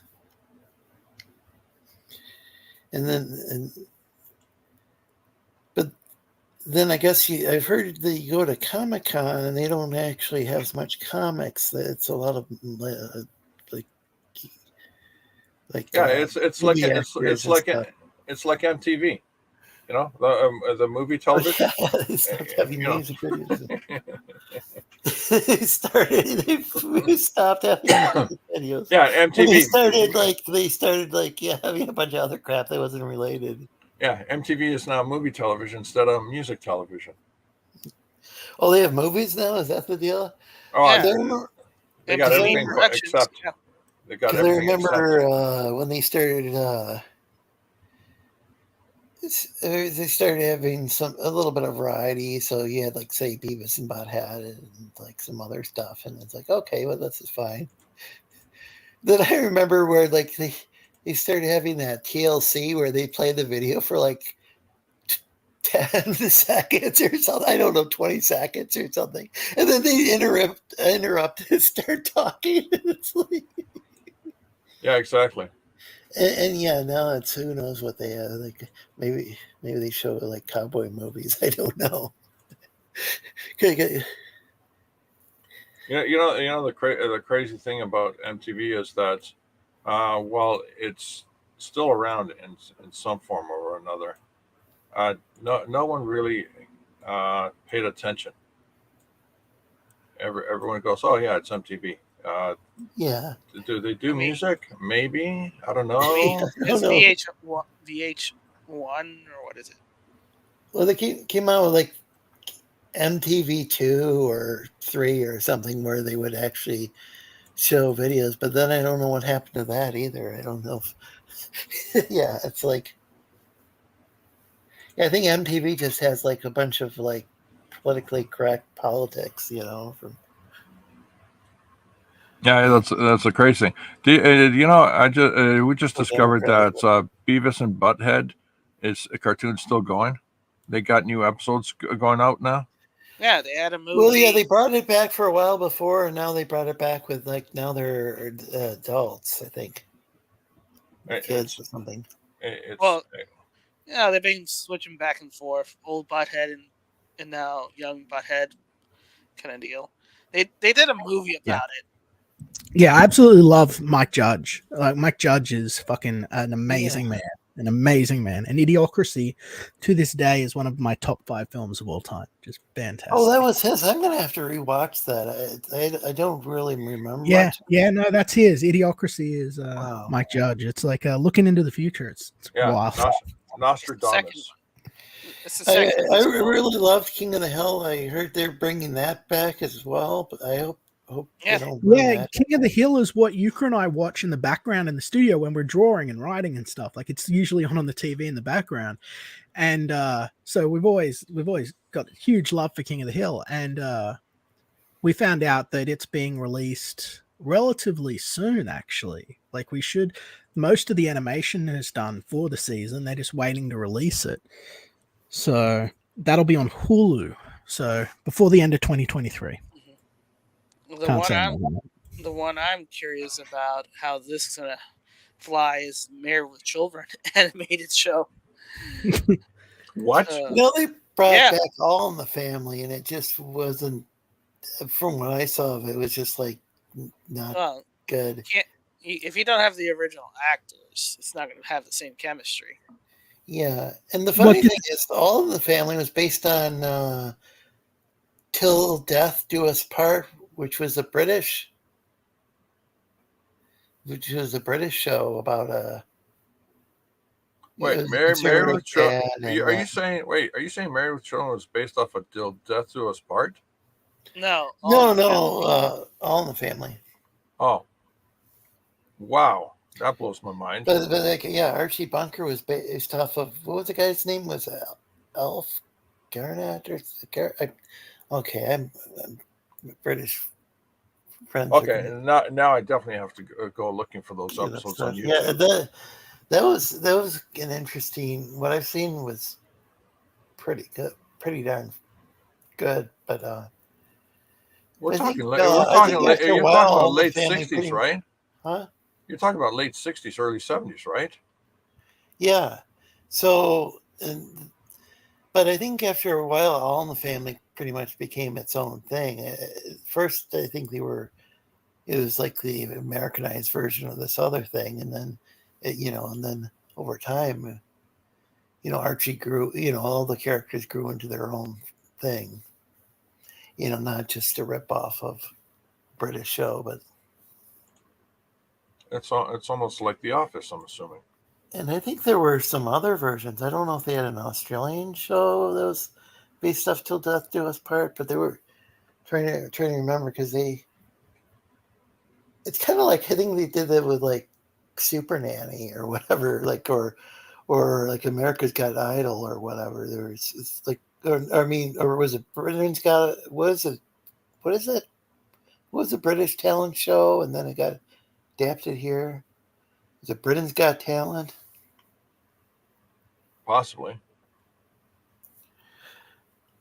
So Jack Stafford pointed out that Kennedy said Kuber. Yeah, well, that's I can't remember if it's non-rhotic or rhotic, and it's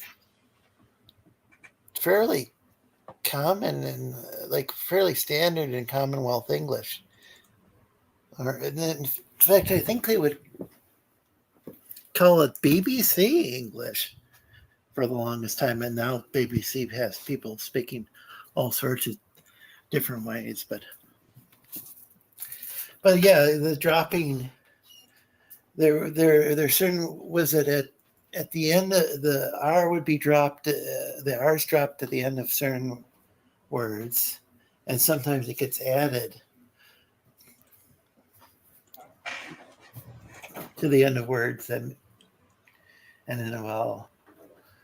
there's linguistic reasons behind this, but I can't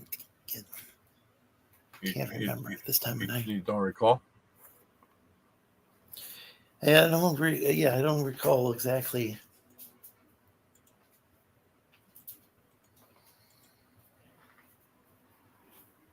Let's see. So was it Diana R. arrives?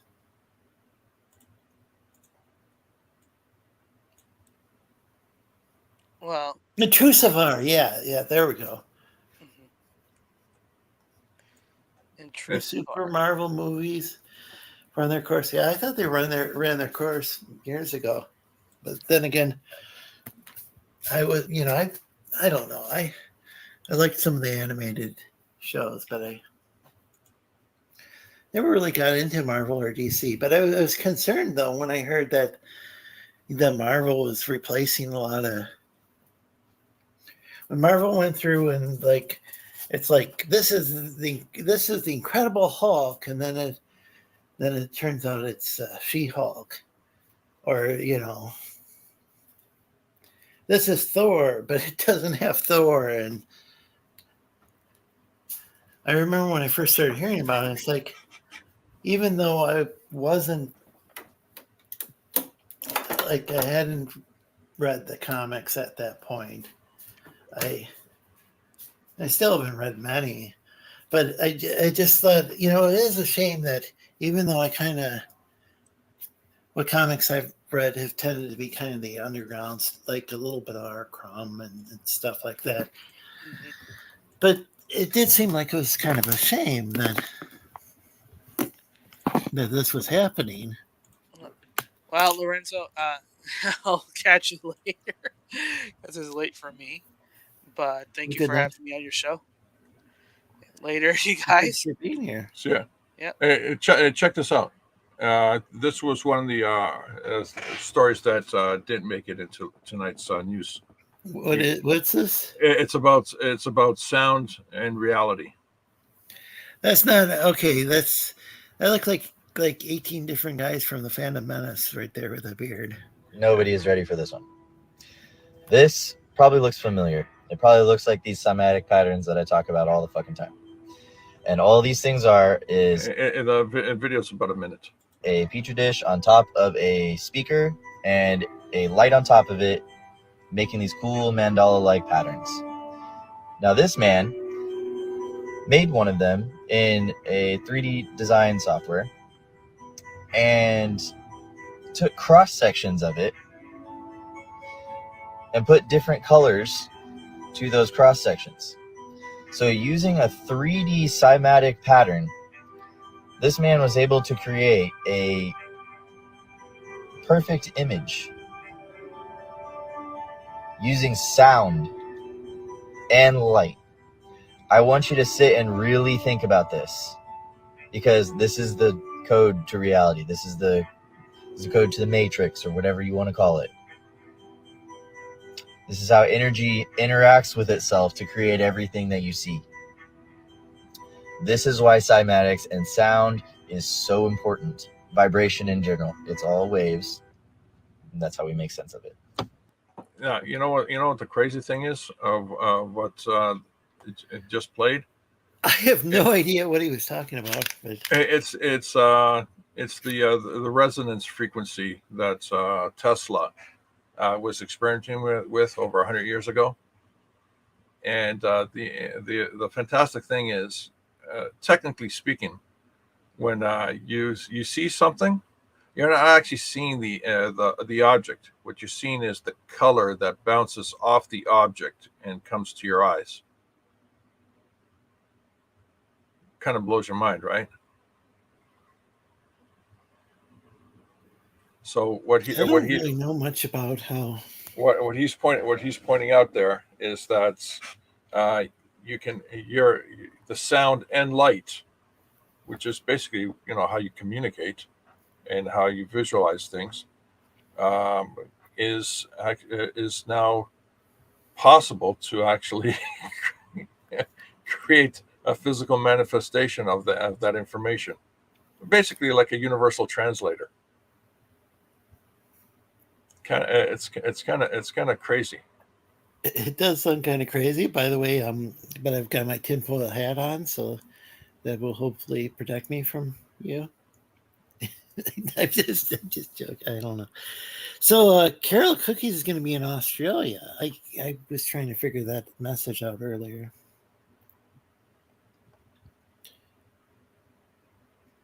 Okay, what? Diana R. Oh, Diane or.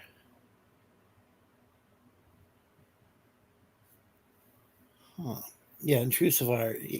Yeah, so there's a lot of ways that people speak, and it's not like lazy English or whatever. There's just different ways. There's just like different dialects and different standards of of English that's spoken throughout the English-speaking world. Yeah, but the latest thing coming out of North America now is English is racist.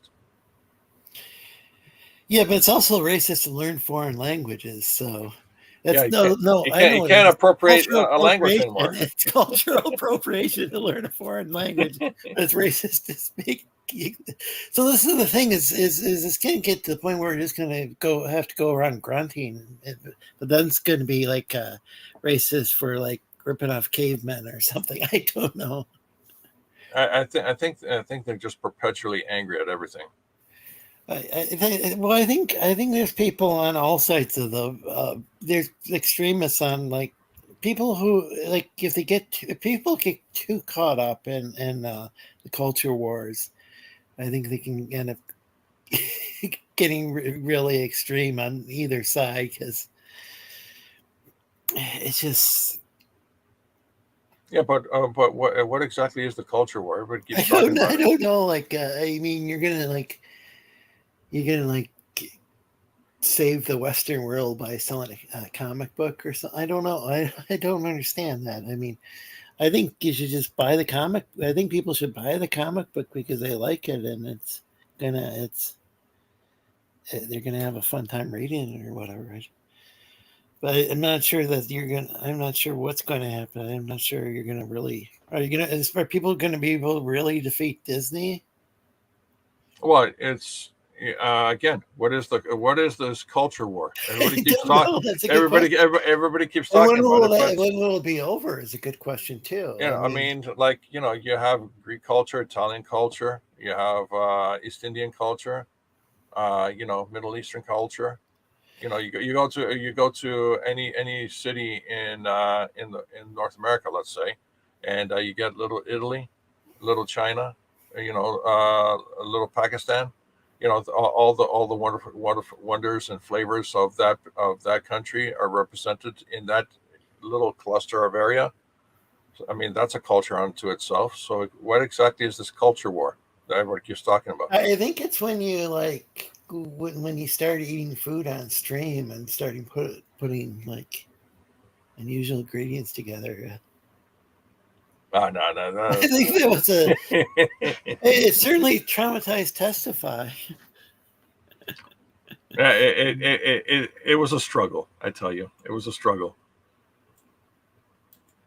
Testify is dead. Yeah. That's what I've been told. I still haven't seen any obituary or death certificate, but I've heard he's dead. Oh, you think people cared enough to do that? That's cute. That's cute. I thought he had like a girlfriend or wife or something, but no, I shouldn't be being mean. I put up with a lot of shit from that retard. Yeah. Anyway, I think everybody eventually did. Almost everybody. Yeah. As for the culture war, like people can't even agree what side people are on. So it's like it's not much of a war. It's mostly just a cultural slap fight, a bunch of crying and slapping one another, No, wouldn't you agree? It's more of a way of life than a culture. People are used to. Example: Apple has produced a product or a series of products that has created a way of life for people. If you take those products away from them, their way of life, it will be profoundly affected. That's what is this culture war? Everybody keeps talking about it, but what is it? And a lot of the. I mean, what culture are you fighting? Maybe okay. So I want to just this is a thought exercise here. I'm just going to play devil's advocate for a minute. For the record, just to preface this, I am not interested in the culture war. I'm not involved in it. It stole years of my life. It stole time from my family, and it just hurt me. So you must know what the culture war is then. I'm about to tell you. It's this devil's advocate. When it's used, it's essentially referred to. It was a coined topic. It was a topic coined a while ago, but it's essentially the war on Marxism and on communism as it moves to take over Western civilization.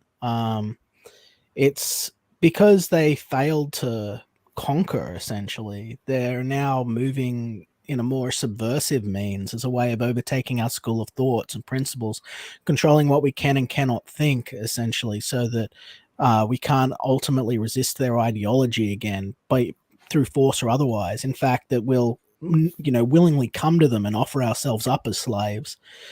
It's essentially a marriage of Marxism and communism, which were once upon a time mortal enemies, but have now come together as the great moral argument has shifted between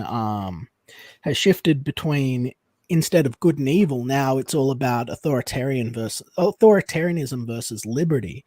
It's all about freedom versus control. That's what the great question of the age is, and that's the battle that was being fought, or at least was meant to being fought. We're meant to be fighting for free speech and free expression, and to speak out against the people who would ultimately try and hold our society in thrall and enslave our hearts and imaginations. But that's all pointless nonsense. Just take care of your family and make your community locally as good you can. There's nothing else you can do because no one else wants to change. But this struggle or this fight or this attack has been going on since the inception of the United States of America. Well, not only that, but there's the people Not to the degree that it is now. Like, I encourage folks to read Rules for Radicals. That's the best way that you'll get an understanding of what's going on here. They're fundamentally trying to undermine the American family, the American way of life. I mean, there's always been opposition. America's always always had opposition, but not like it does now. Not in the same battlefields now.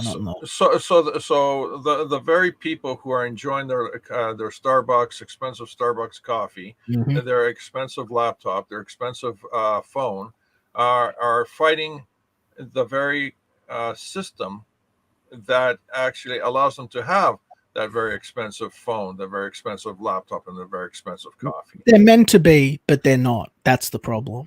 They should have more independence. I mean, that's what the country was built on. We shouldn't be exporting all of our stuff to China just because we can save a buck. We should be employing people within our country to build that stuff for us, to engineer it. But that's not what we do.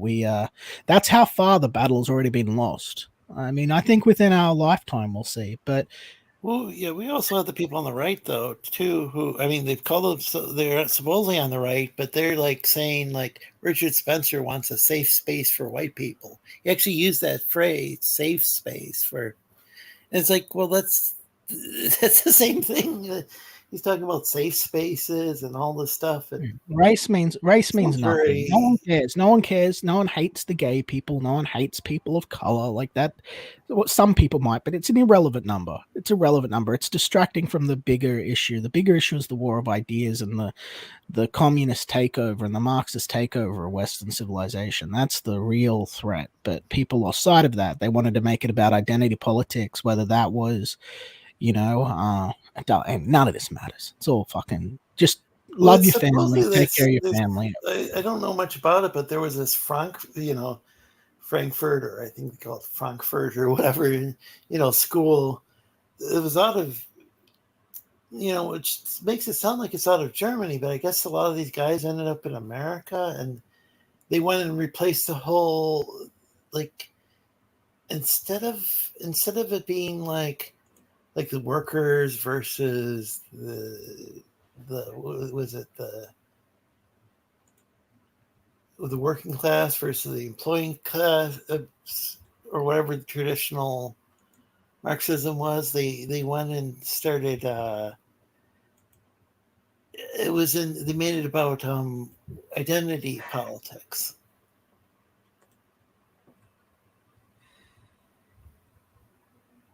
Because traditional, I mean, look, Marxism used to be about like solidarity. Like here, again, I don't want to solidarity of the workers, no matter what one's race is, and now it's this newer thing is all about like dividing people up into. Oh, for sure, it's all about division. It's about division, and again, I don't want to get sucked back in this. This shit fucking breaks my heart, but it's like, it's about. It's about, you got to consider the human thing. Like, for instance, right now we have a children's show here in Australia called Bluey, which is about, a father and mother raising their little daughter. They're all dogs, right? And same sort of dogs that I'm a breeder for, And it's like they're essentially just a happy little family thing. It's really wholesome. It's really fun. It's really popular. Yeah. Well, right now, the LGBT community is currently on social media. I mean, like right now, is currently on there, and they're making videos and making tweets and things like this about how it doesn't have LGBT factors in the show. Now, it doesn't speak out against them. It's had nothing ill against them at all. The show hasn't done anything bigoted, even remotely. But they are so what was said, it was the show, it does such a good of showing the modern world and modern parenting. It should be showing more of the modern world, so there should be more LGBT representation within the show. And to me, as someone who's just, again, as a new father and as someone that's looking, I'm thinking LGBT is essentially it's your sexual preference, it's your sexual identity. This is a show that was designed to be consumed by very small children, like toddlers. They don't need to be educated regarding sexual identity at such a young age, and those things don't need to be present any more than the heterosexual relationships are explored. It's not relevant. That's not what the show's about. It's about playing imaginary games with these kids. Now,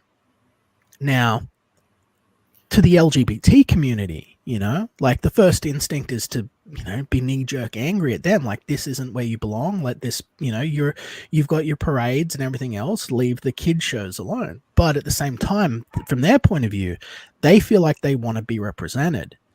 But the issue, I think, really largely comes from this overwhelming insecurity or this need to be accepted, instead of accepting that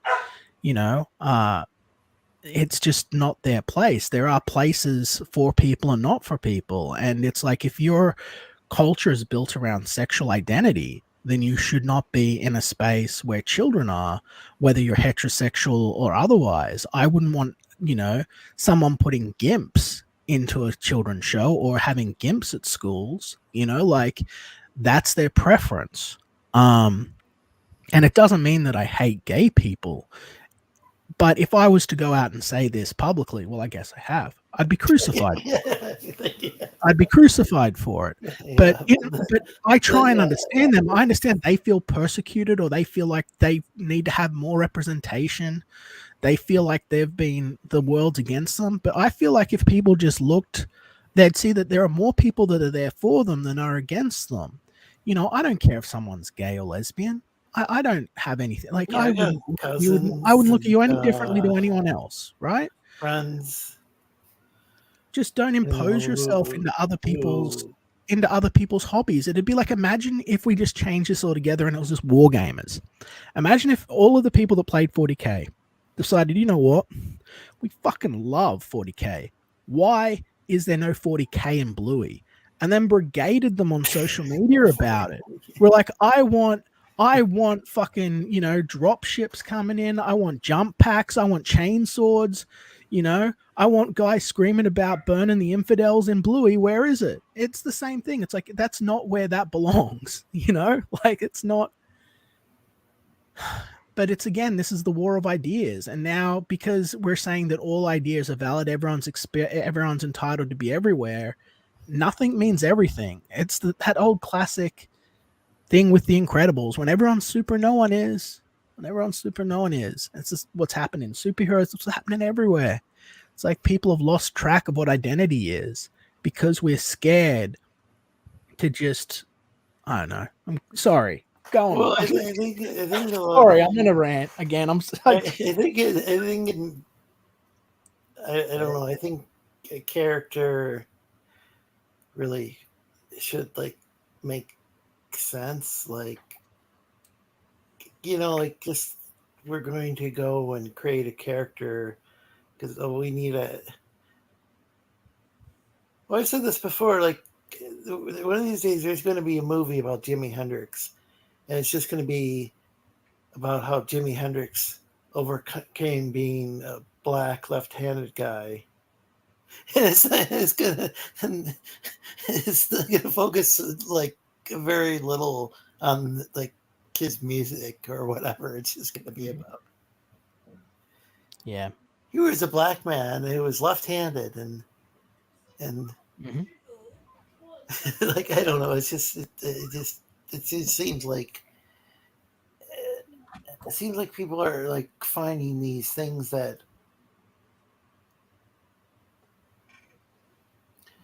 I'd like to. I do think it's good to have a diversity of characters, and But like it seems like people have also forgotten like a diversity of ideas, and then I think you're getting into like you're talking about like a dog cartoon, like this dog. Yeah, it's literally a little cartoon for toddlers, you know? It's like the equivalent of going, why aren't there Space Marines and Teletubbies? Like clearly You're talking about something like for like 2-year-olds or something. Yeah, for like 2 to 4 year olds. For like 2 to 4 year olds kids. Yeah, and I it's don't know. just I guess they do show. And I'm not show, against like, diversity of ideas and stuff either. Like I think that everyone should have a place where they can express themselves and stuff, you know? Like I think that that's, you know, that's definitely an admirable thing. But, you know, I just kind of feel like, you know, there's a lot of people that seem to want to sexualize kids. And I think that's really kind of a bridge too far. I think that innocence is lost so fast today in this era. And I just feel like that's something that we should, you know, allow people to experience for longer. Like I can understand though that you know they some people are just look at this like, oh, this is we're going to go and like encourage people to be tolerant. Start at a young age, just like yeah, and I mean different kind. You know, there's different type of people in the world. But it seems like my concern is that a kid could get like really easily, children could get really easily confused, and it seems like LGBTQ people are such a minority of the population that, you know, there are. You know, and the arguments are on these videos and stuff. The arguments are like, well, what about the LGBTQ kids and stuff? And I'm just kind of thinking, what do you mean the LGBTQ kids? Like you don't have a sexual identity until you have sex. Well, maybe a kid has some sort of gender identity. My concern though is like, what if you get a kid who's like a girl who's a tomboy, and then all of a sudden she thinks she's trans because they got this, you know, at like age 2 years old, you know, you're teaching them about like really, you know.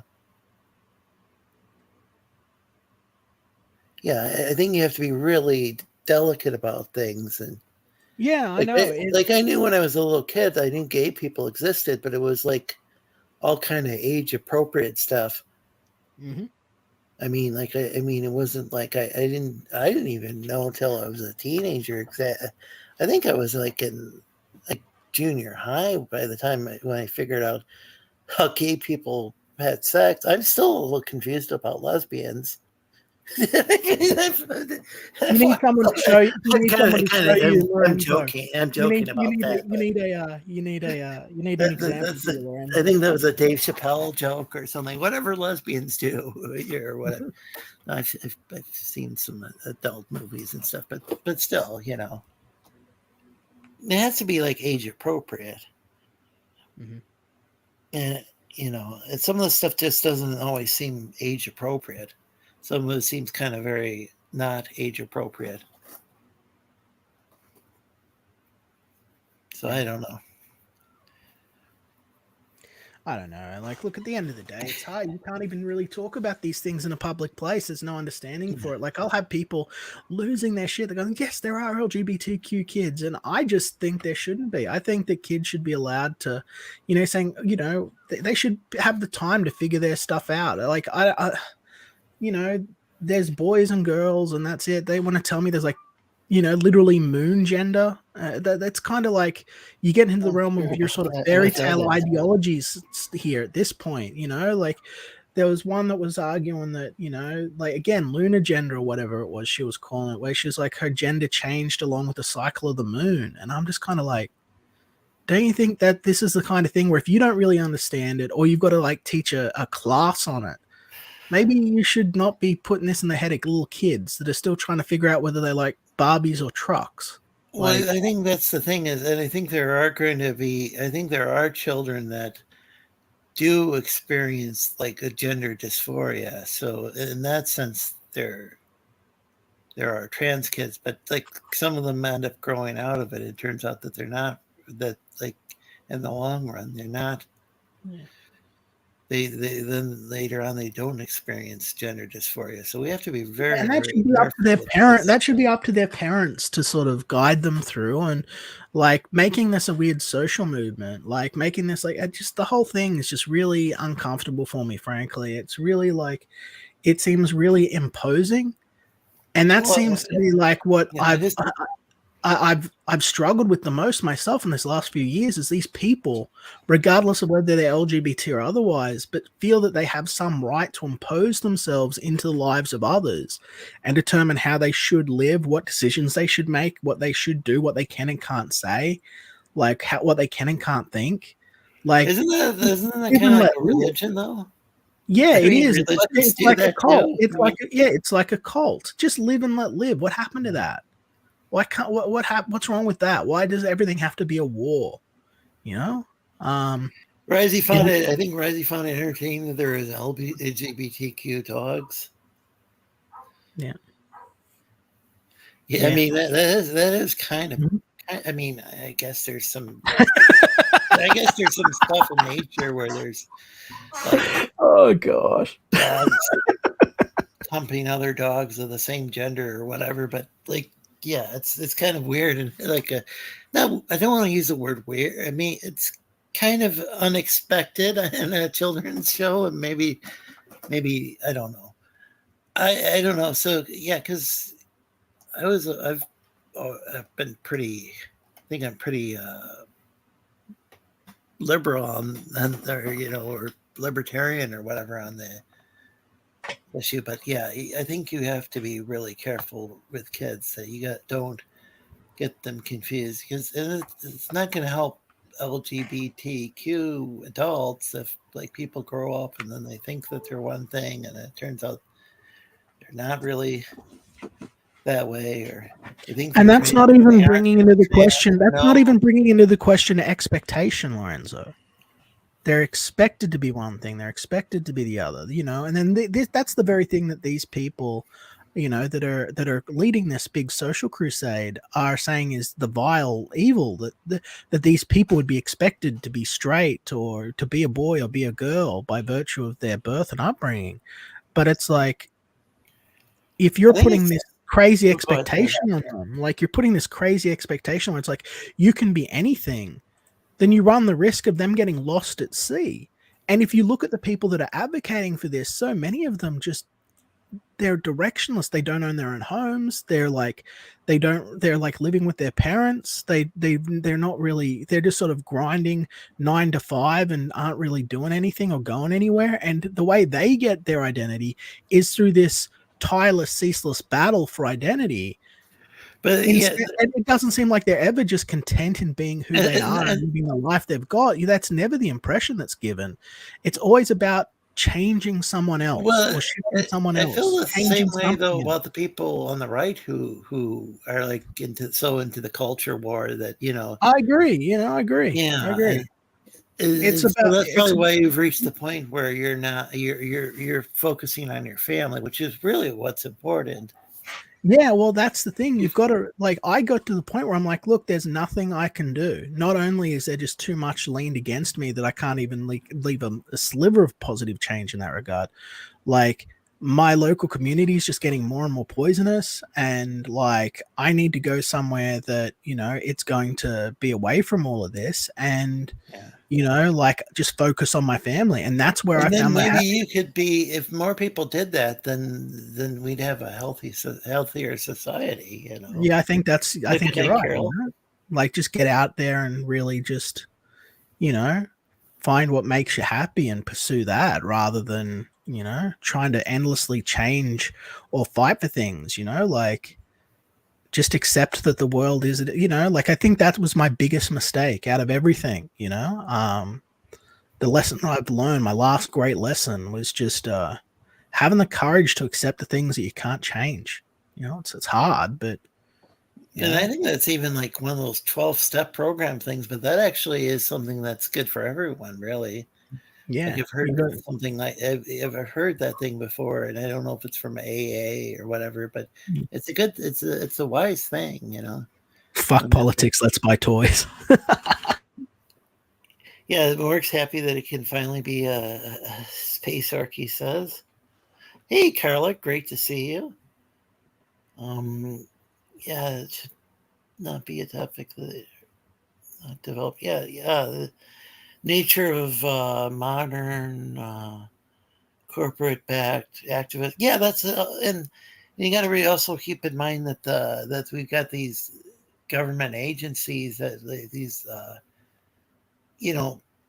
Think about all those protests where they got these guys with masks, and they got these guys on the left with masks, and the guys on the right with masks, and turns out, you know, some of those guys under the mask are like agent provocateurs, you know, stirring things up, you know, keeping everybody divided, you know.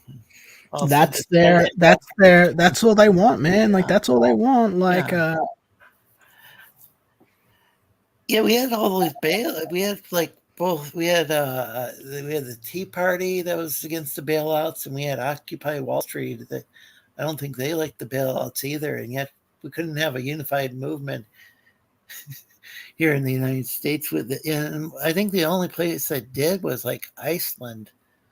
They ended up not only putting the bankers in jail, they went and I'm not advocating this, but I'm just saying they've had a revolution apparently. I'm not sure things are better there though after the revolution. I don't know. I haven't really come. Who knows? I mean, and most of these people aren't even willing to fight for what they believe in. And so it's like, it's a pointless war. It's an unending, ceaseless argument. And there are so many people that are so miserable and just misanthropic, you know, that to them, the argument is the point. Like just to wake up to have the argument. It's not making the world better. It's not finding a solution. And if everyone was happy, they'd be bored with it and just find something else to attack over. So it's like, this is a rot that has gotten into the soul of society, like a cancer. And it's like, by giving everyone a voice, now you've just got, I think it was Morg that said, you've just got all this noise now. And it's like, you can't hear reasonable people or see the truth. You're like taken hostage by propaganda, and before you know it, you're half a mile down and you've had your pockets pulled out by people that don't even believe what they're claiming that they believe in, and are more than willing to use their very own the very tactics of the enemy against Like it's just ugliness. It's like modern age banditry, you know, to just take advantage of your best of intentions and just, you know, take everything you have.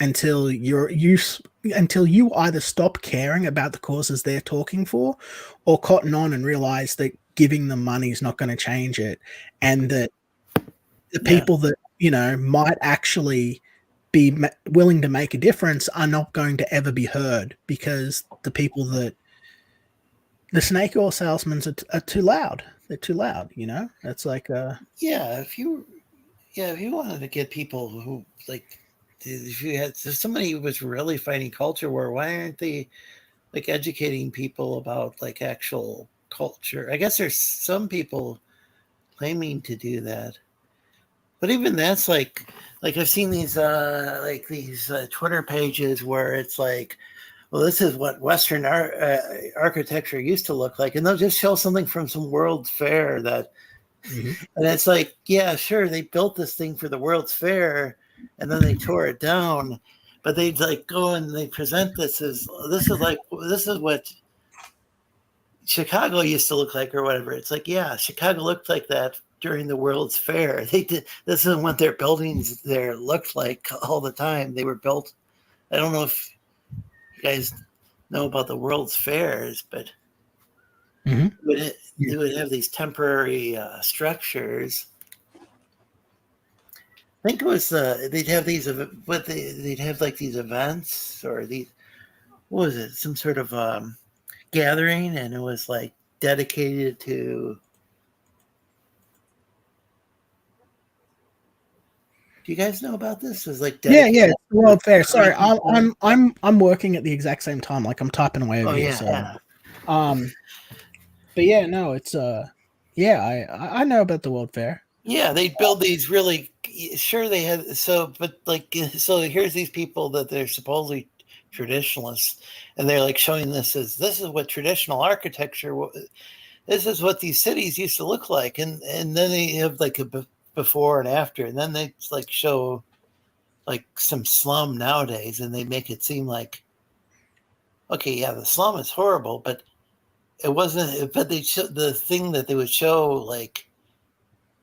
As an example of like what say Chicago or whatever city around the western somewhere in the western world, it's like the example they're showing about what it was like before, that was just like during the World's Fair. They would tear down those buildings in most of the cases because they weren't built to last. I think Jack Stafford and I were talking about this one time. Yeah, they were just like, well, wasn't the World's Fair just a glorified convention basically saying, hey guys, this is what we have planned for the next 10, 20 years? Yeah, or this is what's going to be like in the year 2000 or whatever. I don't know. Yeah, it's yeah. I guess it was kind of like now we got CES or whatever. I don't know if anybody really attends that anymore, but for a while the Consumer Electronics Show was a big thing. Yeah, they build these. I guess they'd use this like cheap material to build these buildings, and I think they were kind of like a facade or whatever. Like they really look nice on the outside, but be kind of like going to Disney World to Main Street USA, and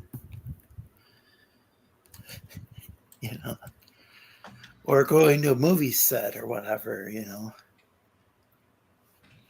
think they did have an episode of the Star Trek, the original series, where they went to like it was supposedly a town out west, and then they found out that the buildings weren't like actual like real like buildings or something. They were just like it was all just a set. Some alien set it up. Oh yeah, that's right. Yeah, that's kind of like I think with those World Fairs, you see a picture of it. Oh, this is really kick ass, but it's so even though even some of those people are like doing like a poor job, but I do like to find some of the. I'm not a historian, obviously.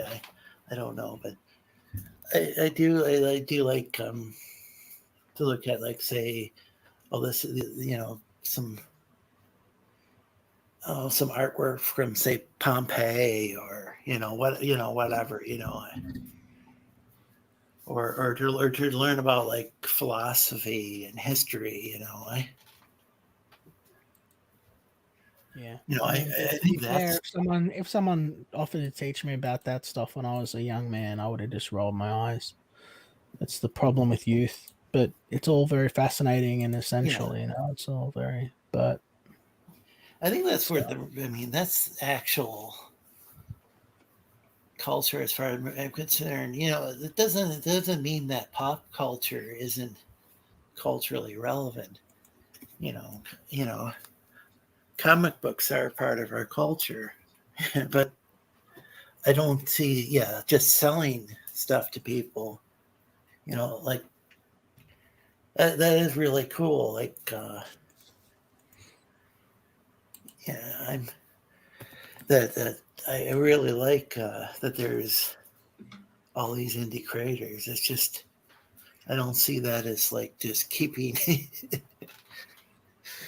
I don't see that as keeping Western civilization from collapsing, buying some frog book or whatever, maybe, Well, for me, that was the thing. I mean, I know it sounds silly, but it's like comic books are the last real part of Americana. You know, Yeah. they are True. what was inherited by. They are what inherited when Sorry, I'm doing multiple things at once here. Sorry, I'm on the wrong section. Drop that out. Yeah, so they're what were inherited from pulp magazine, you know, and so that was a very, very big part of American history, and a lot of the creators were Jewish. Like, I don't know if they were immigrants or their parents were immigrants, or it was, there's a real like interesting history too. Like it does. even And it's Superman, both of the creators were Jewish, and so some people say it really reflected. I'm sorry to interrupt. Go ahead. No, not at all. Well, Superman was the Messiah. If you go and you look at what what they expect, well, they being the Jewish people expect the Messiah to be. He's got invulnerable skins of bronze and the ability to shoot lasers from his eyes. Not lasers, he shoot fire from his eyes, and he can fly and all this. It's all like it's all Superman's power set. It's all from. So like that's a thing, and it's like it's a shame to me as I watch, and this is an art form. I mean, I'm a manga guy. You know that, but I am genuinely saddened by the way that, like, right now Disney has released a new series. I can't even remember what it's called. It just came out. It's indistinguishable from an anime. Hey, anime. I'm looking. I'm like, the anime style has dominated everything. It is so dominated the art sphere that it has robbed Western art of its identity. Like, if you were to go back and look for some badass 80s art with like Frazetta style stuff, there's nothing like that anymore. Like, you can barely find artists that can do that. It's a lost, dying art. And it's like Western comic book stuff, it's like nice thick lines and dots. Oh, go ahead. Sorry. Yeah, no, it's your little puppy squeaking away. It's gone. It's traced or it's artificial. Yeah, that's right. Yeah, I mean, I personally like really like Mad Magazine and like this. Yeah, I was gutted when I learned that Mad. Yeah, I was gutted when I learned that Mad was gone. Like, I was like, yeah, true. I forgot about that. Even that's gone. But like I do. But I like once I saw stuff like Jack Kirby stuff, that just blew me away. It's like it's like, wow, this is so. There was this, the idea that like Marvel had like just this. Sure, it was like a more like commercially viable comic than, say, when R. Crumb started out. He probably I didn't like he's really rich now, but maybe not when he started out. I didn't like Kirby when I first saw his art. I was like, this is I didn't know what to think when I first saw it. And my mentor, the guy that like trained me up, he's like, you've got to read Kirby's Fourth World. I was like, do I have to read Kirby's Fourth World? Like, is this like a mandatory thing, or are you recommending it? Because because I was like, come on. And I went and I watched it. I thought, I watched it, I read it, and I thought, wow, this is great. And then from there I went and I watched Commandi. I keep saying I read Commandi. And I fucking love Commandi. I fucking love it. To this day, I use Commandi to like train people. I go like, look at the pacing here. Look at this. It's like Commandi is like, he's such a good writer, and his art style I became acclimated to it. I started liking it. And it's like I started to. The more I looked at it, the more I liked it. I don't know much about comics, and I thought I'd learned from Comicsgate, but that didn't really work out. And this is not to shit on Comicsgate, because there's a lot of really nice, there's some, I like some of the small CG creators, like the ones that don't really receive, they're not like on Ethan's show every week or whatever. They're kind of off doing their own thing off to the side. Yeah. I just try and do my own thing, keep to myself. I've been like, I was even on the fence about coming on here, to tell you the truth, because I was like, am I going to be ambushed and there's going to be a huge hullabaloo? It's like, well, I hope but that it's just, didn't happen. I'm glad it didn't happen. You know, it didn't. It's like, Yeah, it's all good. It's like, but I never know. You know, that's the thing. Like, that's the problem. Like, you know, I never know if I'm just going to be a big, you know, trap to try and screw with me by a bunch of people who got nothing better to do with their time. And to them, that's the most fun in the world, you know. But like, and that's the issue with basically Comicsgate for me. It's like, I am respectful to people who are nice to me, but the vast majority are just, you know, looking to fight with me, not actually interested in hearing me or anything like that. And a lot of what they have to say, I'm not too interested in. I've heard it. But like Kirby's. Space Odyssey adaptation. Yeah. I mean, I'd like to. I don't know if I can get this in a reprint or. It's getting hard to even get back issues now. Like, I wanted to get, bringing it back to Beavis and Butthead for a minute, I wanted to get the whole Marvel run of Beavis and Butthead, you know? I figured that'd be worth absolutely nothing. I figured it'd be worth pennies on the back issue, you know? And it's like, you know, nearly $600 or $700 for the whole run, you know? And I'm like, this is absolutely ridiculous. Like, this is fucking retarded. And I'm pretty sure I'm the only person that would actually be buying them in the first place. So I imagine there's a lot of demand, like some of this older Kirby stuff. Like, I imagine there's demand for that, and only limited amount. Yeah, now that Beavis and Butthead they got this new version, I could just imagine that being a problem. Even like with D&D, like seemed like it used to be that like it could get like, say, first edition books for pretty cheap, and I think it's completely skyrocketed with a first edition AD&D. You know, like you know, now that like Wizards of the Coast is. I don't know much about Dungeons and Dragons. I just know that things have gotten really like.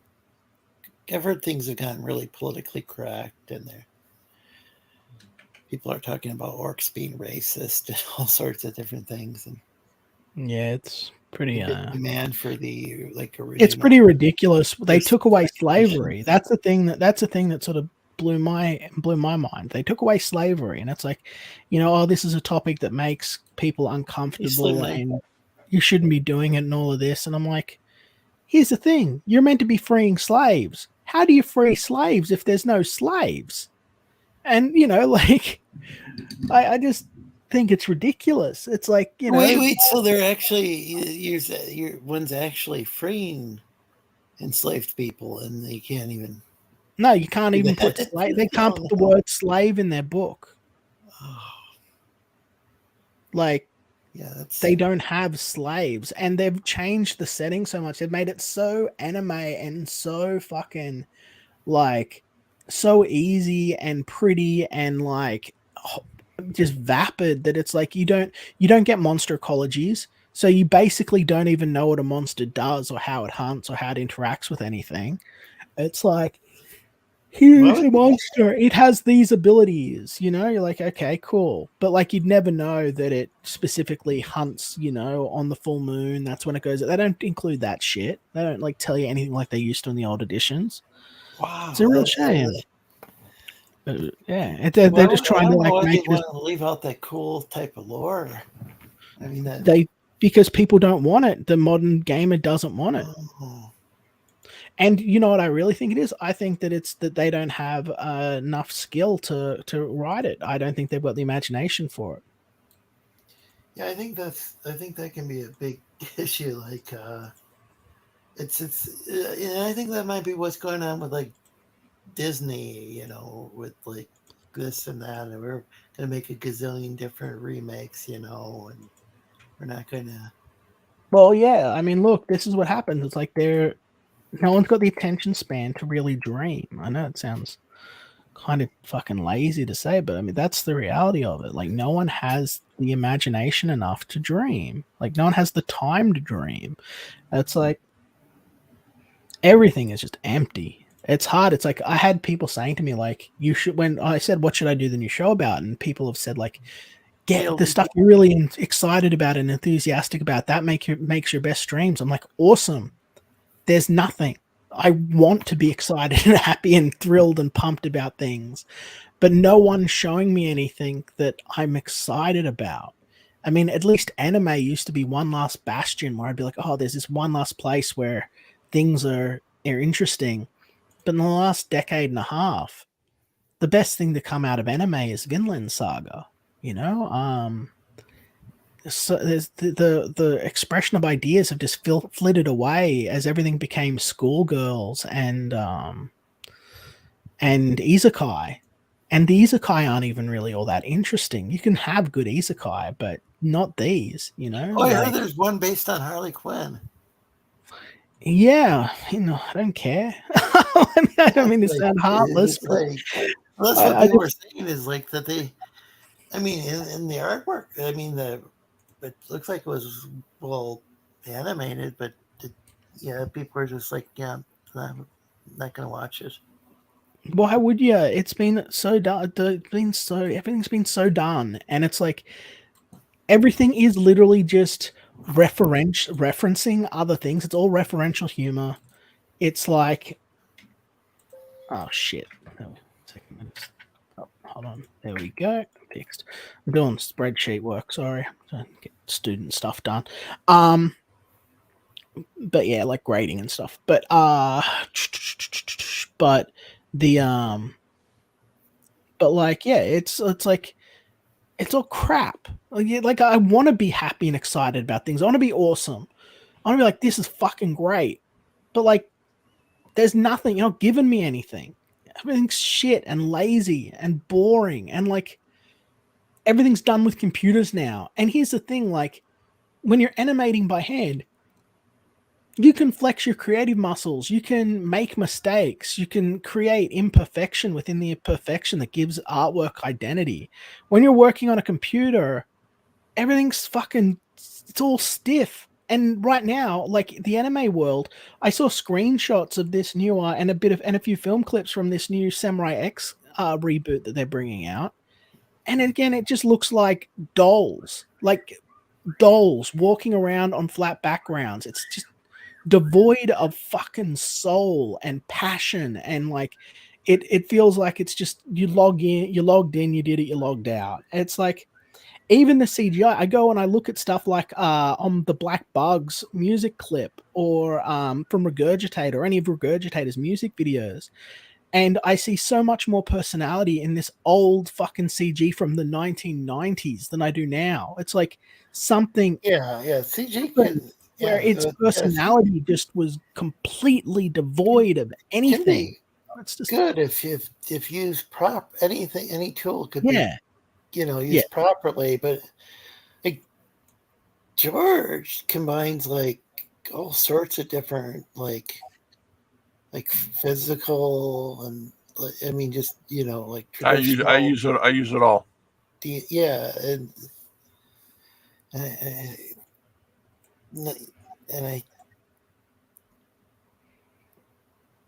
I think if it's like, and then I think it could be the same way with movies. Like some movies, could, on TV shows or whatever, they could, sometimes will combine like practical effects with like CGI and stuff, and do some impressive stuff, and have some stuff with character. But I think I do understand what you're saying, though, Liam, about things can end up looking really like sterile, with certain types of like computer graphics and stuff.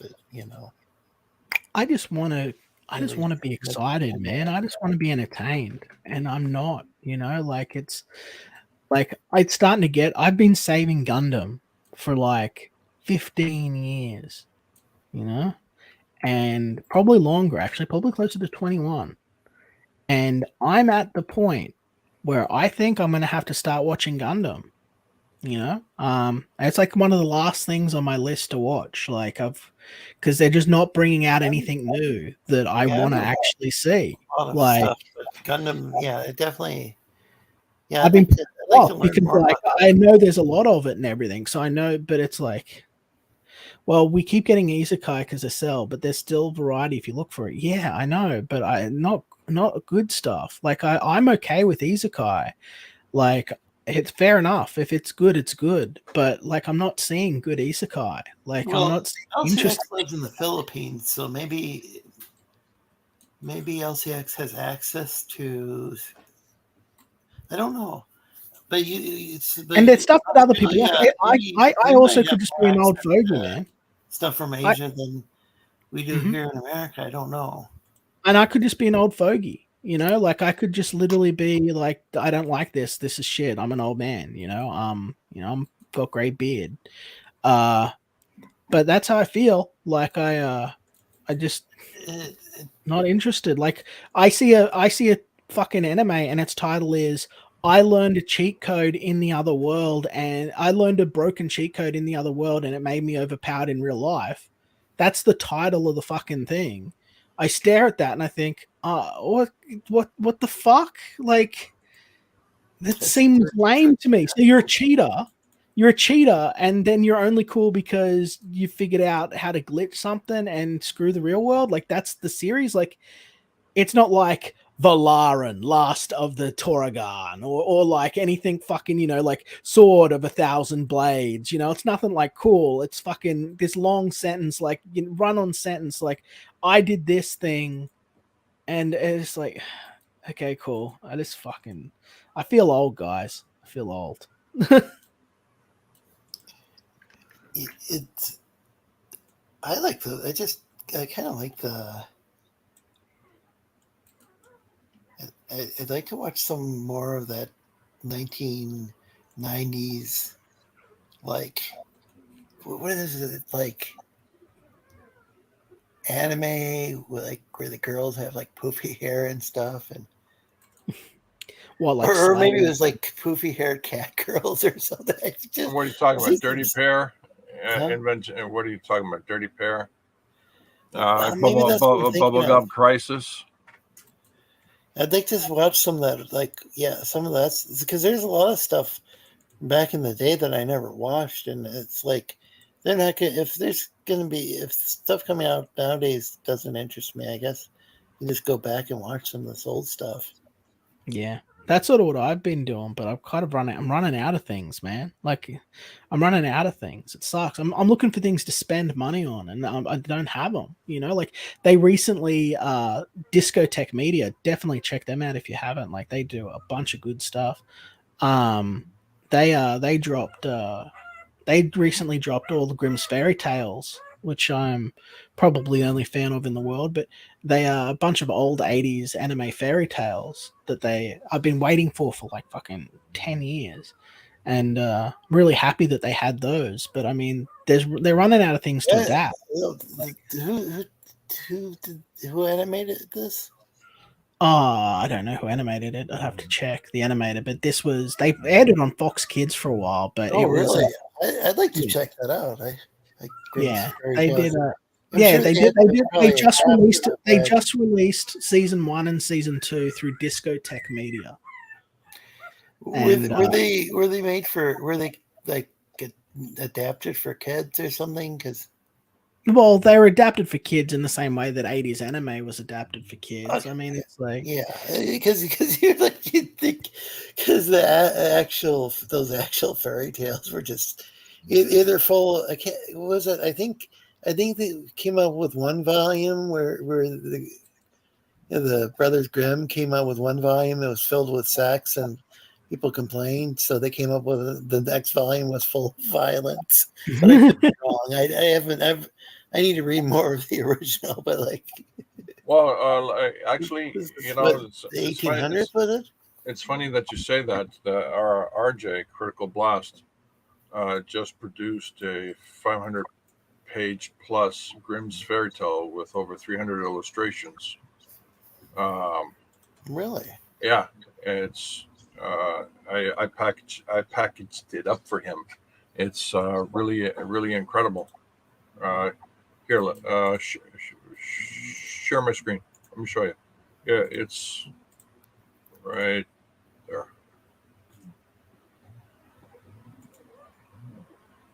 All right, so Vinland's. It's right here. You see this right here?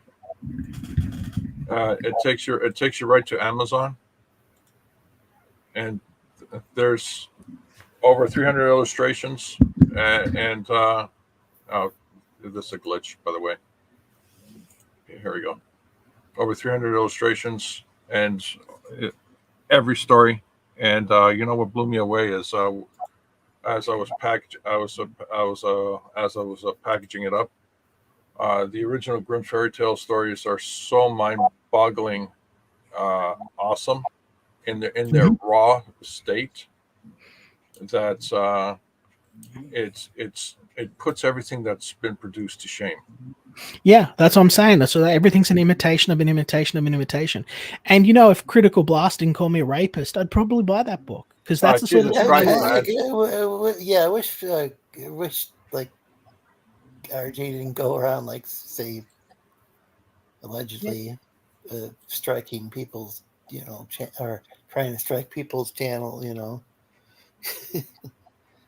Yeah, well, you know, I don't agree with everything on, you know, DNV investigation, but going around trying to strike their channel, or maybe you could have like stood up when people are calling, when Ethan said that everybody in that Discord, Smug Puck's Discord server could, you know, should be like executed, you know, hung at the Nuremberg trials. I don't know anything about that. I just, I just don't like being called a rapist. You know what I mean? Yeah. Oh, yeah, really?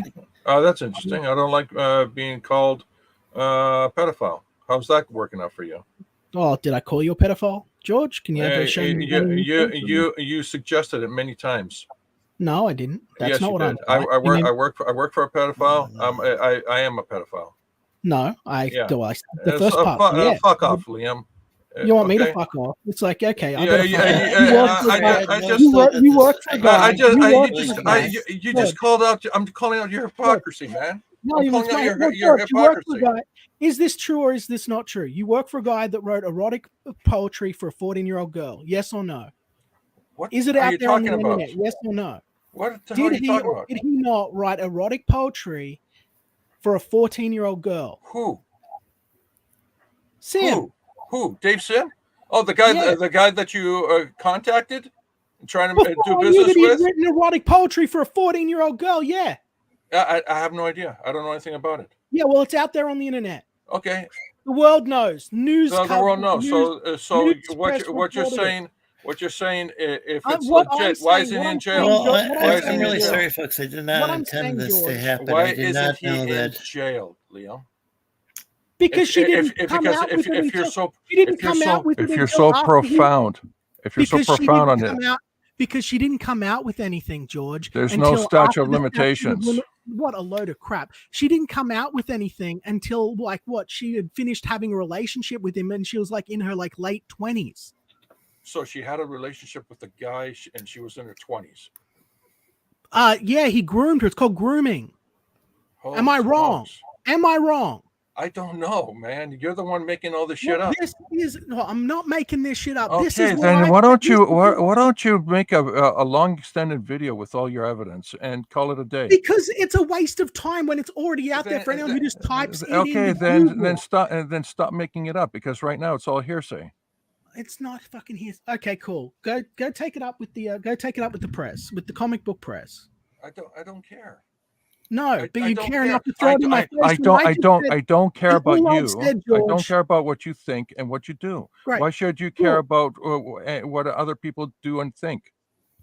You're literally whatever, man. Whatever. This is not what I hoped would happen. Well, I'm just guys seem to be getting along, and it still doesn't take away from the fact that RJ's Yeah, it's like, and They're hey, trying to, I just you said, know, I just he said, was in I, the will- I said, Discord I, server and the other thing was, George, I put up with crap from you for a long fucking time, didn't I? Yeah, because Running your you know mouth- what? You're running the one. your You're the mouth- one running who's your mouth perceiving that. endlessly, running your mouth endlessly, stirring shit, How? right? Trying to gain brownie points with How? assholes that are trying to wreck me. How? And I just let it go, let it How? go, let You're it go. making Then when I stuff up, said, Liam. you know what, I wouldn't be working for a Liam, guy that you're did this, making stuff up. you're turning around. No, I'm not. You're No, I'm making not, stuff up. George. The only No, I'm thing, not. Liam, the only Just thing like I said, never said you were a Liam, pedophile, George. Liam, I the only thing never is, said you were a pedophile. okay, did I? then if you never said it, then I apologize for misunderstanding your intentions.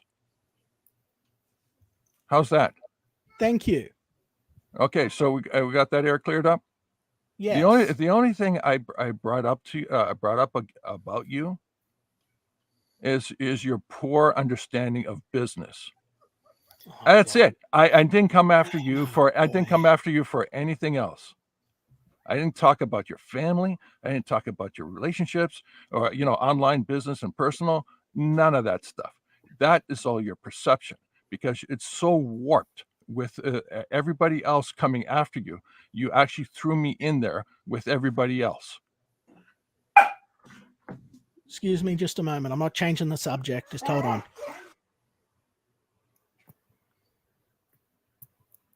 I just know that I was in a Discord server and there were a bunch of people in there like Finatra and RJ and a bunch of, and just because Vicky was in there as well, like Ethan thinks I should be executed, be hung at a Nuremberg trial, or, well, I don't think he believes that, but he said that.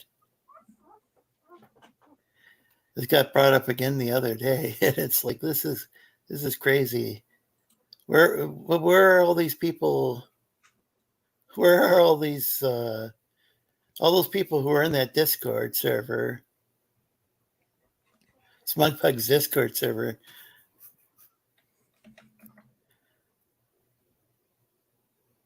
Yeah.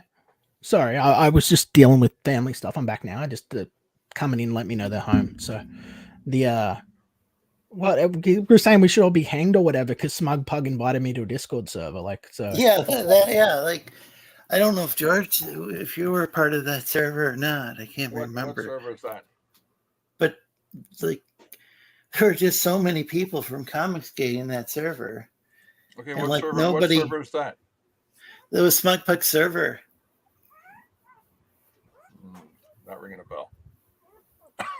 I don't even remember called, honestly. Yeah, Smugpug had a server, and like Vicky and Spectre got into some sort of argument, and because Hargrave and I were in that server. Oh yeah, I heard about that. Yeah, I heard about that. You were all called Nazis in that. Yeah, we're all called Nazis. Yeah, RJ was that in funny there. stuff. That was funny stuff, man. RJ didn't say anything to defend us, like Finatra kind of. They all went along with it. Hargrave took it really hard. Yeah, Huh? I remember Hargrave taking it really hard. Yeah, and he's still bringing it up. He just brought it up the other day with EBS, and so like mentioned me, and it's like shit, like. And yeah, I'm ahead of all you. I was called Nazi by Ethan long time ago. I got real upset. I was called that because like I was a fan of Midnight Cherry TV. I didn't understand, like, I understand now that like the guy. I'm not a big fan of him now. But I used to just watch his like this. It was kind of like This Day in History, or I don't even remember what it's called. I didn't know about his. I didn't understand why he was feuding with the war campaign. I still don't understand. Doghouse, that's it. Yeah, Doghouse. That's what the server was called. Sorry. Not ringing a bell. Oh, was that what Smugpug's server was called? Yeah, Doghouse. Yeah. Yeah, because I think it might have had more than one name, but depending on like it might have changed. Yeah, it's so weird though. Like this whole guilt by association thing. I think I don't think it's helping with comics, like, or with anything. That's why I just stopped having anything to do with anyone, man. Like that's the reality of it, because it's just like it's just annoying and exhausting. Like you did think that I, joined the stream thinking, oh no, like, and when George came on, I was polite. I didn't say nothing, and then I just said, how I felt about Critical Blast. And as I said, it looks like a good book. It looks good. And that's the sort of thing I'm interested in. I love fairy tales. I love folklore. It's one of my big passions. And maybe RJ didn't realize what Ethan said, because he probably maybe doesn't watch each and every one of Ethan's streams. I don't watch any of them. It does kind of suck up to CG on Twitter. Yeah, I haven't watched anything in ages, man. I just stopped because I was like, this is all just, just to get a rise out of me mostly. So I just like, fuck it, And I got panelists from CG and panelists from outside of CG. Some of people come on the panel, they've never heard of CG. Like, I don't think DJ Ronnie G, the guy talking about computers, like, I don't think he doesn't know. Heard about Comicsgate. So. Here, you know what? Since I packaged up the book, I don't think RJ would mind if I actually showed off the interiors. Yeah.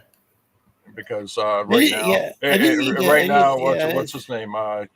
Amazon is still not showing in the interiors, because when he uploaded to Amazon, or set up the whole thing, it says show interiors. They're only showing the front and back cover. There you go. Share my screen. Well, by the way, and I just went as far as what Mark was saying. I don't think it's just Zoomers and Millennials. There's people who are Gen X and older than I am. Like, they're like gotten into all this like political correctness. People who might have even made fun of it back in the '90s when. But I didn't mean to I didn't want to shit on RJ or whatever. I don't know. I kind of wonder sometimes why. So did he do the artwork or what? No, he commissioned the artwork. Well, as far as just purely from the standpoint of a consumer product, which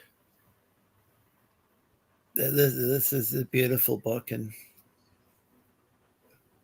like I said, over 300 illustrations in here. So what's being charged? What's the price of the? Geez, I don't know. Wait a minute. $59.99. Oh, wait a minute. That's Canadian dollars, is it? No, that's American dollars. That's American dollars. How big is the book? Let's see. 532 pages. Holy shit! So that's actually this. So this is actually. So I'm gonna give RJ credit on this. This is something. This is something cultural, and it's like somebody again. I'm not sure if it's.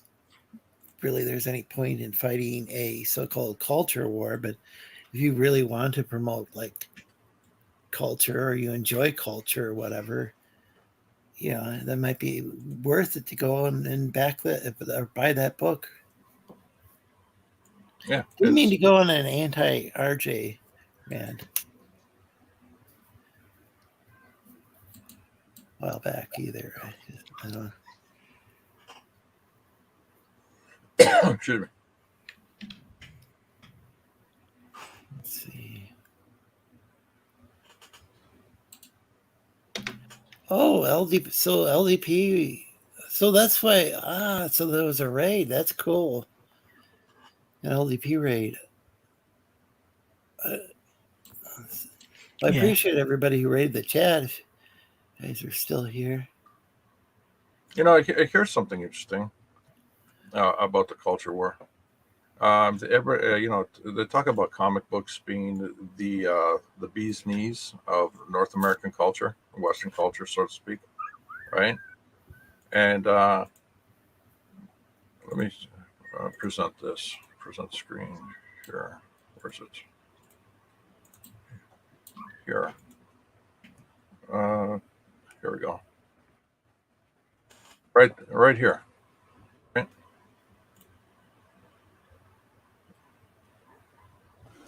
Right. How you found another way to plug your game? Like a video game. A video game is as much of the the way of life in North America as anything else. Yeah, well, that was the thing for me growing up. Arguably more so. It is. Video games are. People spend more time playing video games than they do watching television. We just, by the way, Liam, I coded this myself. That's and, cool. And the artwork. Okay, but get this. The reason why I brought up the video game, part of this way of life and culture stuff, is because we ran a story tonight where a father was literally beating up his kid in a video cafe or video game cafe where everybody comes in to play video games on a free computer. He's beating up his kid on the spot because he blew the entire savings of the family on in-game purchases. I believe it. Oh boy. In-game purchases. Here, let me play a harder version. So let's someone mentioned earlier is I've heard that to secure the rights to can you mute this? Are you able to mute this? The window.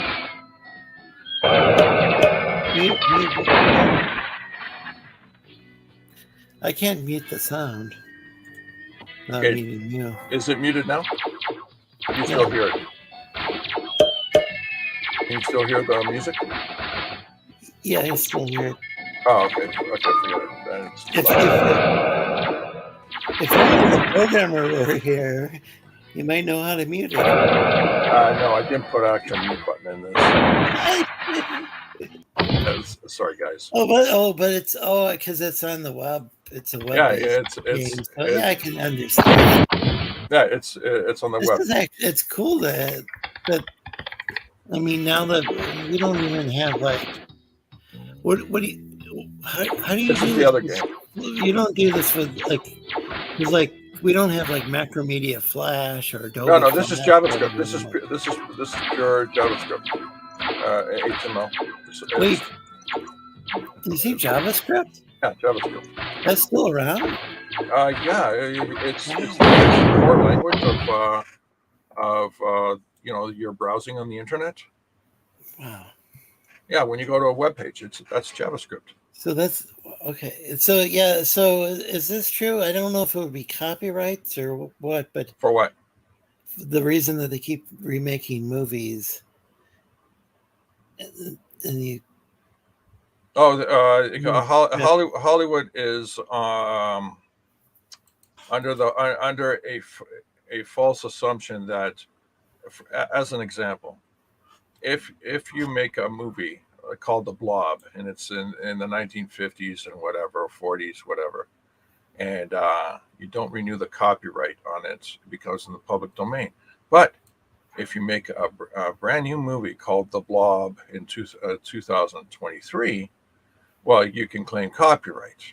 Well, what they're trying to do is sneak the copyright backwards in time to the public domain content.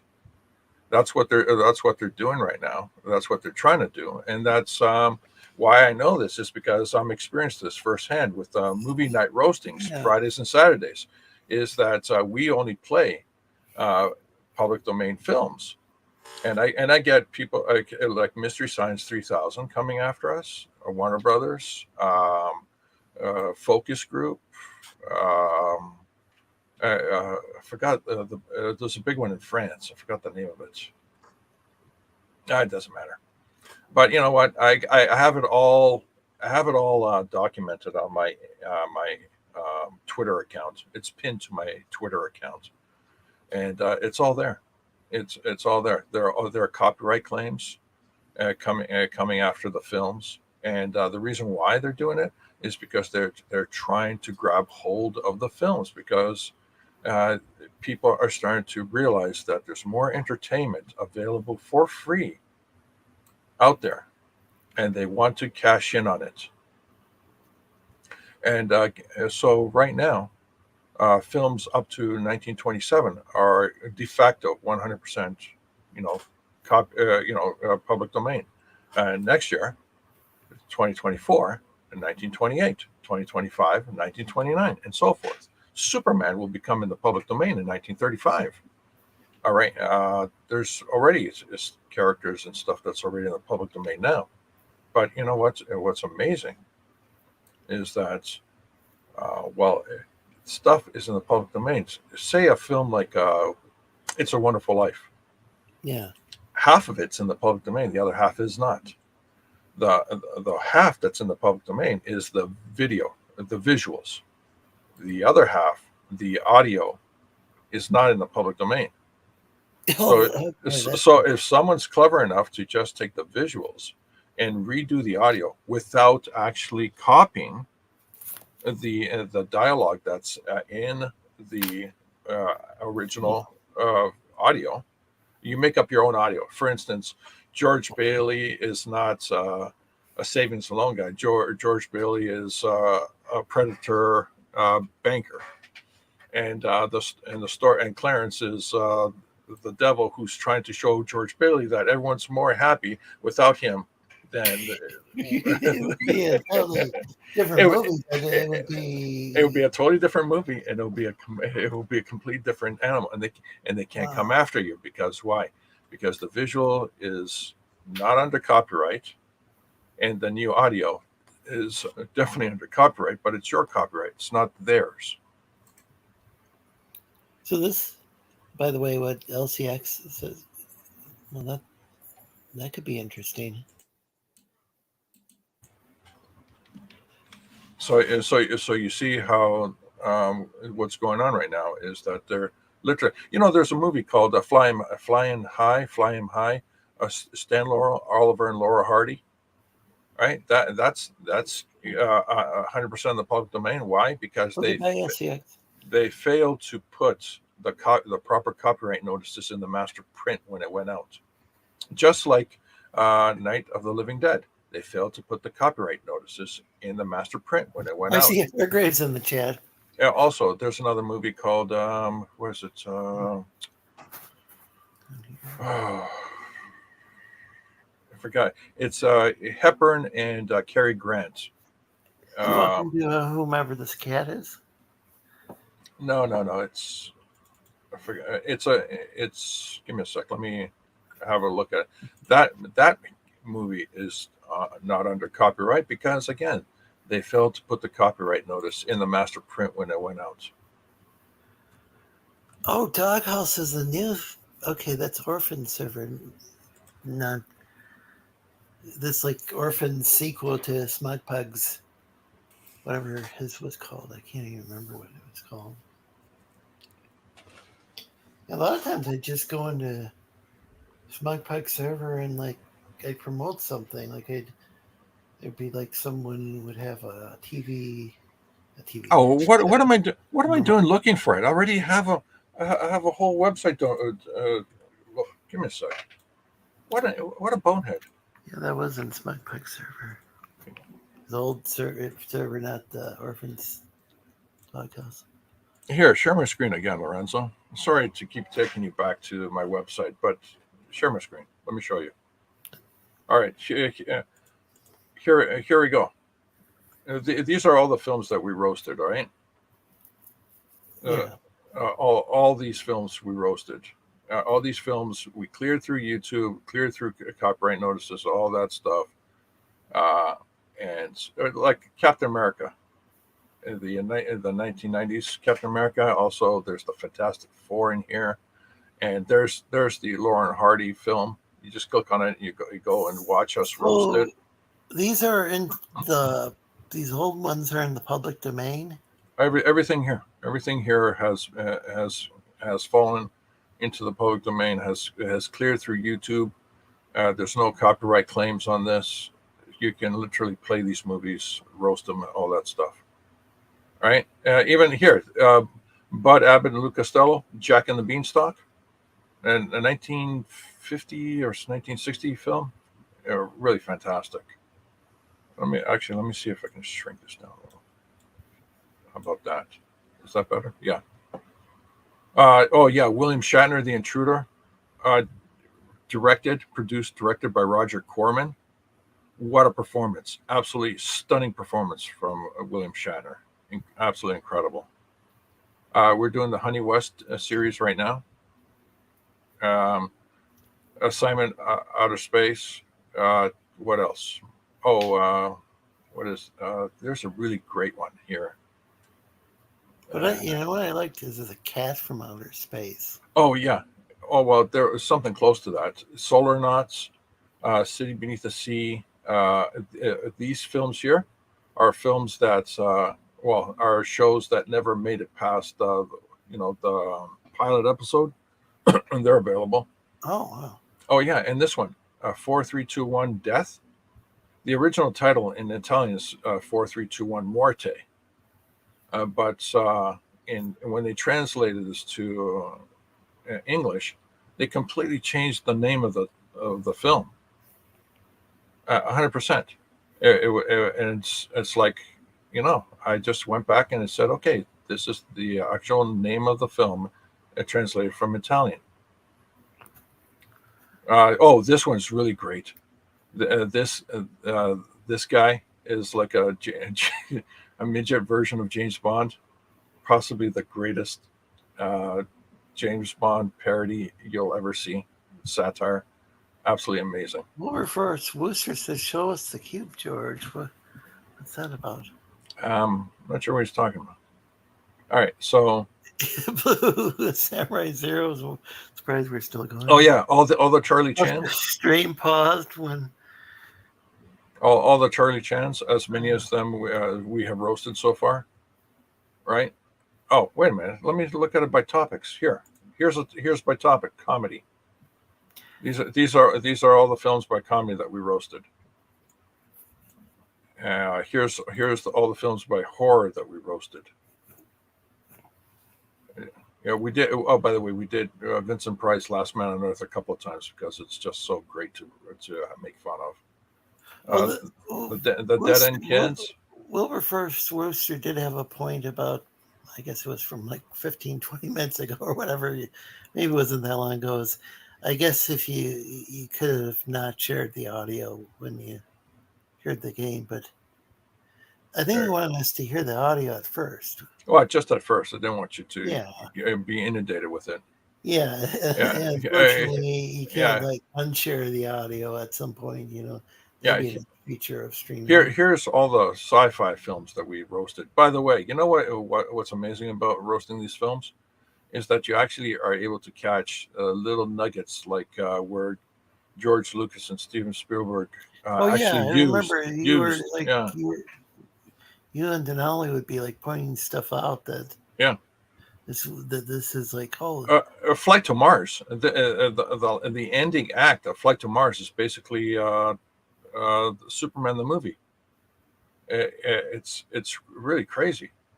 And there were other movies that weren't even like science fiction, from what I recall, that you could see. Well, this right here, this movie right here, this part, or this set or whatever was used. Yeah, well, this movie right here, A Star Odyssey, 1979, is a copy and paste. The Last Jedi is a copy and paste of this movie. Literally, it's a copy and paste of this movie right here. Everything you saw in The Last Jedi is in this movie. The multiple lightsaber fights in one room, it happened in this movie in 1979. Plan 9 from Outer Space, always fun to go back to. And you've done that 2 or 3 times. Oh, by the way, since we're comic books, it's one of my all-time favorites. Actually. Yeah, check it out. Superheroes, Spy Smasher, Batman, Captain America, Fantastic Four, Black Hawk, Shazam, or Captain Marvel, not Shazam. What do you call it? The Phantom, the Green Hornet, Series 1, Series 2, Mandrake the Magician, and the Green Archer. I mean, I'm just amazing. Dick Tracy films. The 4 films so far. Wild Women, just films on women. Women being the lead characters. The Ghost in the Invisible Bikini is a great one that we've roasted so many times. It's fun to go back and roast it multiple times. Ghost in the Invisible Bikini is basically a Scooby-Doo without the dog. The color palette, the way the characters look, running between rooms in a giant mansion, pulling the mask off and saying, "Oh, it's this guy. He did it." And if it wasn't for those pesky kids, they would, they would have gotten away with it. It's all there in the Ghost in the Invisible Bikini. Mr. Moto, Peter Lorre, absolutely incredible, absolutely incredible. And Mr. Moto, he was an Asian character. Yeah. Of course, all the Charlie Chan's films that we've done so far. Did Mr. Moto end up influencing some? Yeah, and Mr. Moto has a lot. We call Indiana Jones. A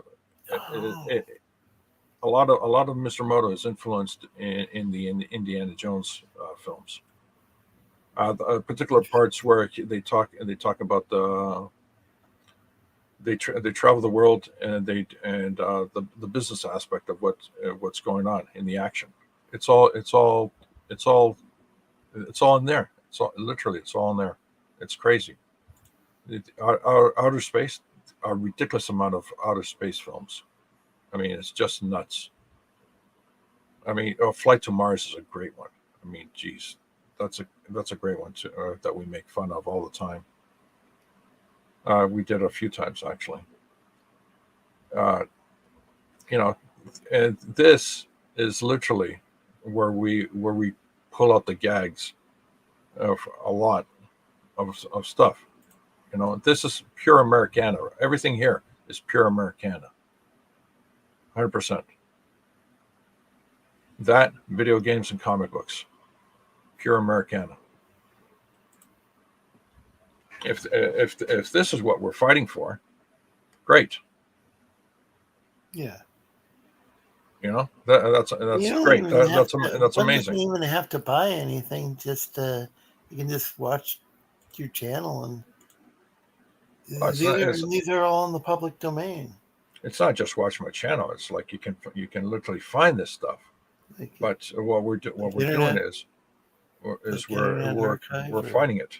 It's fair game, LL. It works both ways. Absolutely. Oh, they're just talking about. I think guilt by association and stuff. I've got to go be a man and split some wood, but I'll leave it here if you guys keep going. I can or just leave, whatever. But I'll probably be about 15 minutes. Got to cut a bunch of wood, so won't be long. So thanks for going on the show.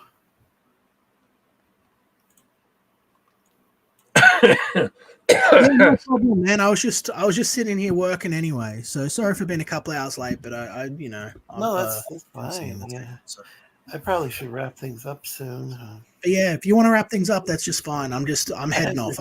Super tired. So I'll catch you guys later. So yeah. Do you want to promote anything before you leave? Well, I think that everyone knows that my books are. I've got Kakashi Murder Dolls that ships like straight away. You want to go grab yourself a copy of that? I can have that out by tomorrow.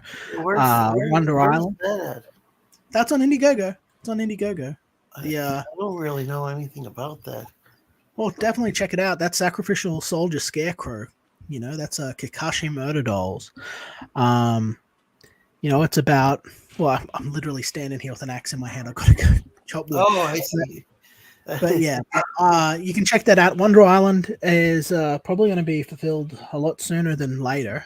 We're coloring it every single day, and I'll probably be doing some streams about that soon. Yep, and but I do have to go because I've got an axe here, and my daughter just crawled in and is trying to play with the puppies, and I've got to go be a dad. I'll talk to you guys later. Okay, take care. Thanks for going on the channel.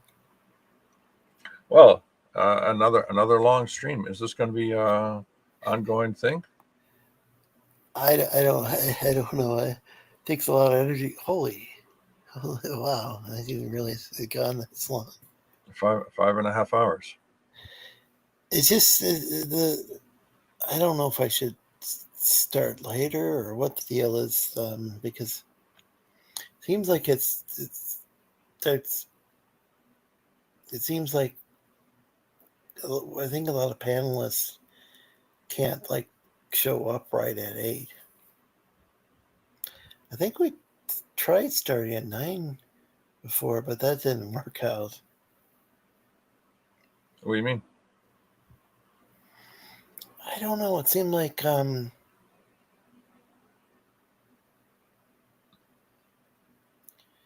maybe the issue is that different panelists have like different schedules. Well, there's all these different time zones. I think with Daniel, I think he can't stream past a certain point, but then other people can't start streaming till it gets later. So, Are you trying to capture as much of the audience from all over the world? Is that what it is? Maybe, I don't know. Well, yeah, we've got viewers in. Yeah, we had some Aussie viewers. We had at least one Kiwi viewer. At least one viewer from the Philippines. We actually have quite a few people from the Philippines who are subscribed to the channel. Of course, lots of Canadians. No, wait, what? No, say it ain't so. No, not the Canadians. Yeah, I don't even, yeah. Yeah, so that was cool. Like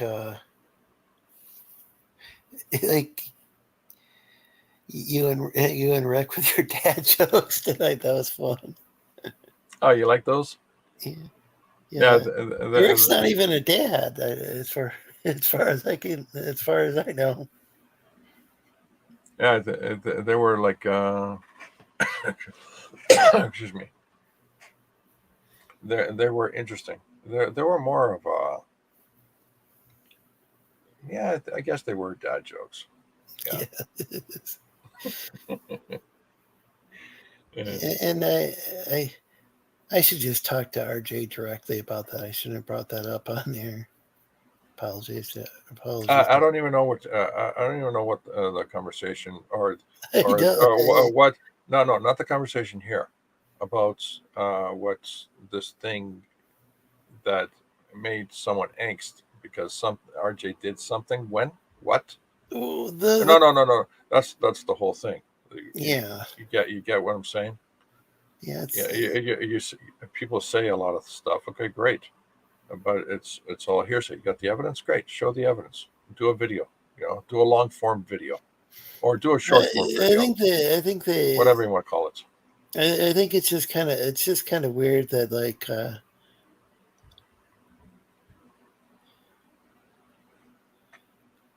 I think it's just that like Ethan, like somebody like some recording from a Discord server, and Hargrave and I were like on a panel.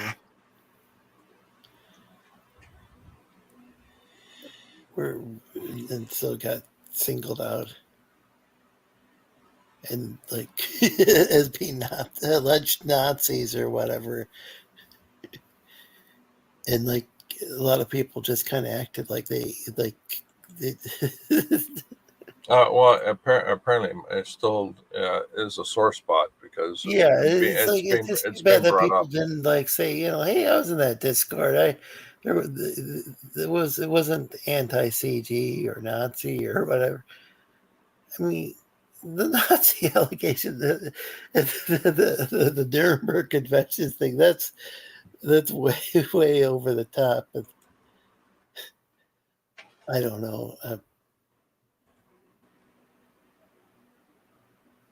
think that it was Ethan being very hyperbolic.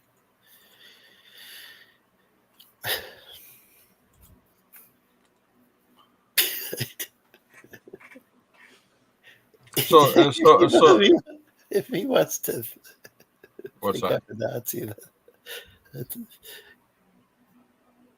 it should be hung or whatever. I don't know. It's a funny thing to have to default to go to things. Eventually they become old and stale. Yeah, I mean, I yeah. Well, that's the thing is, it doesn't really mean it. Even like calling someone a Nazi or even a communist, it's thrown around so much. Isn't that a compliment?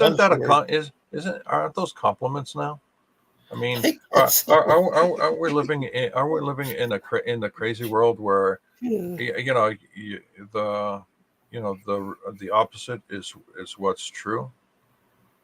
I mean, have you noticed all the crazy stuff that's been going on right now?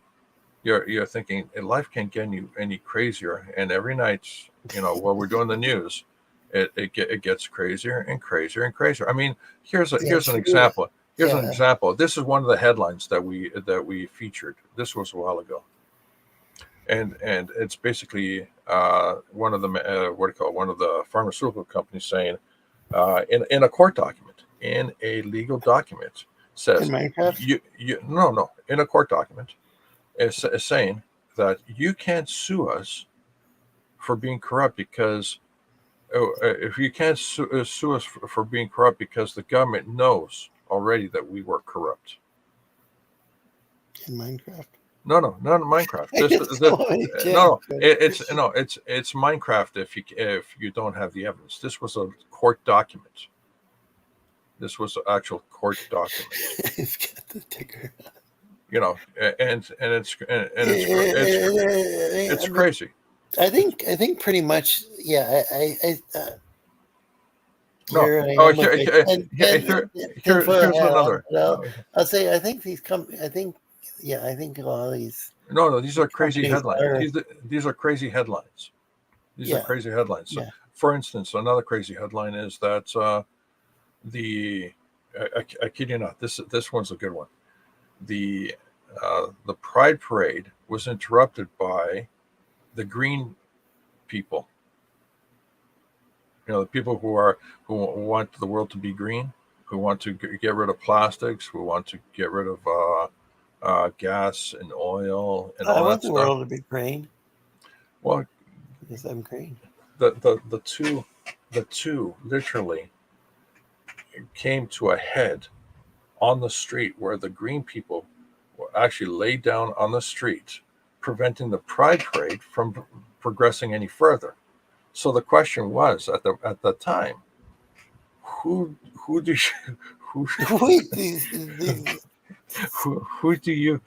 you support and who you don't support? So these are green people like myself. No, green people like the people who are against the fossil fuels.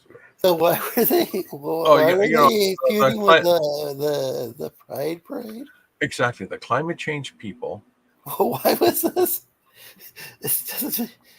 I would think there would be some sort of intersectional. It was crazy.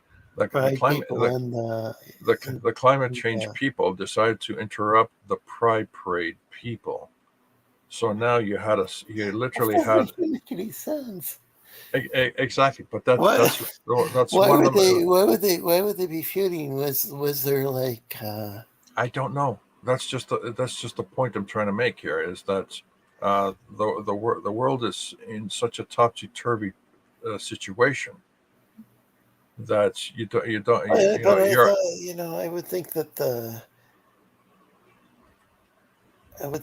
green people would be on the side of the vegetarians. I don't know.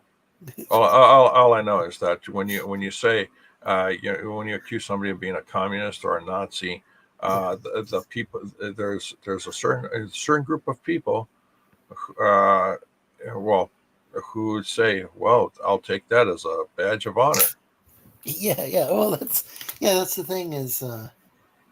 And I've been called both, so yeah, it's pretty fun. So you got to come up with a new term, you could maybe say something like you're a crazy Lutonian, and you go like, what's a crazy Lutonian? I don't know. I just made it up. It's a new term. It's really not that like it's I mean, even like saying that stuff to me is comical. The only unfortunate thing about it is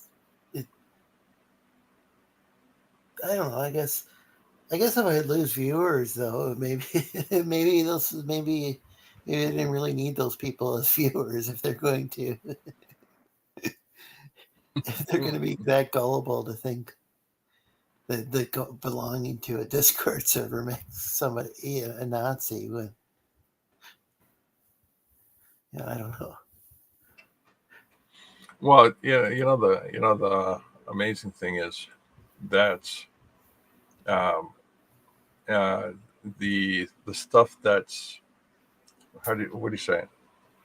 Everything that people complain about, literally everything that people complain about, becomes a non-issue 1 or 2 days later. This is the world that's been conditioned. Lorenzo, if I call you an idiot right now, right? Tomorrow you'll probably forget about it. The next day for sure. Why? Because your mind's so occupied with so many new pieces of information being inputted from the internet. You don't have time to actually retain all that information. Well, it's like all those different wars and stuff that their countries are constantly involved in.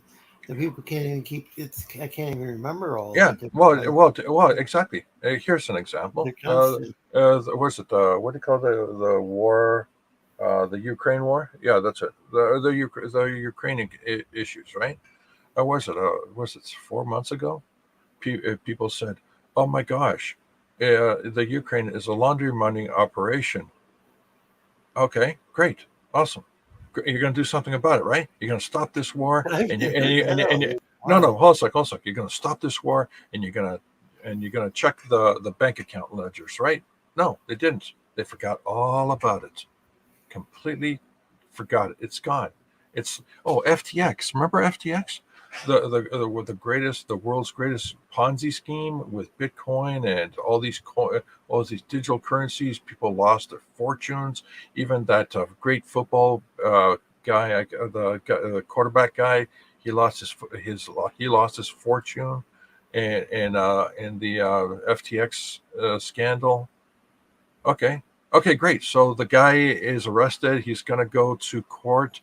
There's going to be a trial. It's going to be a conviction. No, they just let him go. Oh, well, this is something I've probably heard about it before on your news show, or your news comedy show. Yeah, they just let him go. All right. But I don't. It's like I totally forgot about that. Like what you said, it's like it's just like that. Boom, they let the guy go. Yeah, and did people complain about it? No, hold on a sec. Did people complain about it? People lost millions, if not billions, of dollars in this whole scandal. What about a certain guy who supposedly hung himself with toilet paper, and they had all these different people visiting his island, and then all. Yeah, exactly. With what's her name, Ghislaine or whatever. None of those people, and like she went to jail, but none of the. Yeah, exactly. But Lorenzo, they went to jail. Someone died in jail. Nothing's happened. There was a Ghislaine or whatever. It doesn't matter. Lorenzo, don't bring up the name. It doesn't matter. Why? Because no one cares anymore. Well, it's instant old news. No one cares because everyone's moved on to the new thing. Oh yeah, I think people are still talking about Bud Light, which I never. Right now, Bud Light's finished. Why? Because no one cares anymore. Their attention now is buying beer from anyone other than Bud Light. Oh, I heard that Modelo was selling more beer, but it turns out that they're actually like owned or distributed by Budweiser. Irrelevant. The point is that the point it's old. It's Budweiser. I know, but it's old news. See, that's the thing. No one's talking about Bud Light in the happy terms. It's old news. It said, oh well, Bud Light said this, Bud Light did that. Oh well, no one cares because why? No one's buying. That's just it. No one is buying. It's old news. People are buying something else. Yeah. People are more focused on the new news that's coming out than the old news that's just went past them. No one's going to pay attention to that. All this stuff, all this crazy stuff that happened in the last 3 years. Do you think anyone's going to go to jail for it? No one's going to go to jail for it. There's going to be a lot of talk, and then they're just going to forget about it. Yeah,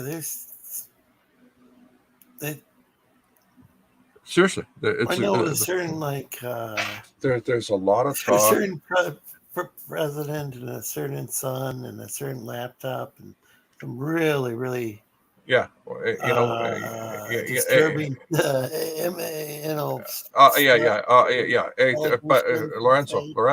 Lorenzo, nothing's going to happen with it. Lorenzo, the question is, did you see any of that stuff yourself, or did you hear about it? I saw some photos, but I can't prove they weren't doctored. Okay, exactly. So what's going to happen? Nothing. Nothing's going to happen. No. What was it? Somebody said, if the news talks about one person dying, that people get upset. But if the news talks about hundreds or thousands of people dying, then it just becomes a statistic. No one's upset. Well, going back to Spock on Star Trek, he was there. There's an episode where this ship, I think it was a ship, blew up, or a bunch of people died on a planet or something, and he could telepathically feel that, and he pointed, and then people were. Are you sure it wasn't? He was so traumatized. Are you sure it wasn't Star Wars where Obi-Wan felt the death of Alderaan? Well, that happened. I think the Spock episode you're talking. I think the episode you're talking about is where an entire crew, Vulcan crew died, and the only thing they could think about or feel as death was bringing them upon it was fascinating or something like that. Well, he was he was like how I think he was saying something about how humans focus so much on one life.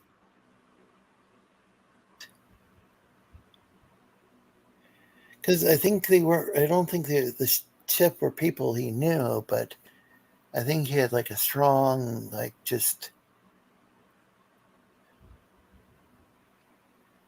he suppressed his emotions. But I thought I'm gonna have to rewatch that episode. I want to rewatch the original series, but there's all those. Does it make you happy? Now, does that stuff make you happy watching it? No, my point. I actually do enjoy watching those old Star Trek. But not the new stuff.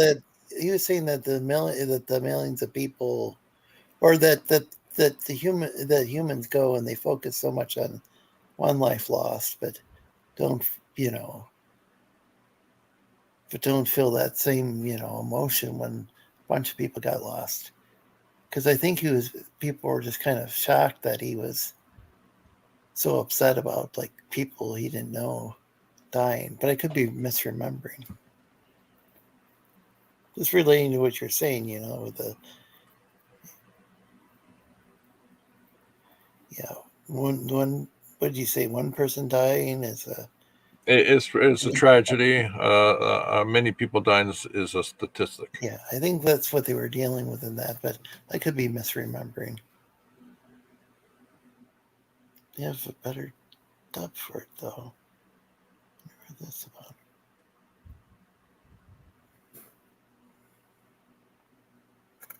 Wait, so are we going to close the stream out at 6 hours? Maybe. Lorenzo, just make sure your channel. Yeah, I at this point, it's basically the people who I lost as viewers. I think I lost them like a year or so ago. I mean, like it's like when like JDA like made fun of me on air. I didn't actually lose any viewers. Why do you care what the leading dipshit in comics has to think or say? I never even saw the episode. I just thought it was kind of funny that he would make fun of me for having for my voice. I'm going to have a kind of a cartoonish voice. His sense of fun is actually making fun of people. Yeah. And just like I did of him. Yeah. Yeah. And that's his sense of fun, or that's his sense of comedy, or that's his sense of entertainment. Now, if you try to satire somebody, now that's different. That's clever. That's long lasting. It's fun. I'm trying to remember what you did with JDA as far as. Oh, I just went on stream and let the bonehead come on and attack me for actually knowing Vicky, for communicating with Vicky. Yeah. Remember that? He was so easy to drag down into to pull his strings. It's absolutely simple. Yeah, it was. Eventually, he's easy. I was making fun of him so much. He's easy to read. Yeah. All I had to do is just sit there and listen to his onslaught and say, well, so what you're telling me, I'm just paraphrasing the whole experience for the last, I don't know how many months or a year, things like that. Also, so you're telling me is you're dictating who I can and can't talk to. Oh, is that really Comics Game? Is that why people in Comics Game came together? Because you're going to dictate who I can and can't talk to. That's bullshit. Why should I care? Why should I care who you talk to? Why should I care what you who you talk to and who you associate with? Okay, you want to associate with someone? Okay, great. You want to talk to someone? Great. Why is it my business? Why is my business? Why is your business my business? It's not. I don't care. Yeah. It reminds me, when I first joined Twitter, I got blocked by a bunch of people, and I think it's because I was following your boy Zach. I was following these comic creators as well, but it's like as soon as I follow them, I get blocked. There's an idiot on the internet called Mark Brooks. I talk to him once in a blue moon. So what? Yeah, I don't even really know much about the guy. Oh no, it's not that. It's like he gets shit on by Comicsgate most epically. Okay, and you shrug your shoulder and go like, okay, great, awesome.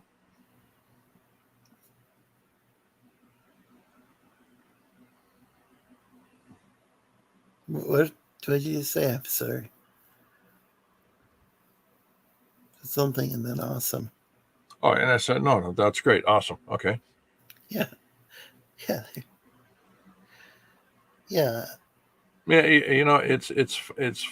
It's not even funny anymore. It's like you're sitting back, and you're watching people literally become the pieces of shit that they're complaining about. That's the part that is not fascinating. It's not baffling. It's just, in my experience, for what, 3 decades, it's just a repeating pattern. I've seen it happen so many times. It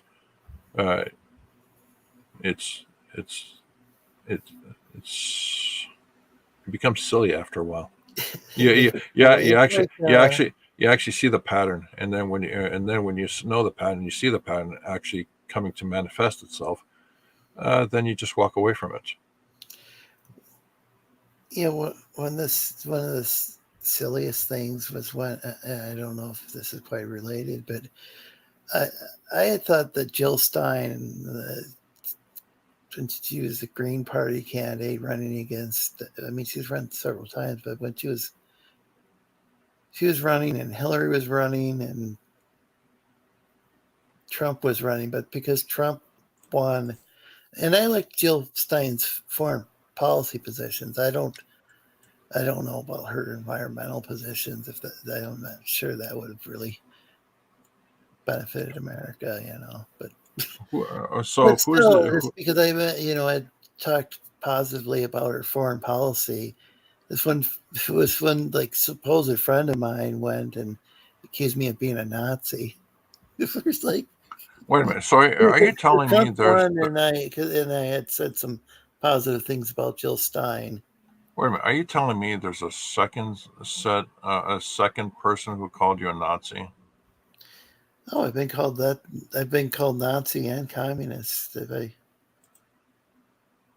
Probably multiple people over the years. Jeez, Lorenzo, are you keeping track of all this stuff? It's hard. It's like what you said with the whole thing about Bud Light or whatever. Once it happens so many times, it's just kind of. You don't keep track of it. Yeah, I can't keep track of it. I know. I can sometimes remember a particularly absurd example. You're right. It was a trick question because I was going to loop back to, hey, people are going to forget it tomorrow. Yeah, it's so silly. People want to hammer at something. Okay, sure, go right ahead, hammer it. I thought it was. Yeah, you know what people remember most and forget the most and remember the most. People forget pain. They just straight out forget it. Anger, pain, frustration, all that stuff. The human condition just slowly makes you forget it, right? But what what you will remember is how do you feel. Did you feel happy watching that movie? Did you feel happy talking to that person? Did you feel happy interacting with that crowd of people? You'll remember that for the rest of your life. You'll remember the happy things, but you will forget the pain because that's the human body. That's the human condition. It's crazy, I know. That's why I like to be that's why I like to be happy as much as possible. Yeah, and I block out there's people come up to me who are like, "I'm sorry, I bullied you in school," and it's like, I'm like, "Oh, thanks for telling me this." And I'm like, "Who the fuck was that?" Because I blocked them out my head. It's like, oh, that's nice of them to. It's like, what was, I'm like, but I don't know who they are. You know, because I blocked it out. And it's like, oh yeah, that person was not really worth me remembering or what. Well, I have a hard enough time remembering people. I can have a hard time remembering, like, I don't know, maybe I have some sort of face blindness or whatever. See, you say all humans look alike. It can get people pretty easily confused. They get a haircut or whatever. I don't see people in a long time. I don't always recognize people. But it can be especially true if it's somebody I didn't get along with. A lot of them I just kind of blocked out of my mind. Okay. And they're gone. The great thing about forgetting the pain, and just moving on, is that you have so much more room for for other awesome things in your life. Yeah, definitely. Well, that's why I kind of make it like a joke of blame Sleestack or whatever. Because it becomes, a lot of it's just kind of comical and absurd. So it's like.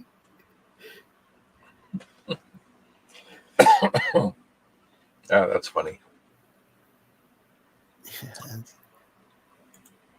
I can't remember what I called it. Last week was blame Sleestack. What was this week's? It was look what that Lorenzo guy did. It was just like trying to come up with the name of the show. Oh, I'm getting blamed again. Okay, I'll just put it in the title.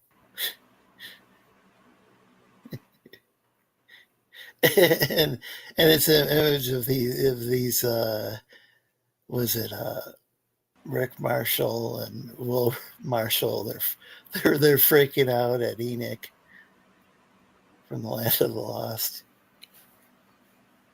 Yeah, that was a really great series. Yeah, I like that. It's not as easy to find now, but well, they do have I guess they do have a lot of episodes online. Quite a few of them are part of the screen is blocked, though. You know what? Hey, let me show you some panels out of Denali's book. Okay. I think you'll like this.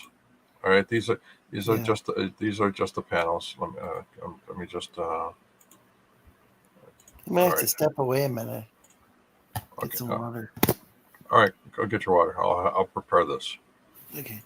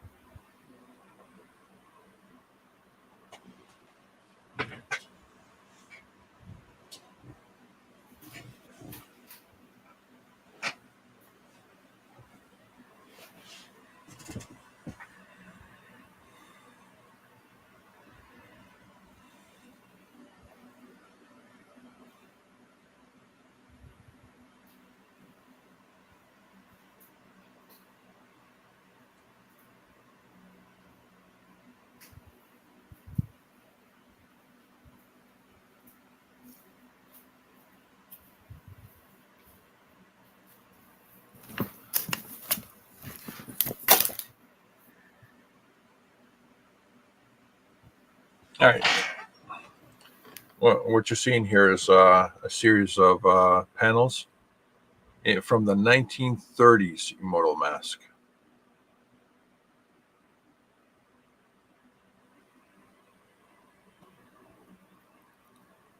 Interesting. I like the artwork. This is all painted.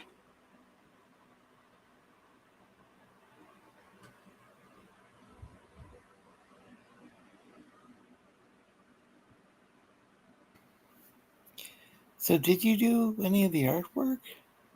Hmm? Or did he? No, I'm the guy who's packaging the book up.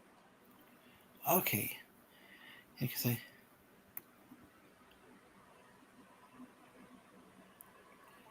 Let's see.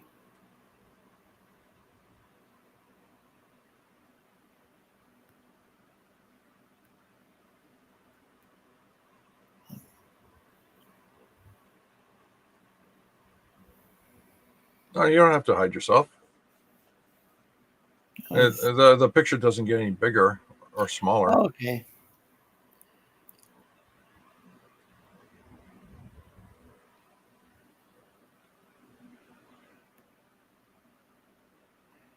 Oh yeah, I missed Liam.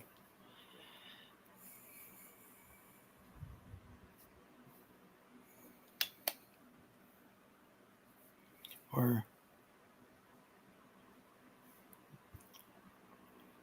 apparently he did.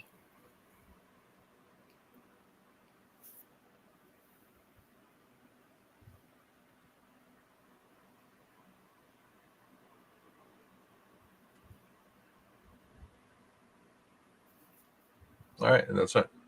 Wow. Yeah, so I'll just flip it back. There. And it's coming after him. It sees that the shadows is slowly grabbing hold of the Immortal Mask. He leaps at the Immortal Mask. The shadow throws the Immortal Mask out of the warehouse. He's getting upset because he was so close. He explodes. He smashes through the wall. The whole warehouse explodes. Red mist everywhere, blocking out the sun. He gets up. The Red Fury continues his attack. Wow. Yeah. Lands like an explosion, like a bomb. It keeps attacking, keeps dodging, and dodging as the attacks continue to get worse. And that's it. This is the Immortal Mask, part of the color version of the book, not the black and white, the color version. Oh, that's very cool. And it's something that he waited till everything was finished and then he released it. Not even as a crowdfund, right? He just released it on Denali's.com. Denali was so impressed with Comicsgate. And Brent Benson is his real name. That's in the book. It's his credits in the book. It's public. He was so impressed with Comicsgate and what happened 5 years ago, that he said, you know what? I'm going to take my money and I'm not going to support Marvel and DC Comics. I'm going to take my comic book money and make my own series. And that's what he did. And that's for... And that's what he did. As much as I think that Comicsgate, maybe things would have been worked out a little better if it was like still a consumer movement. I think it's cool that so many different people were inspired to create comics. Oh, okay, that's just it. Your perception is it's not a consumer movement. Other people says it is. Other people say it's now a corporation. Other people say Comicsgate is nothing. You know what? It's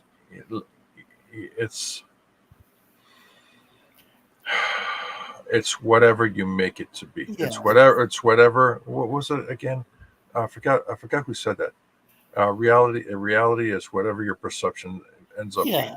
I have people on here call themselves Comicsgate. People like consider themselves ex-Comicsgate, and a lot of people don't even know what the heck anybody is talking about when they mention Comicsgate.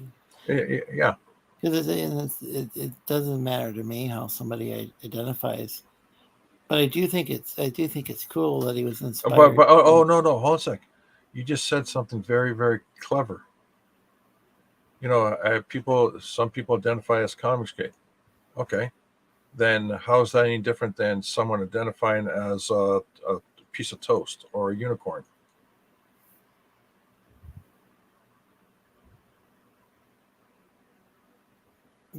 Or a guy or a girl or a thing or a they or them or Z or Zer, all that stuff. What's the difference? You identify as Comicsgate. You identify as a unicorn. You identify as Batman. What's the difference? One person identifies as Christian, and then another person comes along and they say, "Well, I'm a true Christian," or Jewish or Muslim or whatever. You know, nobody seems. You know, people don't seem to really. Yeah. Again, what's the difference? Yeah, it's like. No. Yeah, there is no difference. Yeah, that happens a lot with like everybody identifies something like something. Yeah, like there's 2 Ukrainian Orthodox, at least 2, maybe more Ukrainian Orthodox churches, and there's an argument over which one's the canonical, you know, the legitimate one. Yeah. Okay. The one that's in communion with Russia or okay, and or traditionally was like Moscow Patriarchate, or the one that's calling themselves the Patriarchate of Kiev, or I don't know. I probably even got that confused. So it's like, I think this is the same thing going on with Comicsgate, or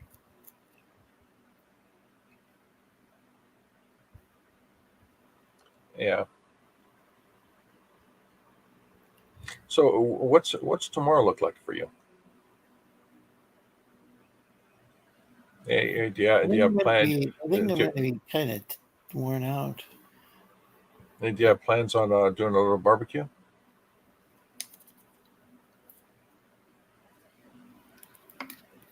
Well, not really. Tomorrow's the 8th, so. Wait, is the 8th of July a holiday? I'm confused.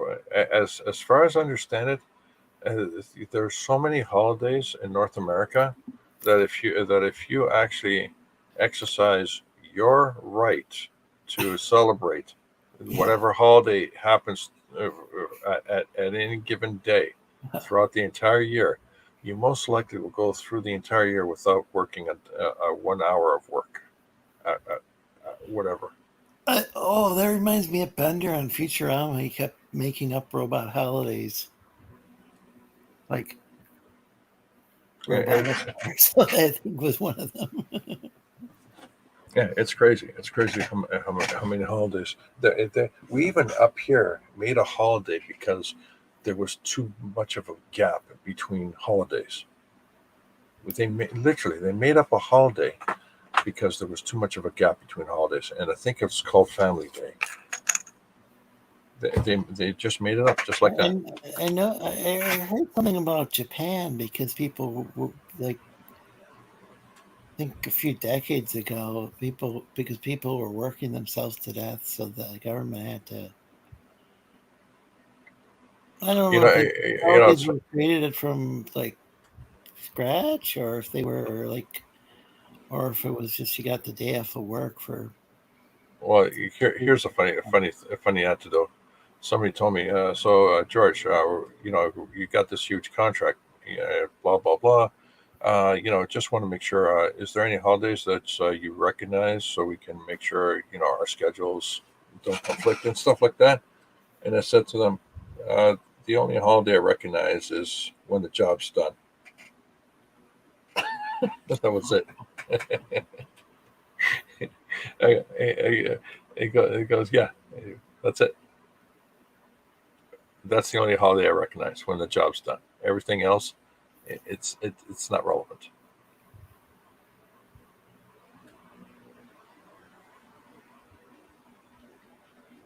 It's what? I'm sorry. Oh, the only holiday that I recognize is when the job's done. Yeah. He said everything else is a non-issue. Oh, non-issue. Yeah. I can definitely. Yeah.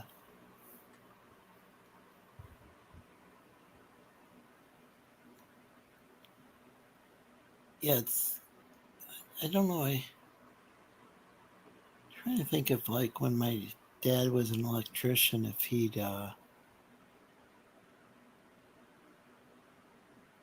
he'd like take a break at noon, or I think what he would do is he'd take a break when lunch break, maybe when he was like able to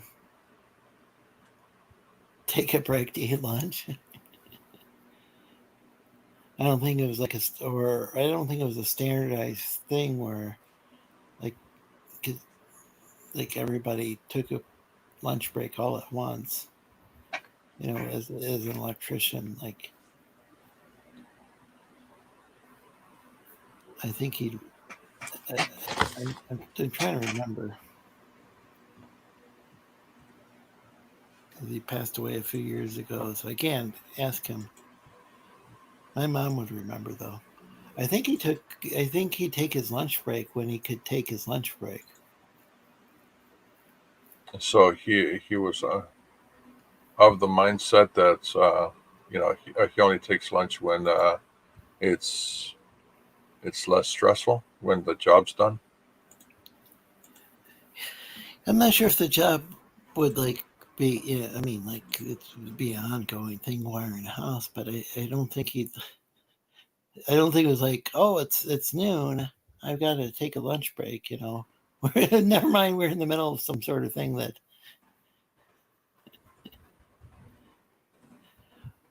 And maybe different people would take breaks at different times. You know what? All take breaks all at the same time. Here's an electrician joke for you. What's the difference between God and an electrician?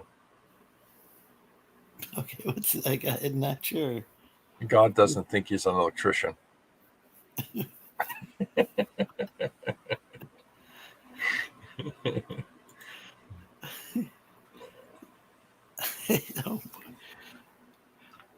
have to think about that one.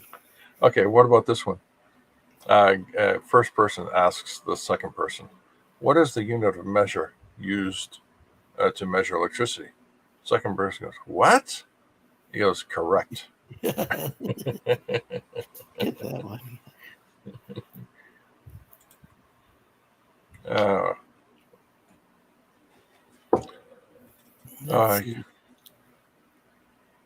It's just 2:30, so you probably should wrap up the show. I don't know. This is it. Are you gonna close it out at 6:30 exactly? Maybe not exactly.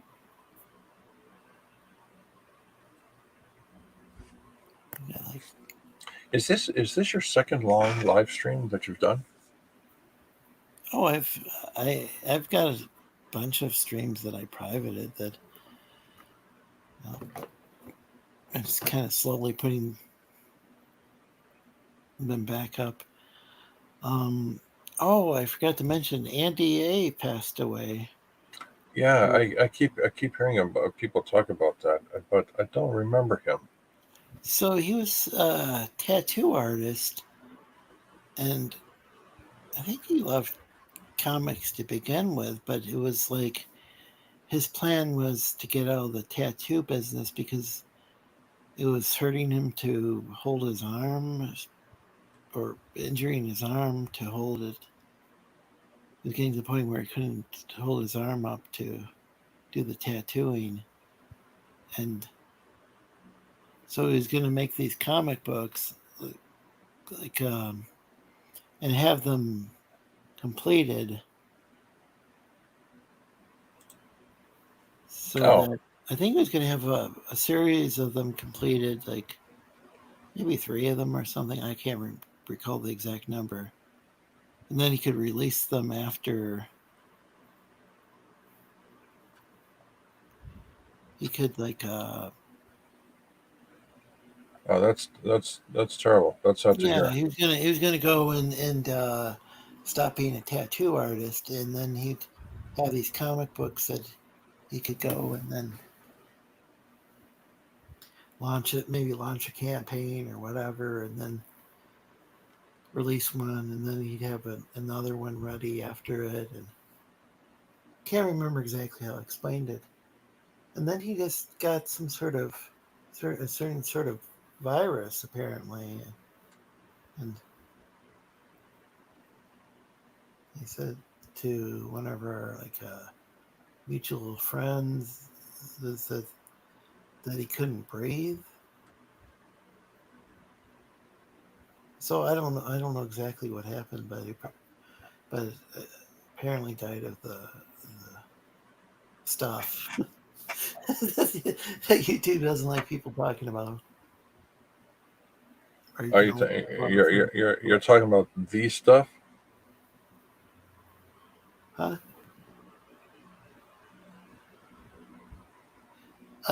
Like he died of potato chips or something. Well, not the potato chips. Right. Gotcha. But the potato, I don't know.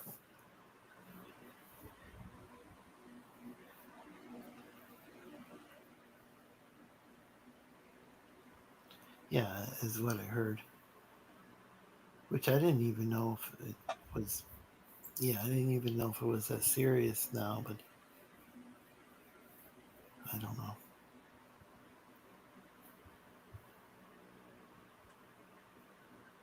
Oh well, it's sad to hear that. Yeah. Godspeed. God rest his soul. Yeah, he was somebody who he had been on. He hadn't been on here a lot of times, and somebody hadn't had too many voice conversations with, but somebody kind of interact with text. And he was in some DM groups I was in, and he was on the show maybe a month or so ago. It was probably a month ago. And I re-released one that he was on with Stu, where it was when Stu was like his Testify was still alive, and Stu was going around just to piss Testify off. He just said he just kept talking about forgiving Testify, but I forgive him. They just kept saying it over and over again. And I knew Stu was doing a bit, and it was funny because Andy A was like, "Fuck that!" And he just draws his teddy bear with a gun in his hand. Not as a threat towards anybody, but just. Yeah, but you remember the happy stuff. I just remember it being just a entertaining stream because Andy had his sense of humor, and Stu has his, and it was just yeah. I just remember it being fun because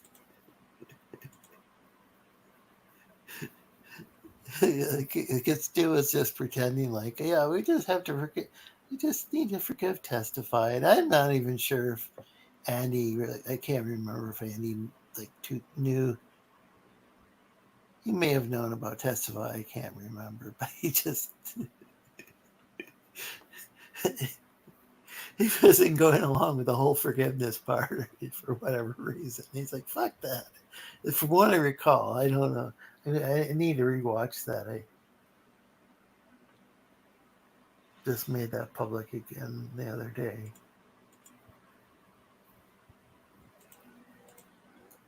You know, I guess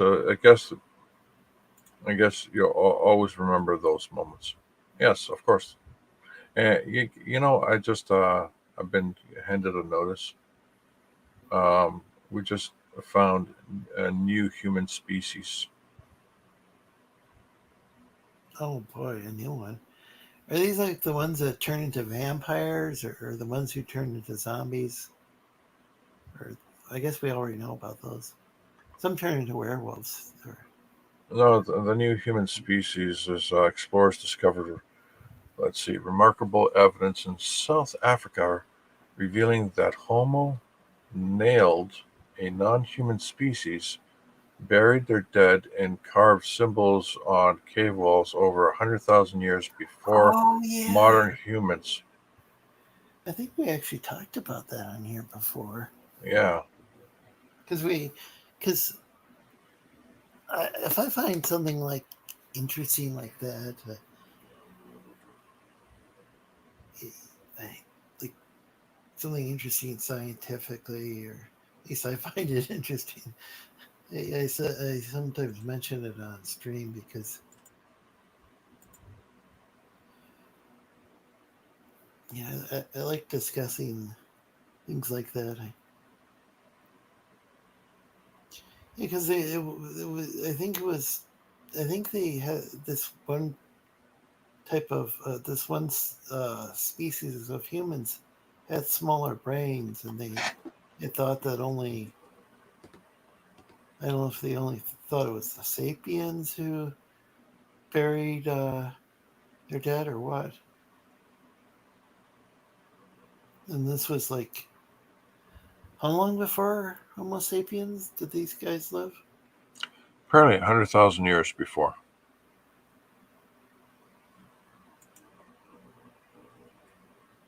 Wow.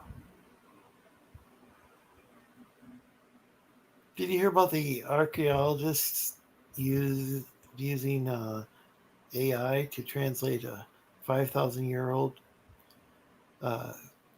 5,000-year-old cuneiform tablets? So this must have been from Mesopotamia. Oh, it's Akkadian. The Akkadian language.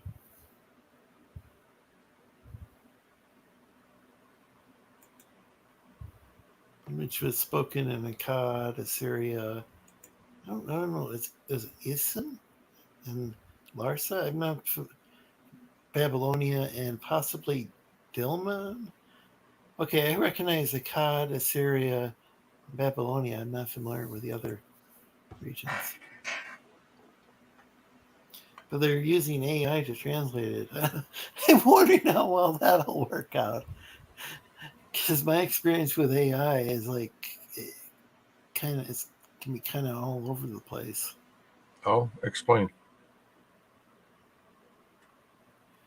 Well, like if I go and do some sort of research online with AI, I guess it's only as good as the information it's being fed. You do understand that Google, the Google search engine is a form of AI, right? I know Bing. I guess anything with like an algorithm would be right. Oh no, specifically, what AI is basically a Google. It's basically a search algorithm that brings back information based on statistics, based on a statistical data set. So if you're talking to the AI by prompt or voice, whatever, and you're communicating with it, The AI is communicating back to you based on statistical data sets. What is the statistical what's the statistical positive on responding to you?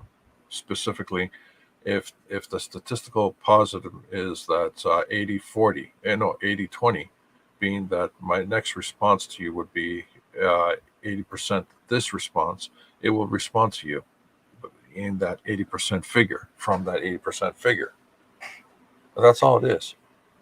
You think you're talking to an intelligent machine, but you're not. You're talking to a machine that retrieves data and presents it to you in a way that it mimics communication, but it's not. It's responding to you with a statistical association. Yeah. So whether you're talking to Google or you're talking to ChatGPT, it's basically the same thing. People are freaked out about it. Why are they freaked out about it? Google retrieves images and presents them to you. AI retrieves images, but then puts in a random element to them, which makes them unique. Google retrieves data sets for you to read. The AI retrieves data sets and puts in a statistical association to it, meaning that, example, you ask the AI to give you a poem about trees, and the AI will actually make up based on a random set of information with the statistical positives and negatives, and push it and put it together. What's Google going to do? Google's going to retrieve the information that it found on the internet. You say poems of trees, and then it'll give you a list of tree poems. The only thing that's missing between the Google and the AI actually associates a random generator into its response. So that way, it looks like the information is unique. Well, it is actually. The information or the response is unique because it has a random generator associated to it. It's almost like the video game, that I showed you. There's no pattern. There's no pattern to it. I put a preset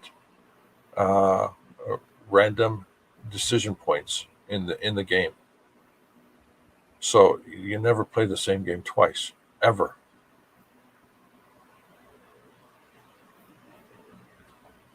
It's a very basic version of a more sophisticated system, but it's the outcomes or the execution or the results are the same thing. But I'm just wondering if it's an AI making a translation, versus like people who are actually experts on the Akkadian language, like actually translation. I'm wondering. It doesn't matter. Here's what the AI does. It just retrieves data and presents it to you. There's people who have I think it's called eidetic memories. Basically, they have perfect recall. You've heard about those people, right? Didn't Rain Man kind of have, or was that just? I don't know. I saw that. Like a phone book or whatever. I saw the movie one time. I don't know. I saw it a few times, but it's been a long time. All I know, I've seen in the news people who have perfect recall. It's called I think it's called eidetic memory or eidetic. I think so. Yeah. Well, okay.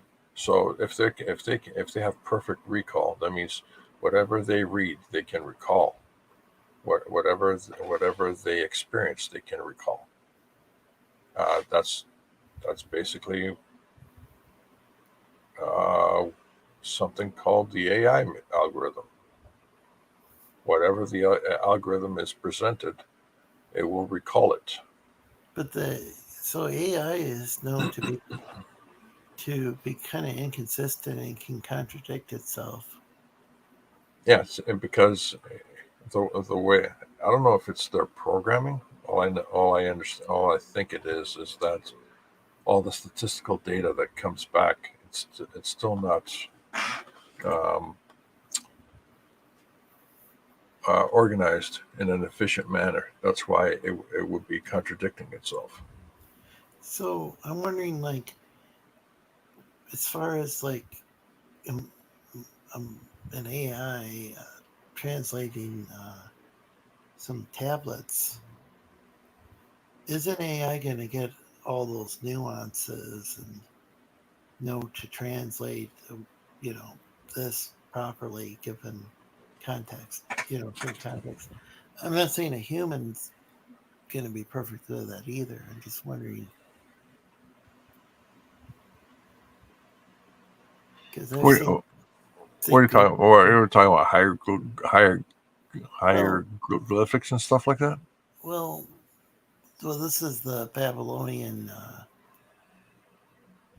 version, the cuneiform. It's not Egyptian hieroglyphics, but I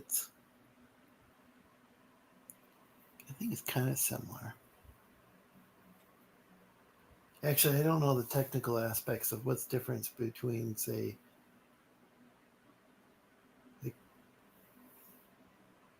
like his cuneiform. Is it? I don't know if it's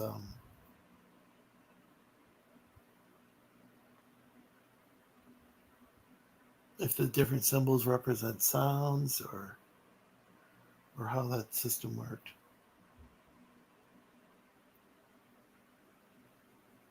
Because I think hieroglyphics actually did represent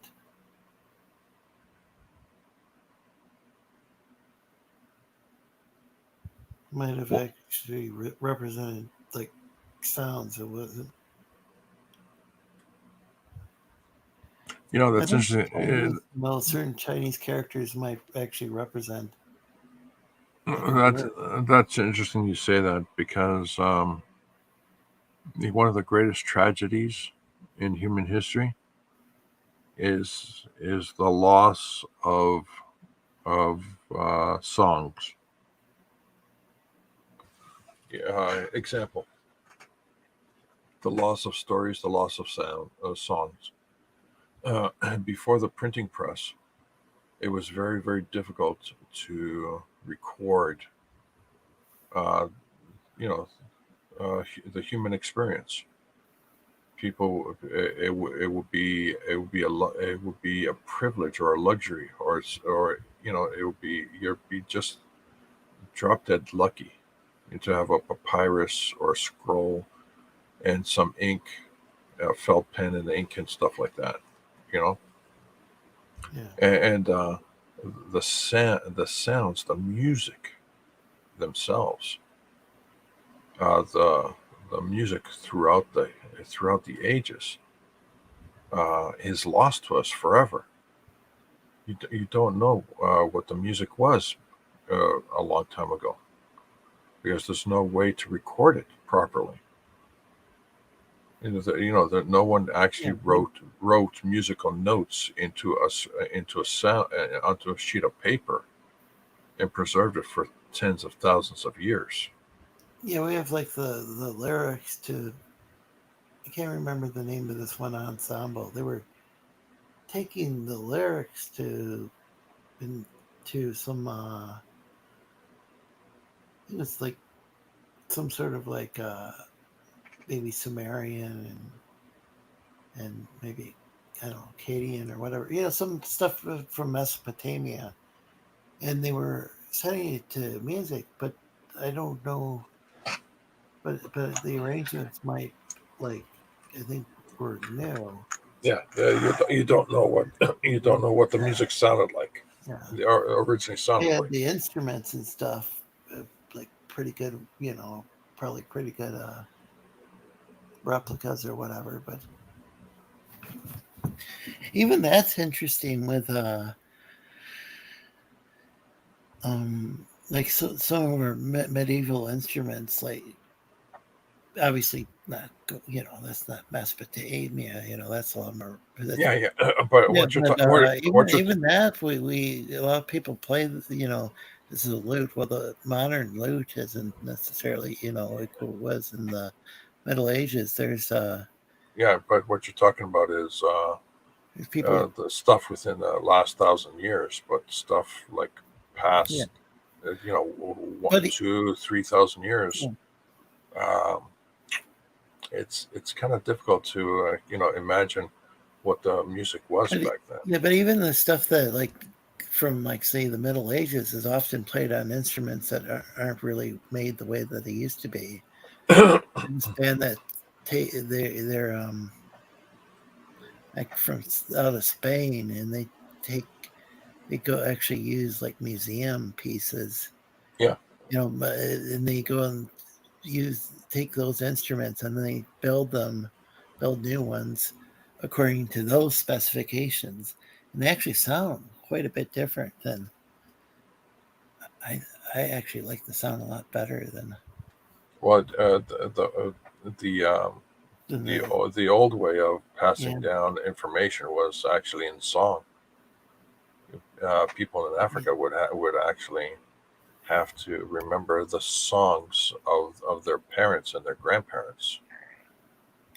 I think the same thing was with like poems. Like we got Beowulf, but that was just like one poem. It's like one poem, like from how many old English poems? I wonder.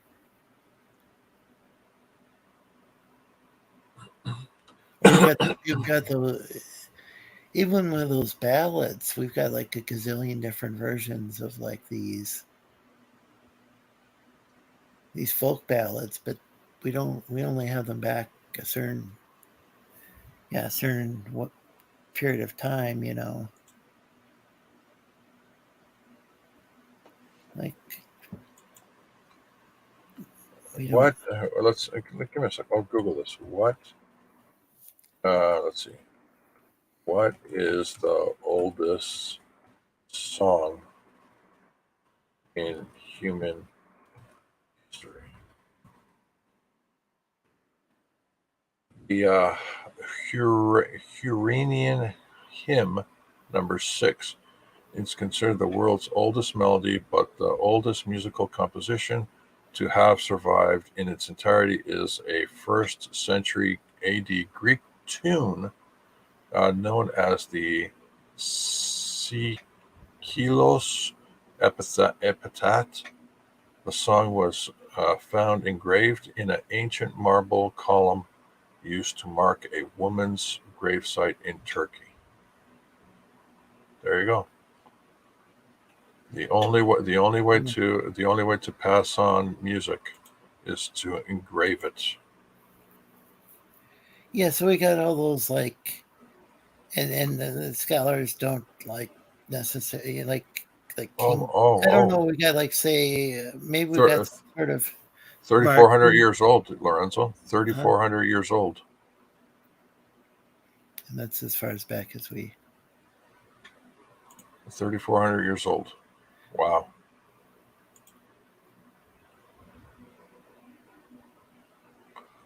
Hey, what is the human history? What is the oldest known song in English? The summer is Isumen in is the name, and it's the incept of a medieval English round of rota of the mid-13th century. It is also known variously as the Summer Canon and the Cuckoo Song. So that's all we have as far as 13th century. That's not. Yeah, that's not that far back. I mean, yeah. Considering, though, I don't know. Let's see. When did the Anglo-Saxons end up in British Isles? because they spoke. Oh, listen to this. Something similar to would be with Old Frisian or whatever. What is the first song ever? The first #1 song on the Billboard 100 was "Poor Little Fool" by Ricky Nelson, 1958. I was just thinking about so we don't have the melody too. We got these psalms, and some of them are a tribute to King David, and we don't really know much. I don't know if maybe there's a name like King David written somewhere, but we don't. It's like he's kind of like historically speaking. I don't know if I don't know if we'd be considered like a legendary figure. Well, you can pass down story. But You can get stories passed down. Yeah. But you can't.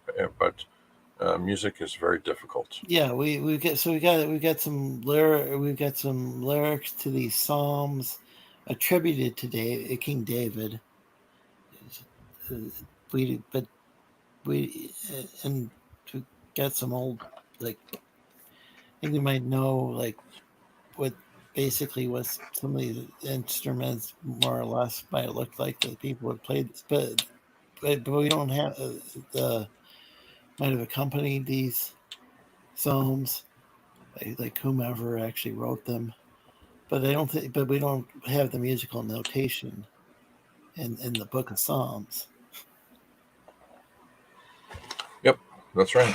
You don't know what the melody is. I think it's the same way with with the Mesopotamian stuff, which is even older. Yeah, we don't know. We got maybe some old instruments that can be recreated, but we don't know. Because I sure as heck hope people aren't playing like a lyre or whatever from several thousand years ago. I think that would be kind of fragile. Yep.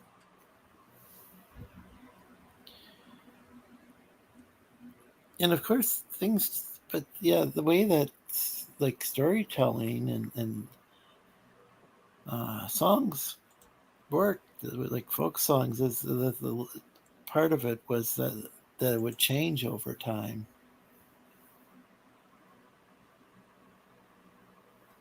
So it's the what's it called, the broken telephone scenario, Yeah, and it would be adapted to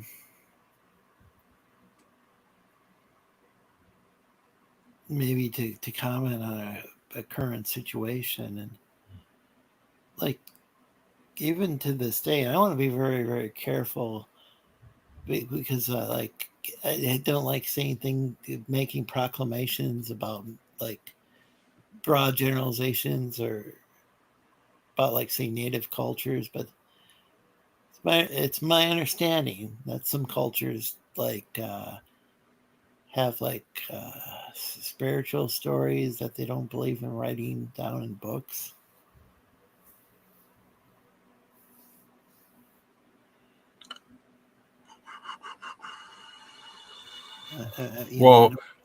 Here's an interesting thing. Did you know the Grimm fairy tales are a collection of folklore from the surrounding villages that the brothers Grimm were? Weren't they some of the founders of folkloristics as which is a field of study as well as linguistics, I believe too, very early, like the predecessors or whatever of modern linguists and folklorists, I think.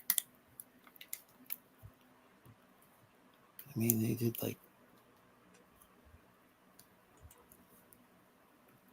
but they were. We have other versions too, of I think Little Red Riding Hood. I think they I believe they had a version of that, and I believe there's a French version as well, and some other versions. Well, And probably numerous versions actually from those cultures. The Sleeping Beauty will blow your mind. Rapunzel will actually surprise the hell out of you. Snow White will actually will make you rethink just why they did all those changes to the character. Huh. It's mind-boggling just how utterly different the original scriptures are on the Brothers Grimm. Yeah, which story had like was it the Little Red Riding Hood that had these like woodsmen? And yep. I'm trying to remember, like I think there was some like disembodied so some people, I don't know who got disembodied in this story. Could be remembering wrong.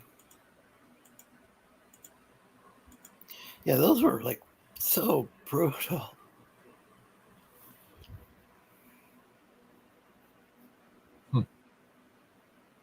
And so, like, yeah, from an animation standpoint, those Disney stories, it's the animation and singing, I think, are quite incredible. But like, they're already were arguably, watered down versions of.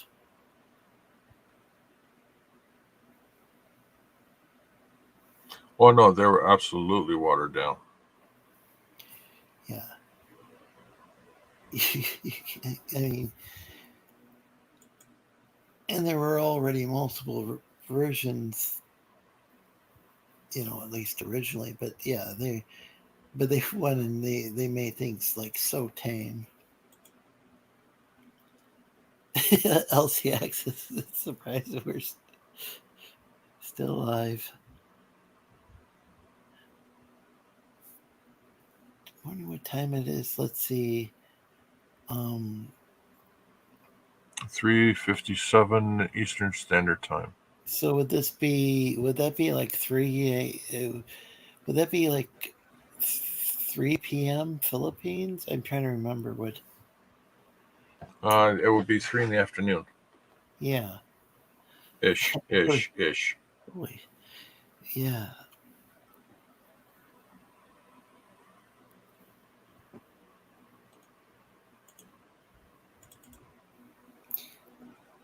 Yeah, that was cool that you guys came over from was it Eldiner? I can't think of he changed his name. Eldiner Logan changed his name. Was it LDP or something now? I think LCX would know. Though that was cool that they raided the chat earlier.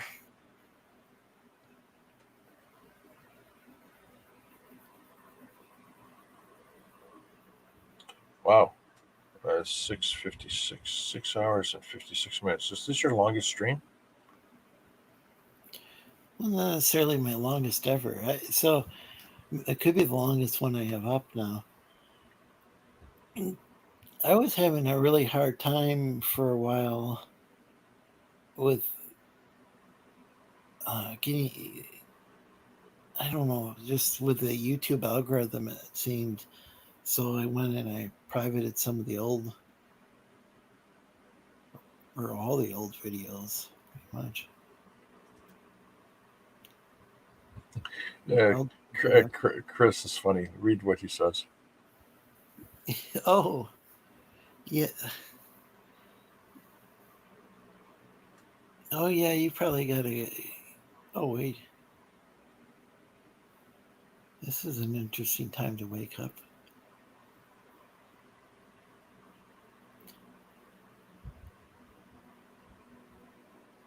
Wait, TJ, a work in progress. So there's at least 3 different TJs that I'm aware of. trying to think.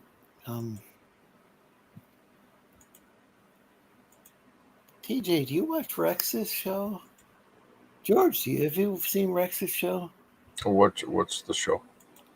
Okay, yeah, I should specify.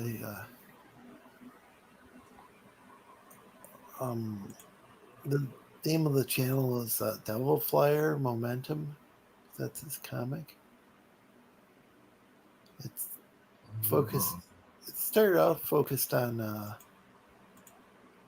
comic books and other collectible type, like have anything like he'd have like say old Pez dispensers and. No, I don't think so. Wait, does he do a lot of stuff with Apex Comics? Yeah. Yeah, I think I've seen it. Yeah, I think that might be where I first remember seeing TJ a work in progress. Yeah, I don't see TJ. I don't see you in there all the time, TJ. Yeah, Rex has been on here occasionally.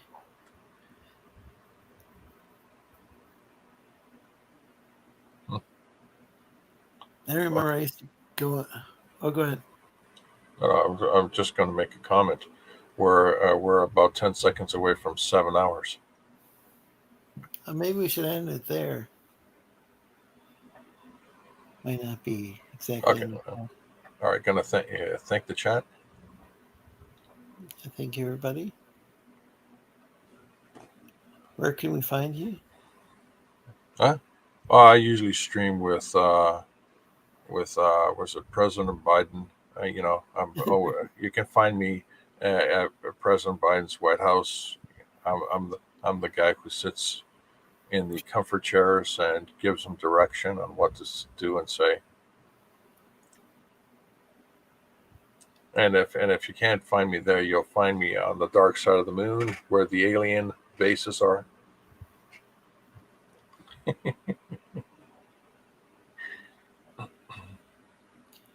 So, yeah, it's understandable. Like, well, yeah, have a great night, everybody. Yeah, I'm your host, Lorenzo Sleestak. We stream here every Thursday night. Well, continental U.S. Was it 5 Pacific, 6 Mountain, 7 Central, and 8 p.m. Eastern. Have a good night or good day, whatever time it is, wherever you guys are.